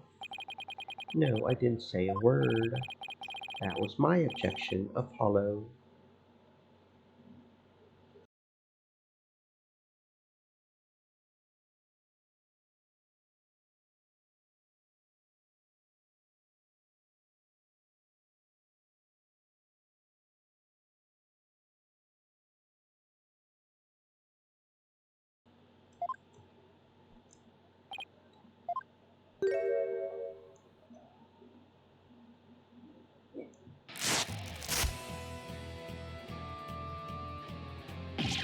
Why?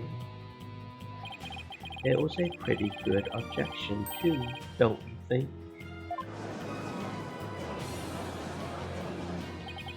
Now he's me.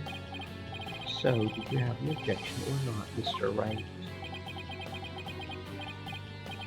No, not really, Your Honor. No, not you, Mr. Wright. I mean the witness, Mr. Wright. Could this trial get any more insane? Mr. Wright, this fragment of rock in the photograph and those just like it.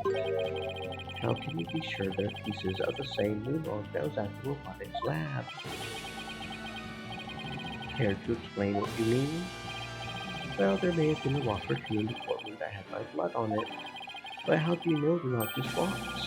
You can't prove they're the moon rock, right? Objection! Don't be absurd. Just compare the fragment with the rock in the newspaper article.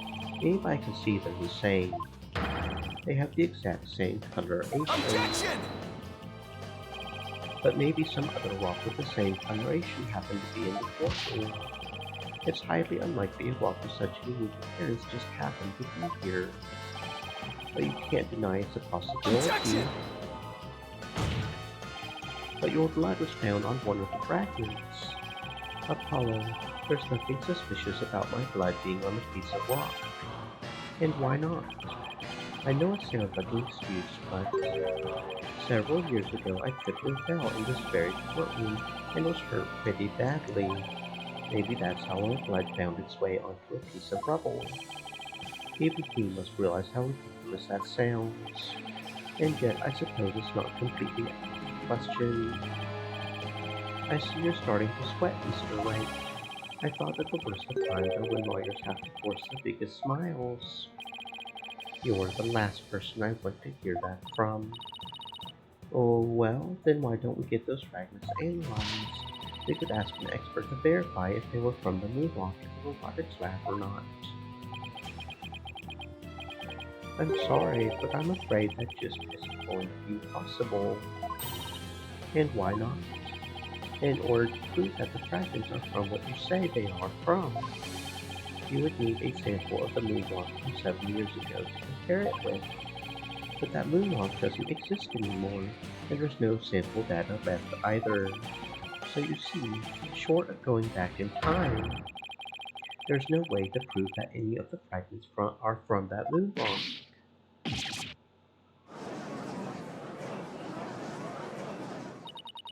There's really no way to prove it. Are you finally ready to throw in the towel? Objection!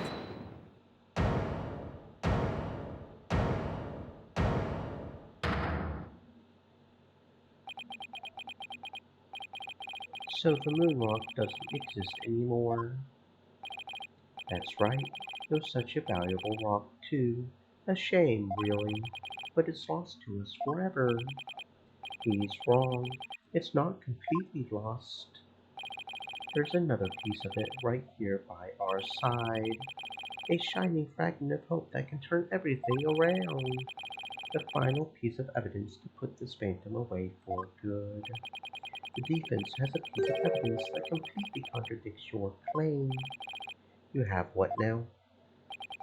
A final fragment of hope that was passed down with great love and care.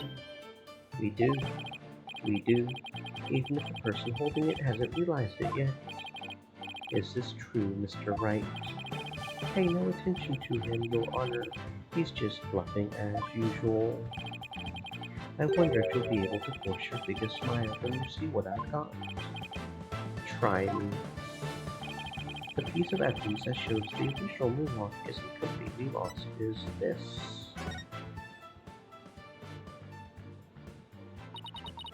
But just about the only things my mother left me with are Widget and this earring. Maybe she did love me in her own way. Athena, you may not know it, but your mother left you with a very important piece of evidence. She did. You're bluffing. You don't have anything of the kind. Oh, but we do. Evidence that will finally corner you, because we have a moonwalk of our own.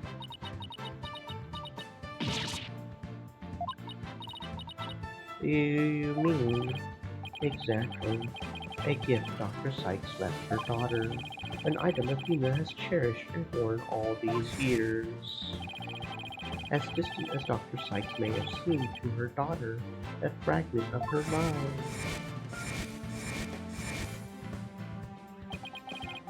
Will shake off the darkness of the past and give us all hope for the future. This is a defensive sample of the moon. Take that! That's your sample? This earring that Miss Sykes always wears was made from that original moon rock. What?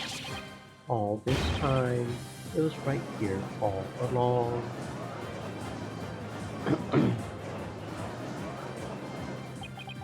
No, it can't be.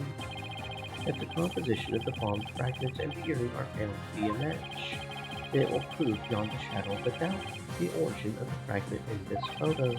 And since the test results showed that the blood on the fragments was yours, this means that the identity you tried so hard to hide will finally be revealed. The identity I tried to hide. I don't have an identity to hide. I may not have Athena's ears, but now even I can hear the fear in your voice. The fear? I don't feel fear.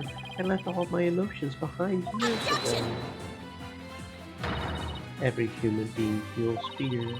You simply can't face the emotions inside you. You can't face them because you have nothing. No love, no trust. And I suppose you do. I didn't have anybody to support me at first, either. I couldn't face the fear inside me, couldn't get over the trauma of my past. Like I said, I don't feel fear. Objection! Then you're just a coward for running away from yourself.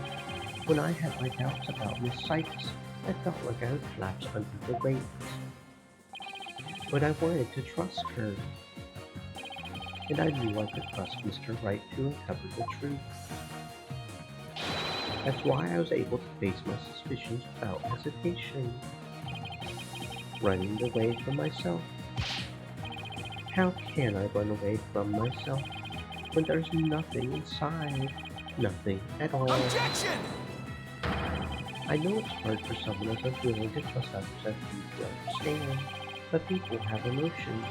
It's just a fact of life. And so people can be weak at times. But that's exactly why people need to trust one another, so they can gain the strength to face themselves when things are at their weakest. Without trust in others, How can you ever hope to face your fears?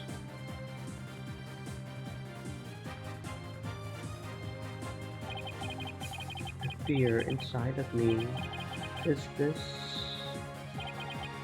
No.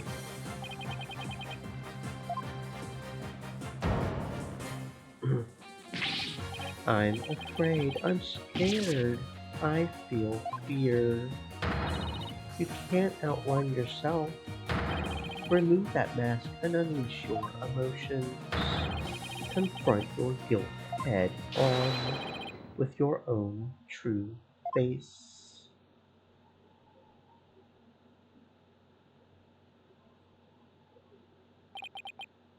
My own true face. No, please don't. I know you're here. Where are you? See, I haven't revealed anything yet. Honest.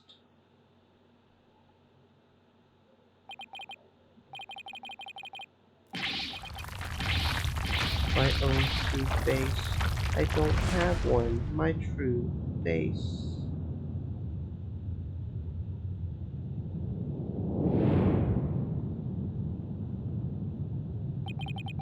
Is this my face? Is it? Is it? No, that's not it. This isn't me either. Is this me? Which one is my face? What am I?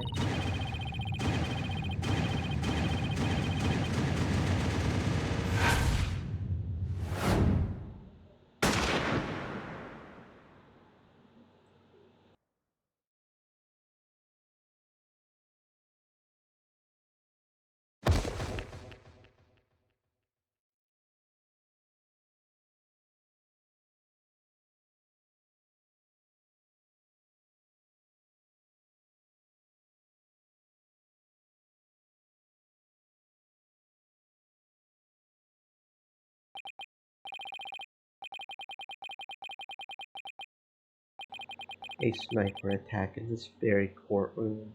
It chills me to my bones. But the police are doing everything they can to track down the sniper as we speak. Prosecutor Blackwell, how is Detective Fulbright, I mean his imposter, doing? He's a lucky fellow. The bullet didn't hit any vital organs. He appears to be in no danger of dying. Well, that was fortunate for all of us. The analysis of that final piece of evidence Wright Dono submitted is in. The composition of Miss Sykes' earring and the fragment with the blood on it match. We can now be certain that it is a fragment of the moon rock in question. The murders and bombings at the Space Center, both past and present, the bombing of courtroom number 4, and all of his other crimes, as numerous as the stars. Under suspicion of all these things, the spy known as the Phantom has been incarcerated. The prosecutor's office is now responsible for his well-being. There are still a myriad of things we wish him to tell us about. After all, thank you, Prosecutor Blackwell. Well, it's time to finally bring this trial to an end. But before I do, will the defendant please return to her proper place? Yes, Your Honor.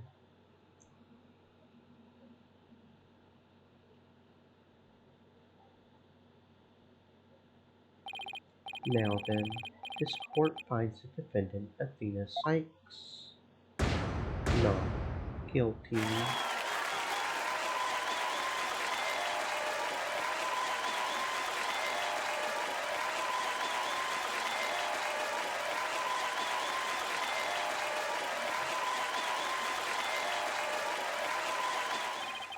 Court is adjourned.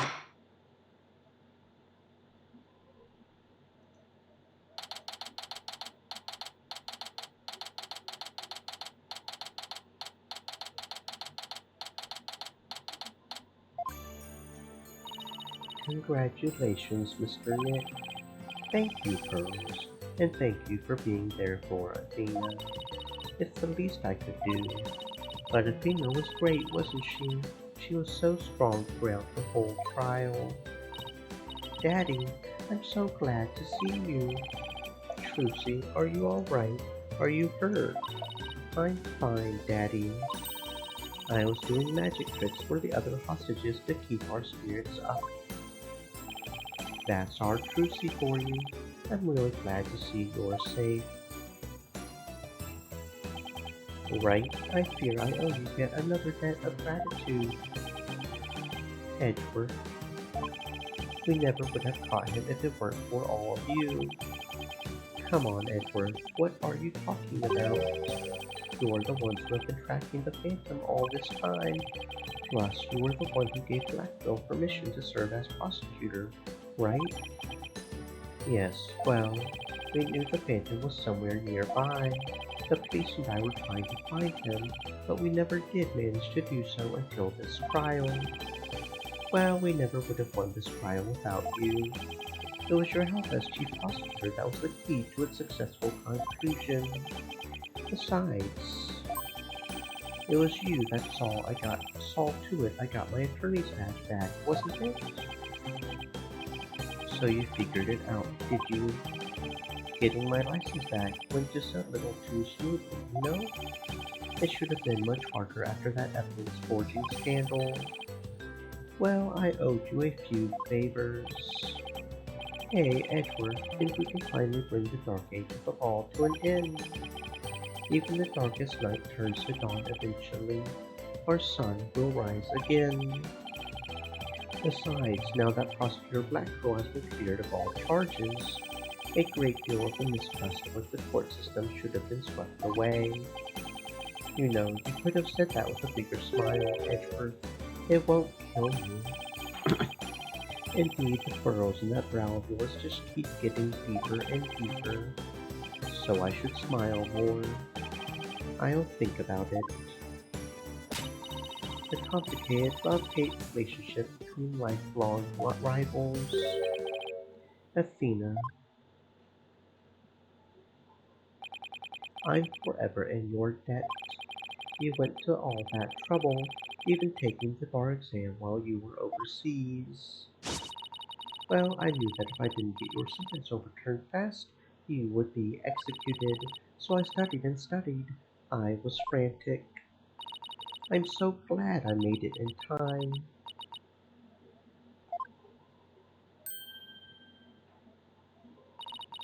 Just barely, but I still made it.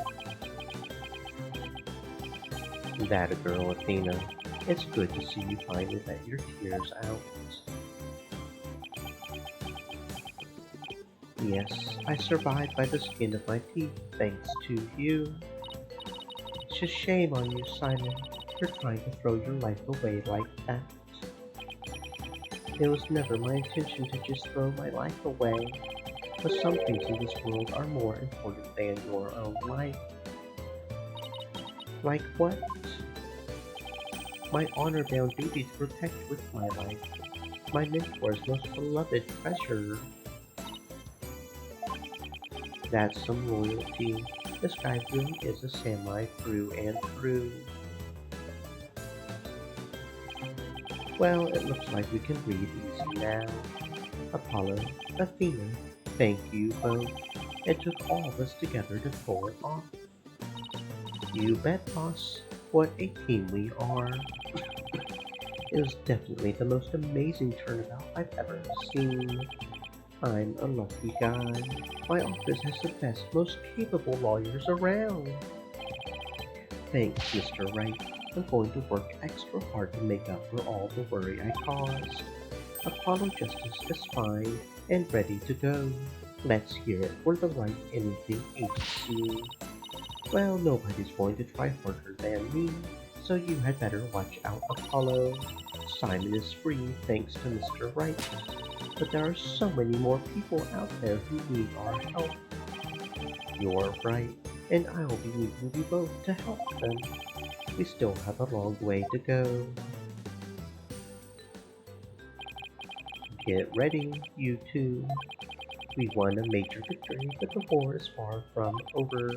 There are still people out there suffering under false charges who need defending. We've got a lot of work ahead of us if we ever hope to fully bring the dark age of the law to a close. I know one thing we have to do. We have to celebrate with a bowl of piping hot noodles. Nothing like a bowl of Eldune's noodles after a trial, all on Mr. Wright's tab. That's how it works at the Wright Anything Agency, right, Mr. Wright? As a boss, it's your duty to express gratitude to your people for their great work. In that case, allow me to join in the festivities. I would greatly welcome a bowl of noodles. I have an idea, Daddy. Why don't you just invite everybody involved with the case? The more the merrier, right? Oh, Mr. Nick, look how far you've come. Who knew you would grow up to be such a generous gentleman?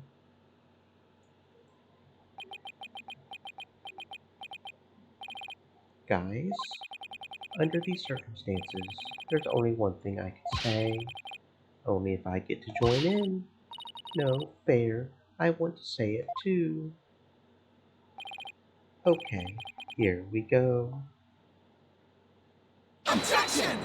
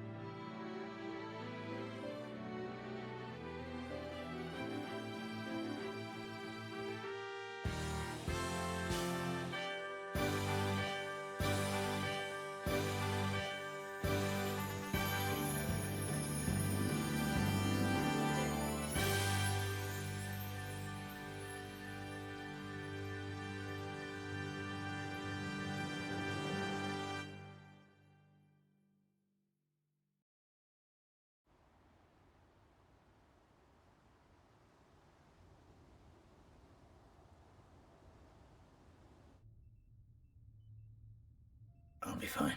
I'll be fine. I'll be fine. I'll be T-minus fine. 15 seconds.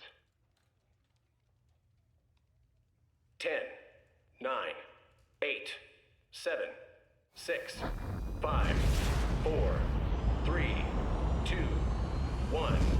Liftoff.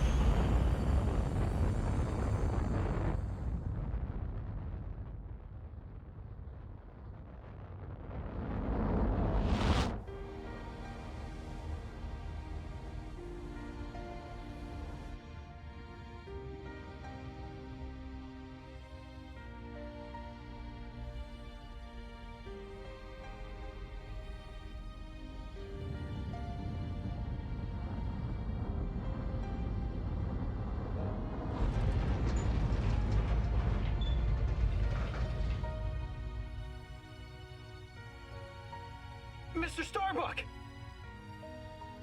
You'll be fine! Just believe in yourself! The moon's closer than you think!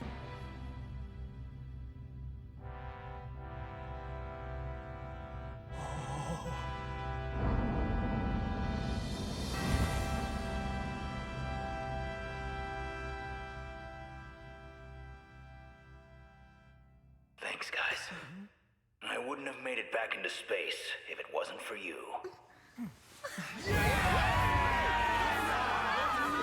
Ah, yeah! All right!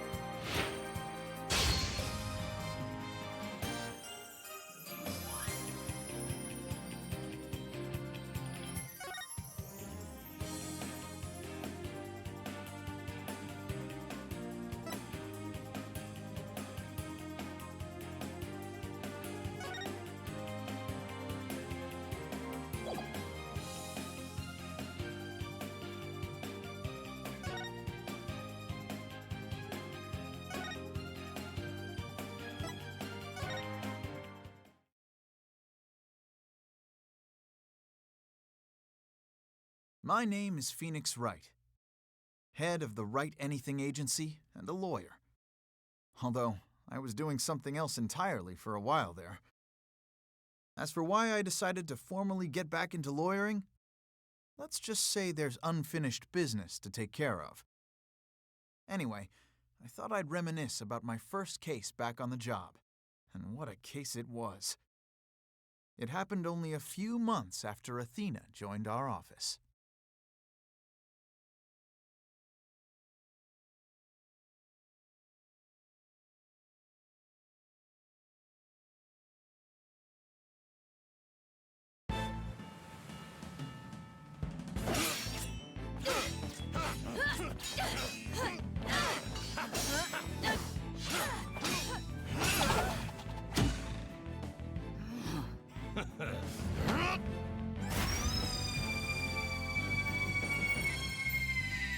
Captain Orla!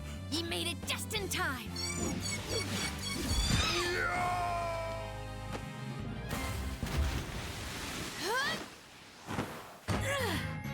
We be pirates, we love to sail the seven seas. Just a bunch of scallywags who are as free can be. We swim through storms and waves, all because you see grand treasure and adventures waiting just for me. Yeah!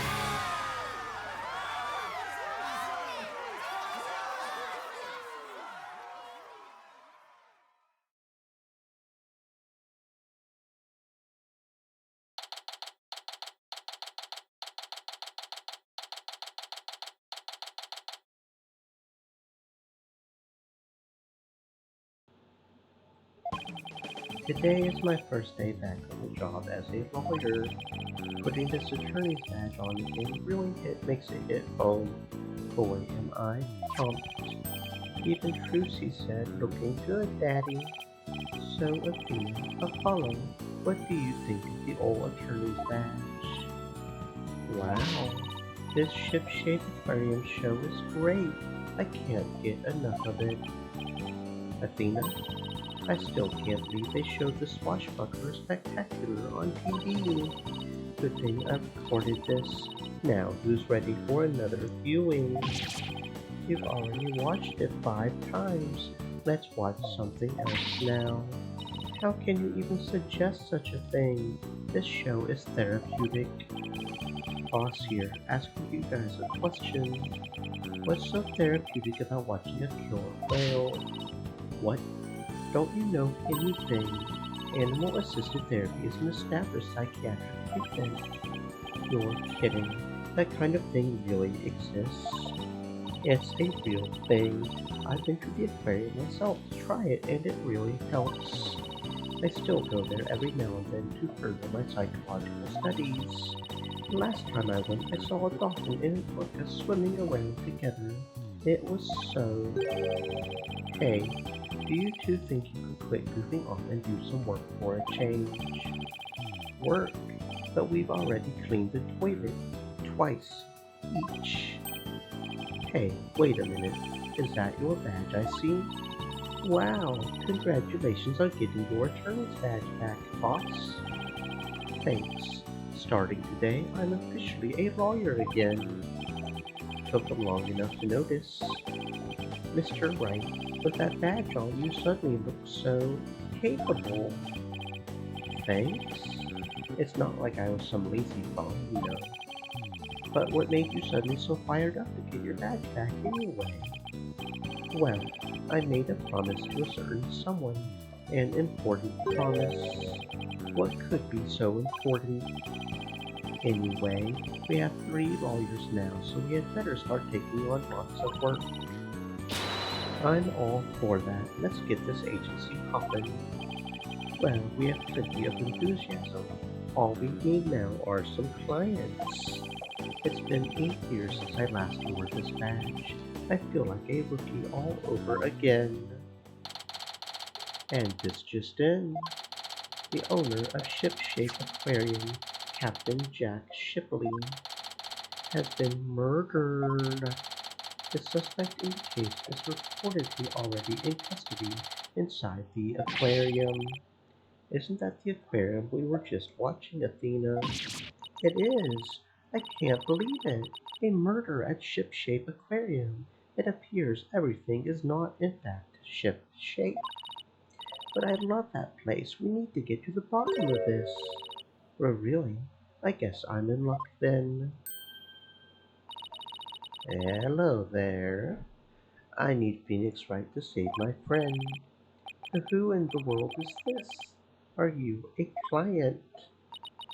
Wait, that costume, it looks just like... I've got it. You must work at Ship-Shape Aquarium. That's right. You minnow it. I'm Sasha Buckler. I perform like an agile catfish in our pirate show. It'll blowfish your mind. Minnow, blowfish. Those puns floundered a bit.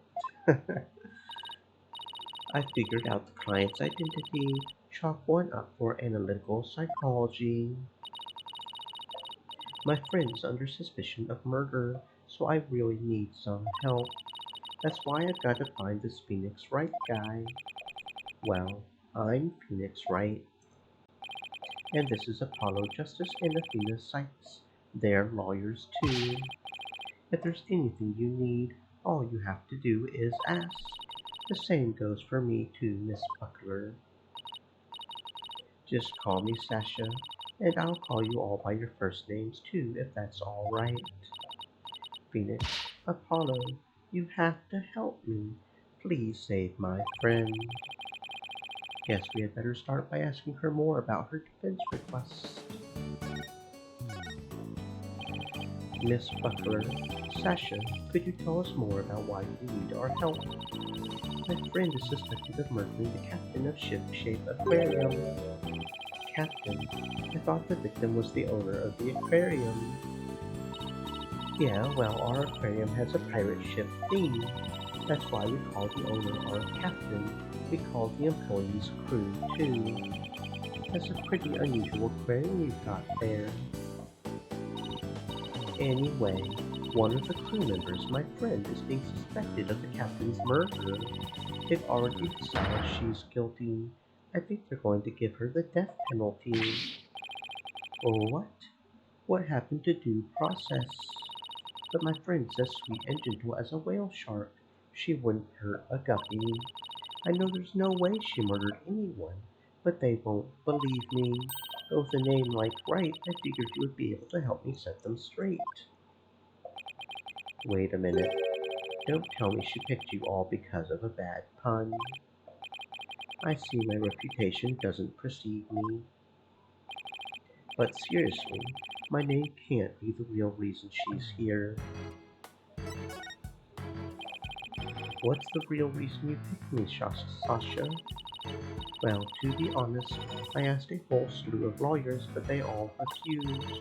They said stuff like, there's no merit to taking your case, or I'm not sure I can help. They're all as cruel as sharks, with hearts punier than whitebait. I could really feel Sasha's frustration. With nobody on her side, she must feel all alone. But helping people like her is the whole reason I became a lawyer in the first place. And then I heard about a lawyer named Phoenix Wright. They say he defends clients to the end, no matter how bleak the circumstances. I guess my reputation does precede me. Not sure how well deserved it is, though. I thought to myself, if anybody can save my friend, it's you, Phoenix. Quite a tall order there for a man who just got his badge back. I don't want to let Sasha down, or her friend. Let's help her, Mr. Wright. Let's save her friend. That's just what I was thinking. Sasha, we'll accept your case. You will? Thank you, you're a lifesaver, literally. Well, no time to stand around and mull over things. I want you to meet my friend right away. Come to Ship-Shape Aquarium with me. You got it. And I'll go too. Sorry, but I need you to stay here and keep an eye on the office until Trucy gets back. You never know when a new client might stop by. How come I'm the one who has to stay behind? Thanks a million, Apollo. Well, you're not the one that was getting all hyped up about the aquarium. She was, so... Well, ladies, let's move to the aquarium, shall we?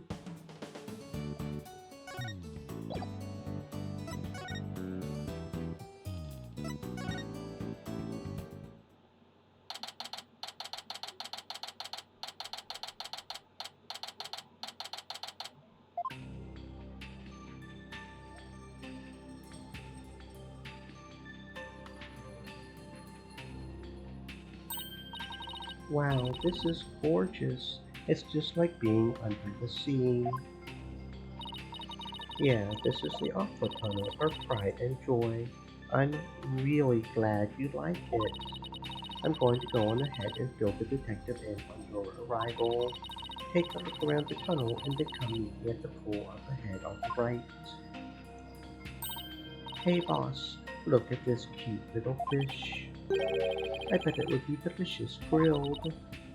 Seriously, is that really all you can think of? Well, I didn't get to eat lunch today. And here comes some grilled chicken. That's not a chicken, it's a penguin, but I'm sure it can still be grilled just the same. Come here, little cutie.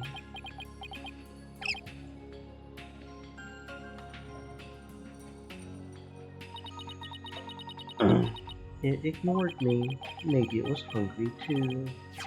Oh look, it brought something. It's an ad for the Swashbuckler Spectacular Show. That penguin had a whole bunch of these stuff in his backpack.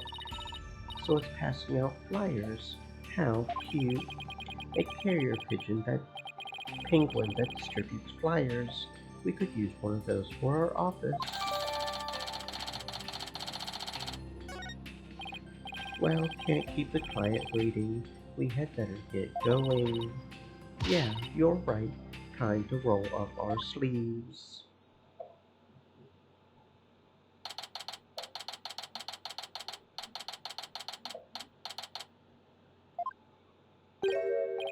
I don't see Sasha. Are you two the lawyers Miss Buckler mentioned? Detective Fulbright, are you the lead detective on this case? That's right. As long as evil exists in this world, there'll be no rest for me. And who is your sea urchin-like friend there? I don't believe we've met. Is he talking about me? I'm the defendant's lawyer, Phoenix Wright. Well, I'm Detective Bobby Fulbright. People don't usually get to see this area. It's only open now because of the investigation. You two are pretty lucky to get this peek behind the scenes of an aquarium. Lucky. Right. The sky is even mounted by an Apollo. So where is the suspect in question? And where is Miss Buckler? Here I be, me buckos.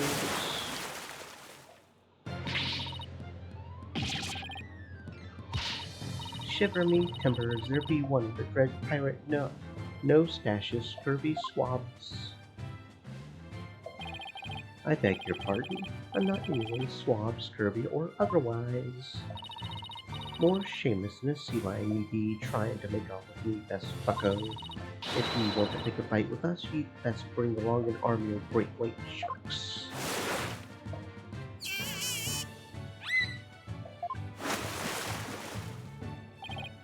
So Sasha, what's going on here? Let me introduce you. This is the friend I was telling you about. Her name is Aura Shipley, but she only responds to Orla, so that's what people call her. I'm her trainer. She's a suspect in the murder, but she would never hurt anybody. She's the suspect? Yeah, and thank goodness you came before they put her down. I'm really grateful to the two of you. I just know you'll save Orla. Well, I guess we're defending an orca now. Don't tell me you didn't even know who your client was. Stream Elements said, "Stay moist, my friends. Hydrate." An orca is a suspect. Our client is an orca. Is this for real? Did I forget to mention that? Oopsie. That's one very big oopsie. By the way, what was with that mustache earlier? Oh, this be part of my costume for the Swashbuckler Spectacular. When I'd be wearing the mustache, I'd be one of Captain Orla's swashbucklers. A transformation as dramatic as a pufferfish's, wouldn't you say? I don't think I would ever say that. It's a pirate-themed aquarium, so that's why Orla is wearing the pirate hat, right? Yup, she really loves wearing hats. She puts them on all the time. But her fake mustache keeps falling off, so that's a problem. I see. Well, why don't we start with you telling us a little bit more about Orla? Orla the Orca. So you're really serious about me defending Orla? Of course I am. You're the only one who can do it, Nix. I heard you once questioning an animal during the trial, and that got your client off the hook. No way! You did that? Well, to be clear, that was an animal that could actually talk. It was a parrot, but yes. I might have tried something like that at one point in my career. You're going to have to tell me about this later, or I'll ask Apollo for all the juicy details.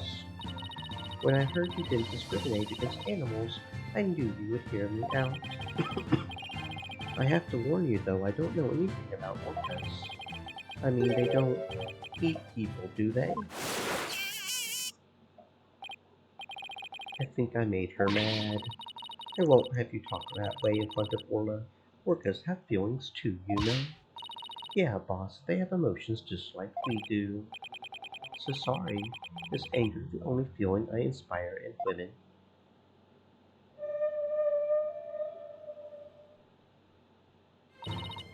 Don't worry, she says she forgives you. Besides, orcas are very picky eaters. Orla here only eats fish. The captain went to feed Orla this morning, and then he was found dead in this very room. Could you tell us more about his death? So the owner of the aquarium, Jack Shipley, was discovered murdered. It was about 10:10 this morning, just after the aquarium opened. A visitor was viewing the orca pool from the visitor's corridor and screamed. The orca pool is this tank here. That's right. This pool is built so that guests can see into it from the corridor on the first floor. The security guard and I heard the scream and came running into this pool room, where we found the captain dead at the side of the pool in his swashbuckler costume. He was as big and tough as an old crocodile. The captain, I still can't believe he's dead. Mr. Shipley was very important to you, wasn't he? Sorry, I didn't mean to get all sad goldfish on you. Sad goldfish. Okay, time to snap her out of it. When it's showtime, it's time to smile. That's what the captain always said. By the way, do you know why exactly Orla is being accused of a crime? Can you think of any reason why Orla would come under suspicion? The police think Orla would berserk during practice for the Swashbuckler Spectacular, but Orla would never do anything like that. Right, Orla?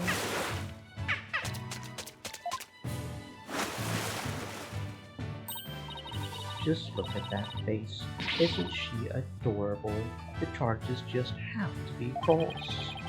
Hate to break it to you, but the police don't usually base their decisions on cuteness. That's right, we base them on facts. Take a look at this. A photo of the victim. He's got a wound on his head. Very perceptive. The victim and the orca were the only ones here. What's more, we couldn't find a weapon of any kind around.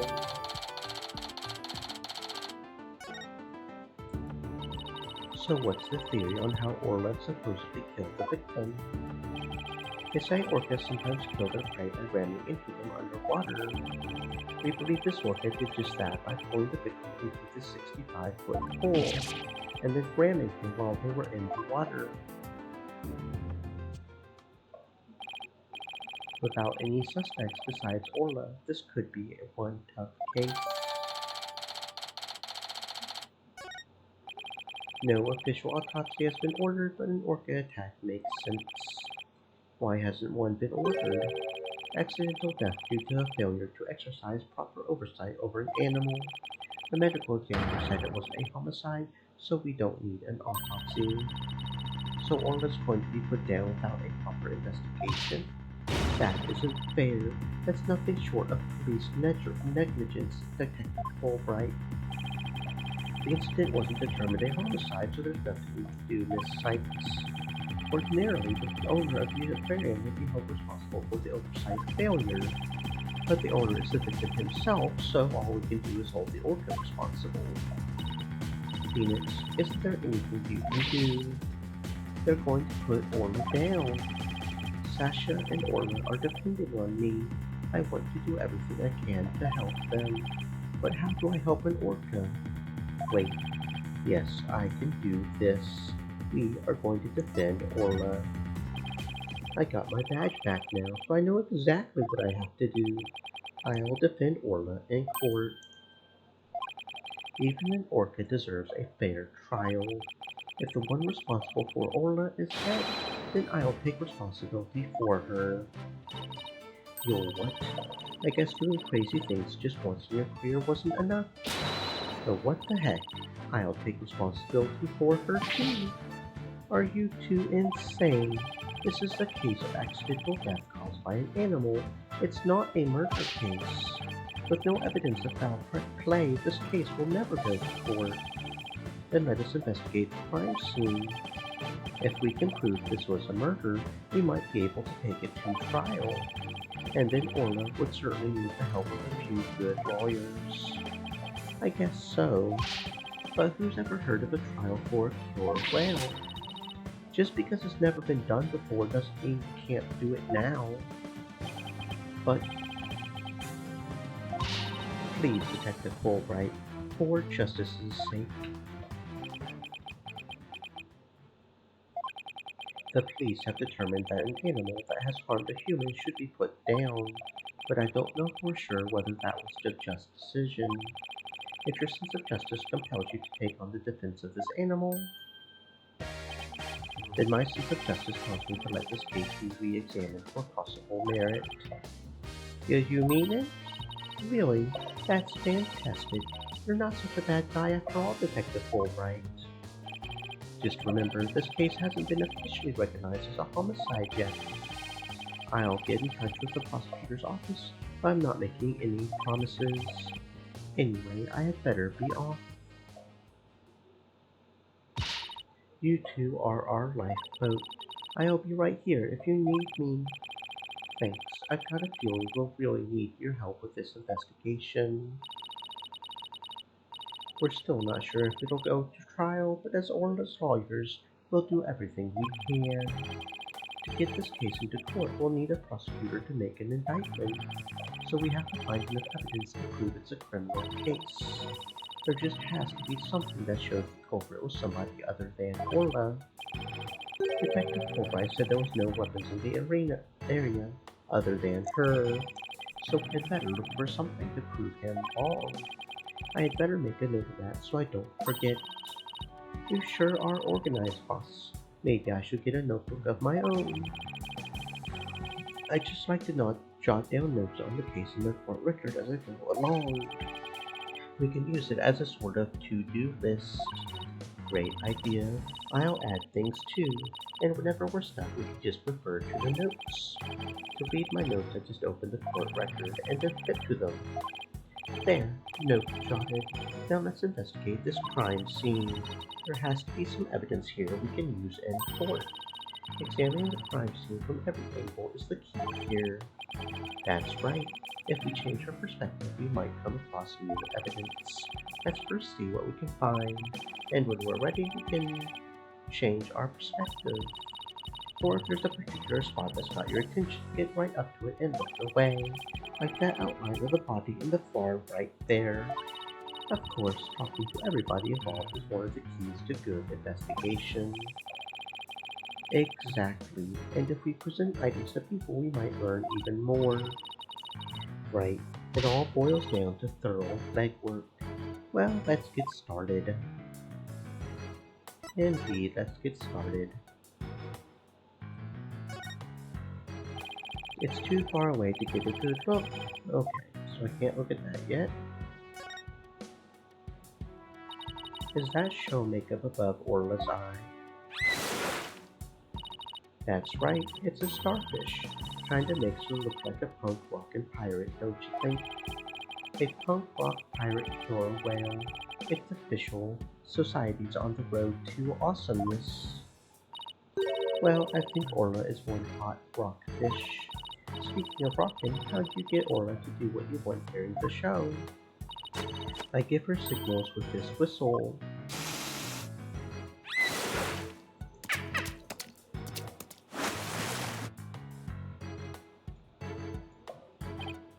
But I didn't hear anything just now. The sound's out of the range of human hearing, just like a dog whistle. Orcas have better hearing than people do. They can even hear the whistle underwater. That's so cool. I wish I could give commands to Orla. Anybody can do that. All they would have to do is learn the signals. Here, Athena, you can have one of our whistles. Consider it a present. That's what's up. Thanks. As for the actual commands, I'm afraid I can't teach them to you. They're top secret. That is fair. It doesn't look like the ladder goes all the way down to the bottom of the pool. But there's usually water in the pool, so it doesn't need to. So apparently the pool spans 2 whole floors. Ordinarily, visitors only get to see what they can from the first floor. But they said on TV that they sometimes give behind-the-scenes tours. Sounds like that Swashbuckler Spectacular show you recorded is really coming in handy. A setting sun. Sunsets always remind me how quickly the day goes by. Boss, it's just a painted backdrop, you know? Down, Athena. Of course I know. I guess they use it for the Swashbuckler Spectacular. It looks handmade. I just got an idea. Why don't we make our own not guilty backdrop and present it to the judge when things aren't going our way? No, we put psychological pressure on the judge by hanging it behind the defendant. I almost want to see how the judge would respond to that.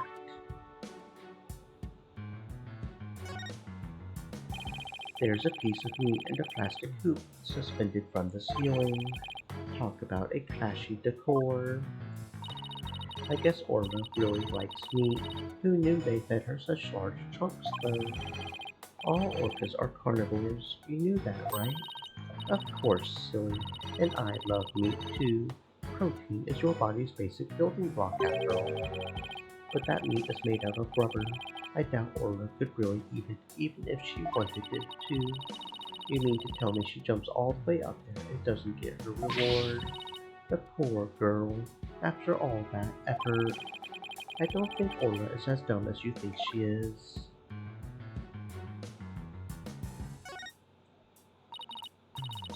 Look, there's an apparatus here to hang from. I don't think it's for people to hang from. It looks more like a crane to move things with. But Sasha was hanging from it during the Swashbuckler Spectacular.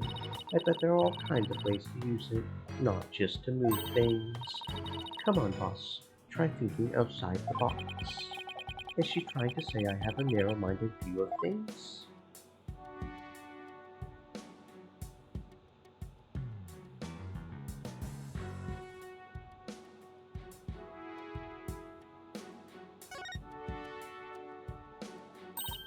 Yikes, look at that huge octopus. That must be a show prop too. One of its legs is missing though. Wouldn't it be exciting to take on a huge enemy like that? I would like to give it a try myself. As a lawyer, that is. You know you have an insufficient number of limbs to out-object it, right?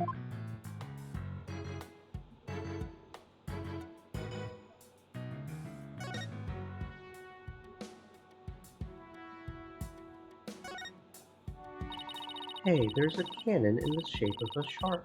I'd love to try to fire that thing. Ooh! Are these cannonballs supposed to look like fish eggs or something? But why fish eggs? Why not baby sharks? Think about how crazy it would be to have sharks go flying through the air. Watch the thrilling life or death struggle as a little tight spike to stay alive out of water. Or we could even put them in a water spout and make a shark. Oh wait, that's already been done. I can see it now. The drama, the mayhem, the whirlwind of peace. A tornado of sharks. Not even Hollywood could conjure up something that insane. They actually make a Sharknado reference. Wowzers.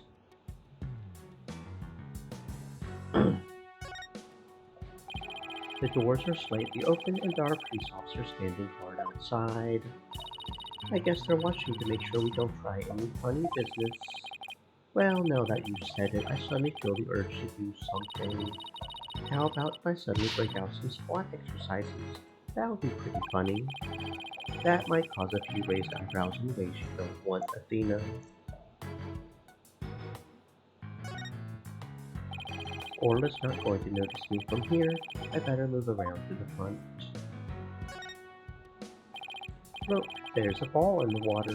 Is that another prop for the show? That's one of Orla's toys. She plays volleyball with it. It's usually in the bin. Guess I must have forgotten to put it away yesterday. I wish I could play volleyball with Orla. You have as much fight in you as a mean old lobster. I like it. There aren't many people who want to be on the receiving end of Orla's fastball. Her fastball? Yeah, she likes to be naughty and slam the ball into things around the pool. You should hear the sound that ball makes when it crashes into stuff. Well, maybe some other time. She suddenly went from fighting lobster to reluctant hermit crab.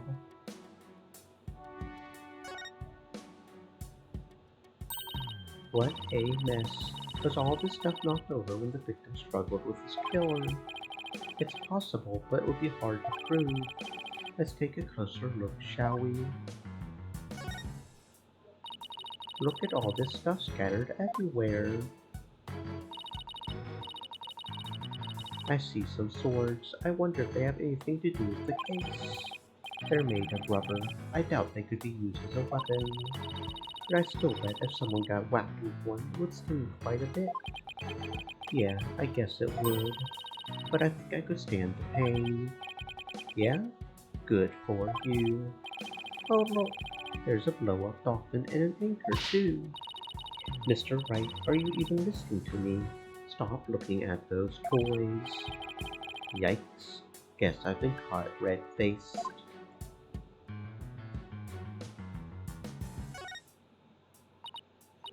So this is where the body was found. If they suspect Orla, maybe they found some evidence of an attack on the victim. Orla didn't attack the captain, she loved him. The captain rescued Orla when she was little, after she got beached on the shore. He tried to release her into the ocean, but she kept coming back. I can tell Orla's sad about losing the captain. She's just not her usual chipper self. Orla must really love this aquarium and the captain. She's the only one around here big and strong enough to play with the big, tough captain. Every day she made a point of headbutting him and stealing his hat. I guess you weren't kidding when you said the captain was a really strong guy.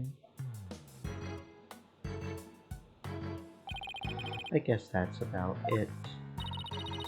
Under different circumstances, I would have loved to see the Swashbuckler Spectacular. The three of us always performed the show together. Me, Orla, and the captain. Today's show has been cancelled, but we could put on a little performance for you now.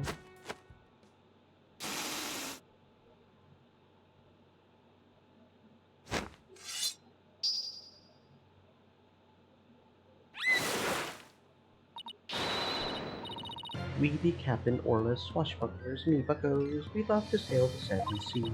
We've come to wrap the mangy blackguard, red pirate no stash. Avast, there he be, no stash himself, prepared to feed the fish. Am I playing the role of no stash? Well, Sasha has a stash, and you don't, so I guess so. Hit him with your water cannon, Captain, and spare no quarter.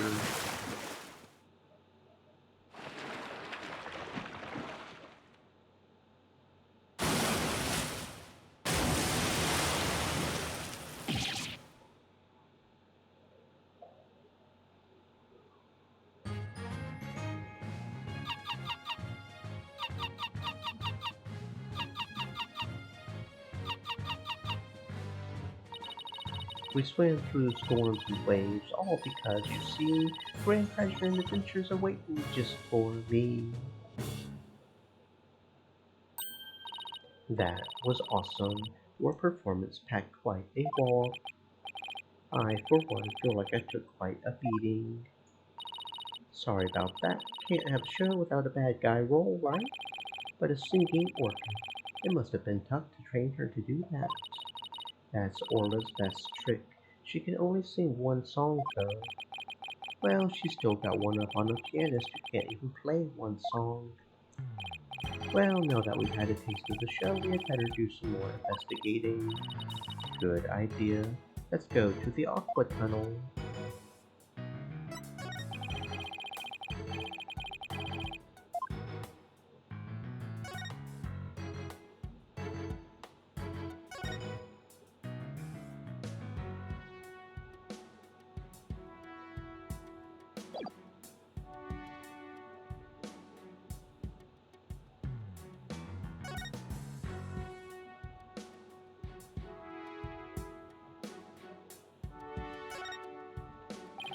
Looks like the control panel for that crane apparatus. There sure are a lot of buttons.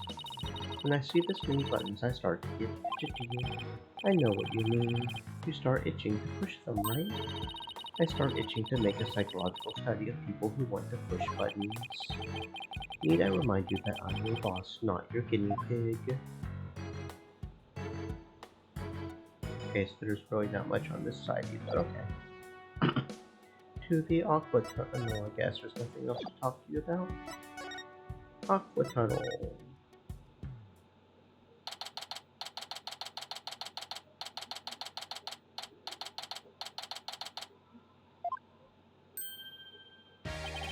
So, you all done investigating the pool already? We had a good look around, but now we're moving on to other areas. How is the police investigation going? Did you say, for example, find any other suspects besides Orla? Wouldn't that be fortunate for you if we did? But no, I'm afraid not. And even more unfortunate for you. I'm afraid we found decisive evidence of the Orca's guilt. What? But please tell us more, Detective. So what's this decisive evidence? Don't hold out on us now, Detective Fulbright. I'm very sorry, but I can't share classified information with the defense. Especially not security footage that shows the moment the Orca attacked the victim. Yep, I'm to personally see to it that this baby stays safe. It will never leave my side. Excuse me, but there's a call for you, Detective. I'll be right there. Sorry guys, you know how it is. Well, he never said that he wouldn't leave its side, I guess. Now let's sneak a peek.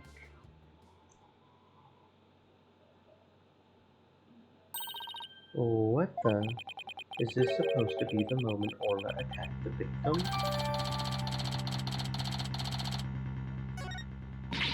This little bit of footage doesn't prove anything. I agree. I believe in Orla and Sasha. Let's just continue with our investigation. Good idea. There's a sticker on this camera that says return to the pub of danger. Guess somebody there manages the cameras. Let's check it out later. Sorry about that. Prosecutor Blackwell called to remind me to go feed Taka. So where were we? Oh, that's right. You two got any more questions for me? No, we're good. Thank you for leaking all your info.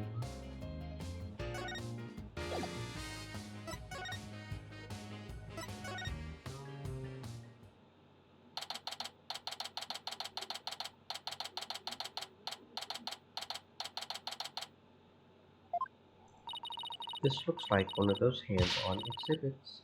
It has a real air of danger, don't you think? Well, the banner does say it's the pub of danger. Let's see, according to the description, this room is a pub where pirates gather, explore, and interact with sea creatures.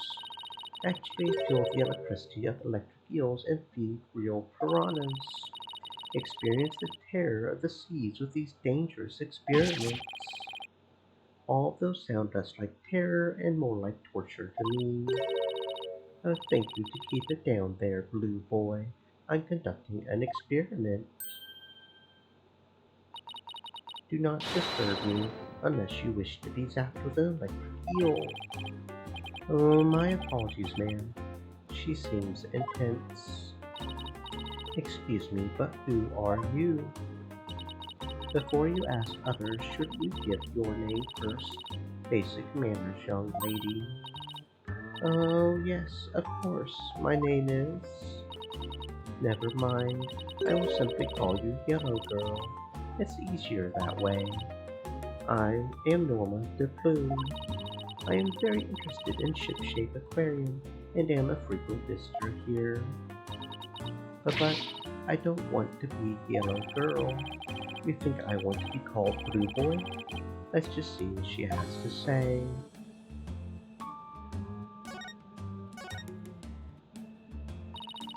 You say you're interested in the aquarium, but you don't look like a staff member. Let's see. I've got it. You're someone completely unrelated to this aquarium. That's some deductive reasoning there, champ.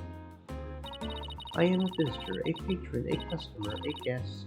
And what might you be? I'm not a what? I'm a lawyer. Hey, that's what I was going to say. And I run a law office. Well, whatever you are, I don't have the slightest interest.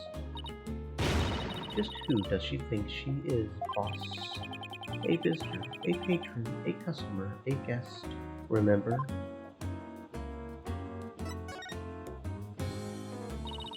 I thought they closed the aquarium and weren't letting members of the public in.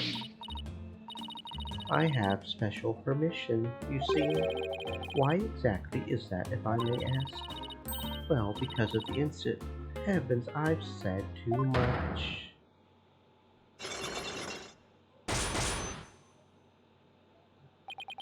I remember this. Cyclops. Psychedelic rock. Cyborg clocks. What? No, Cyclops. It's the power of this Magatama. It gives me the ability to see the secrets locked away in somebody's heart. If I can remove the locks, I can uncover their secrets. I didn't know you had a magical item like that. It looks like this lady knows something about what happened. But I'll just use my Magatama and undo her Cyclops. I can't see the locks anymore. The color of that stone looks different from before. That's funny. Maybe it's just out of juice. It can do that. A certain girl I know poured her spiritual power into it for me. Without that power, I can't undo the Cyclops. No way. Why do I have to keep quiet about it anyway? I've never been any good at keeping secrets. But I did promise after all, so I guess I had better keep my mouth shut. Who did you promise what to? No comment. Now go away. Just when I thought we could find out more about the case. Let's go try to find some other way. I'm sure we'll find something.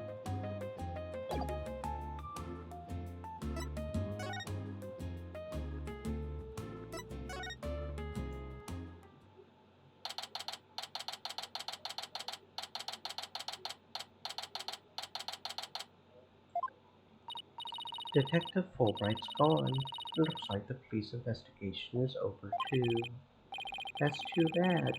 I was hoping to get a little more out of him. Cleaner, feeder. That's right. Yo girl, why you hiding from me? I'm searching all around like this be a bad dream. Is that somebody rapping? Rifle, yo, sometimes you make me so mad, but now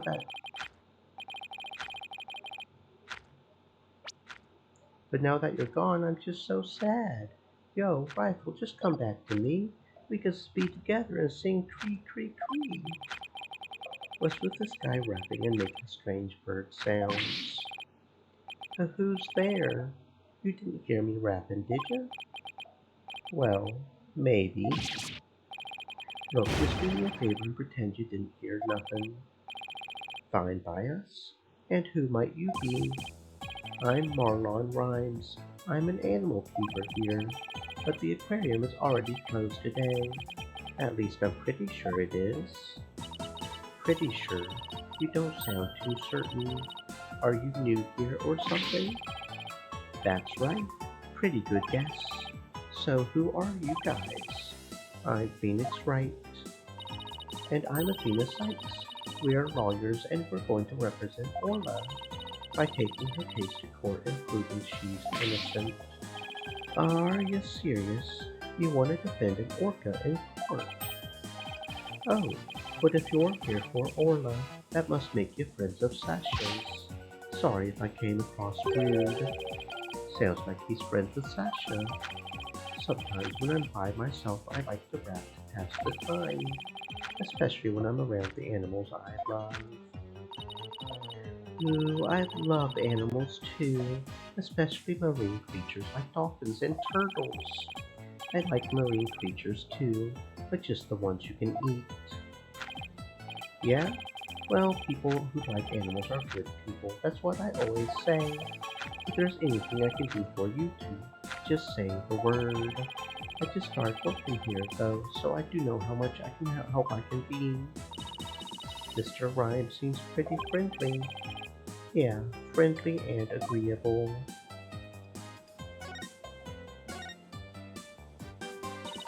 So, what exactly do you do here as an animal keeper? Mainly, I clean the place and feed the animals. Wiping all this grass takes forever.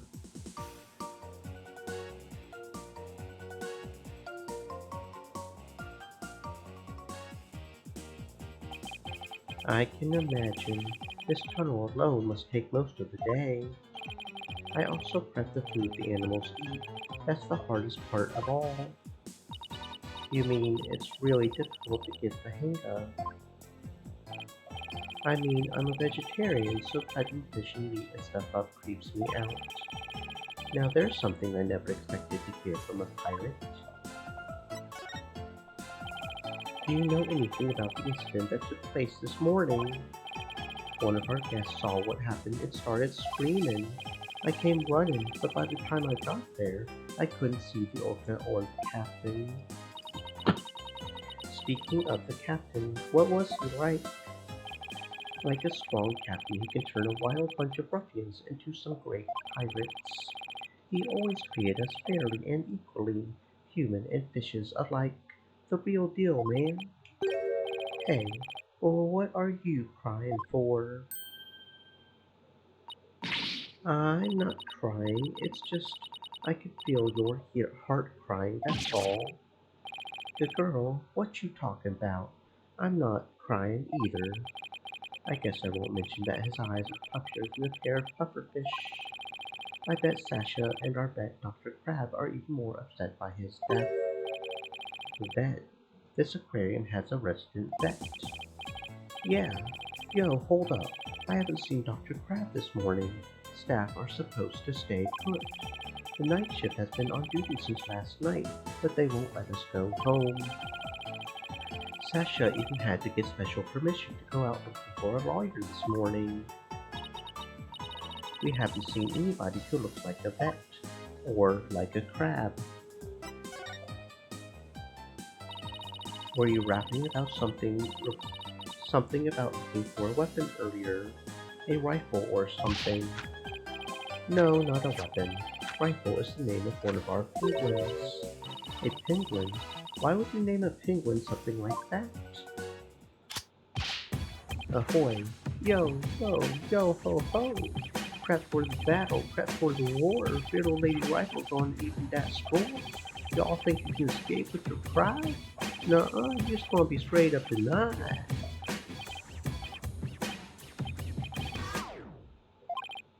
Anyway, that's what she's like, so we named her Rifle.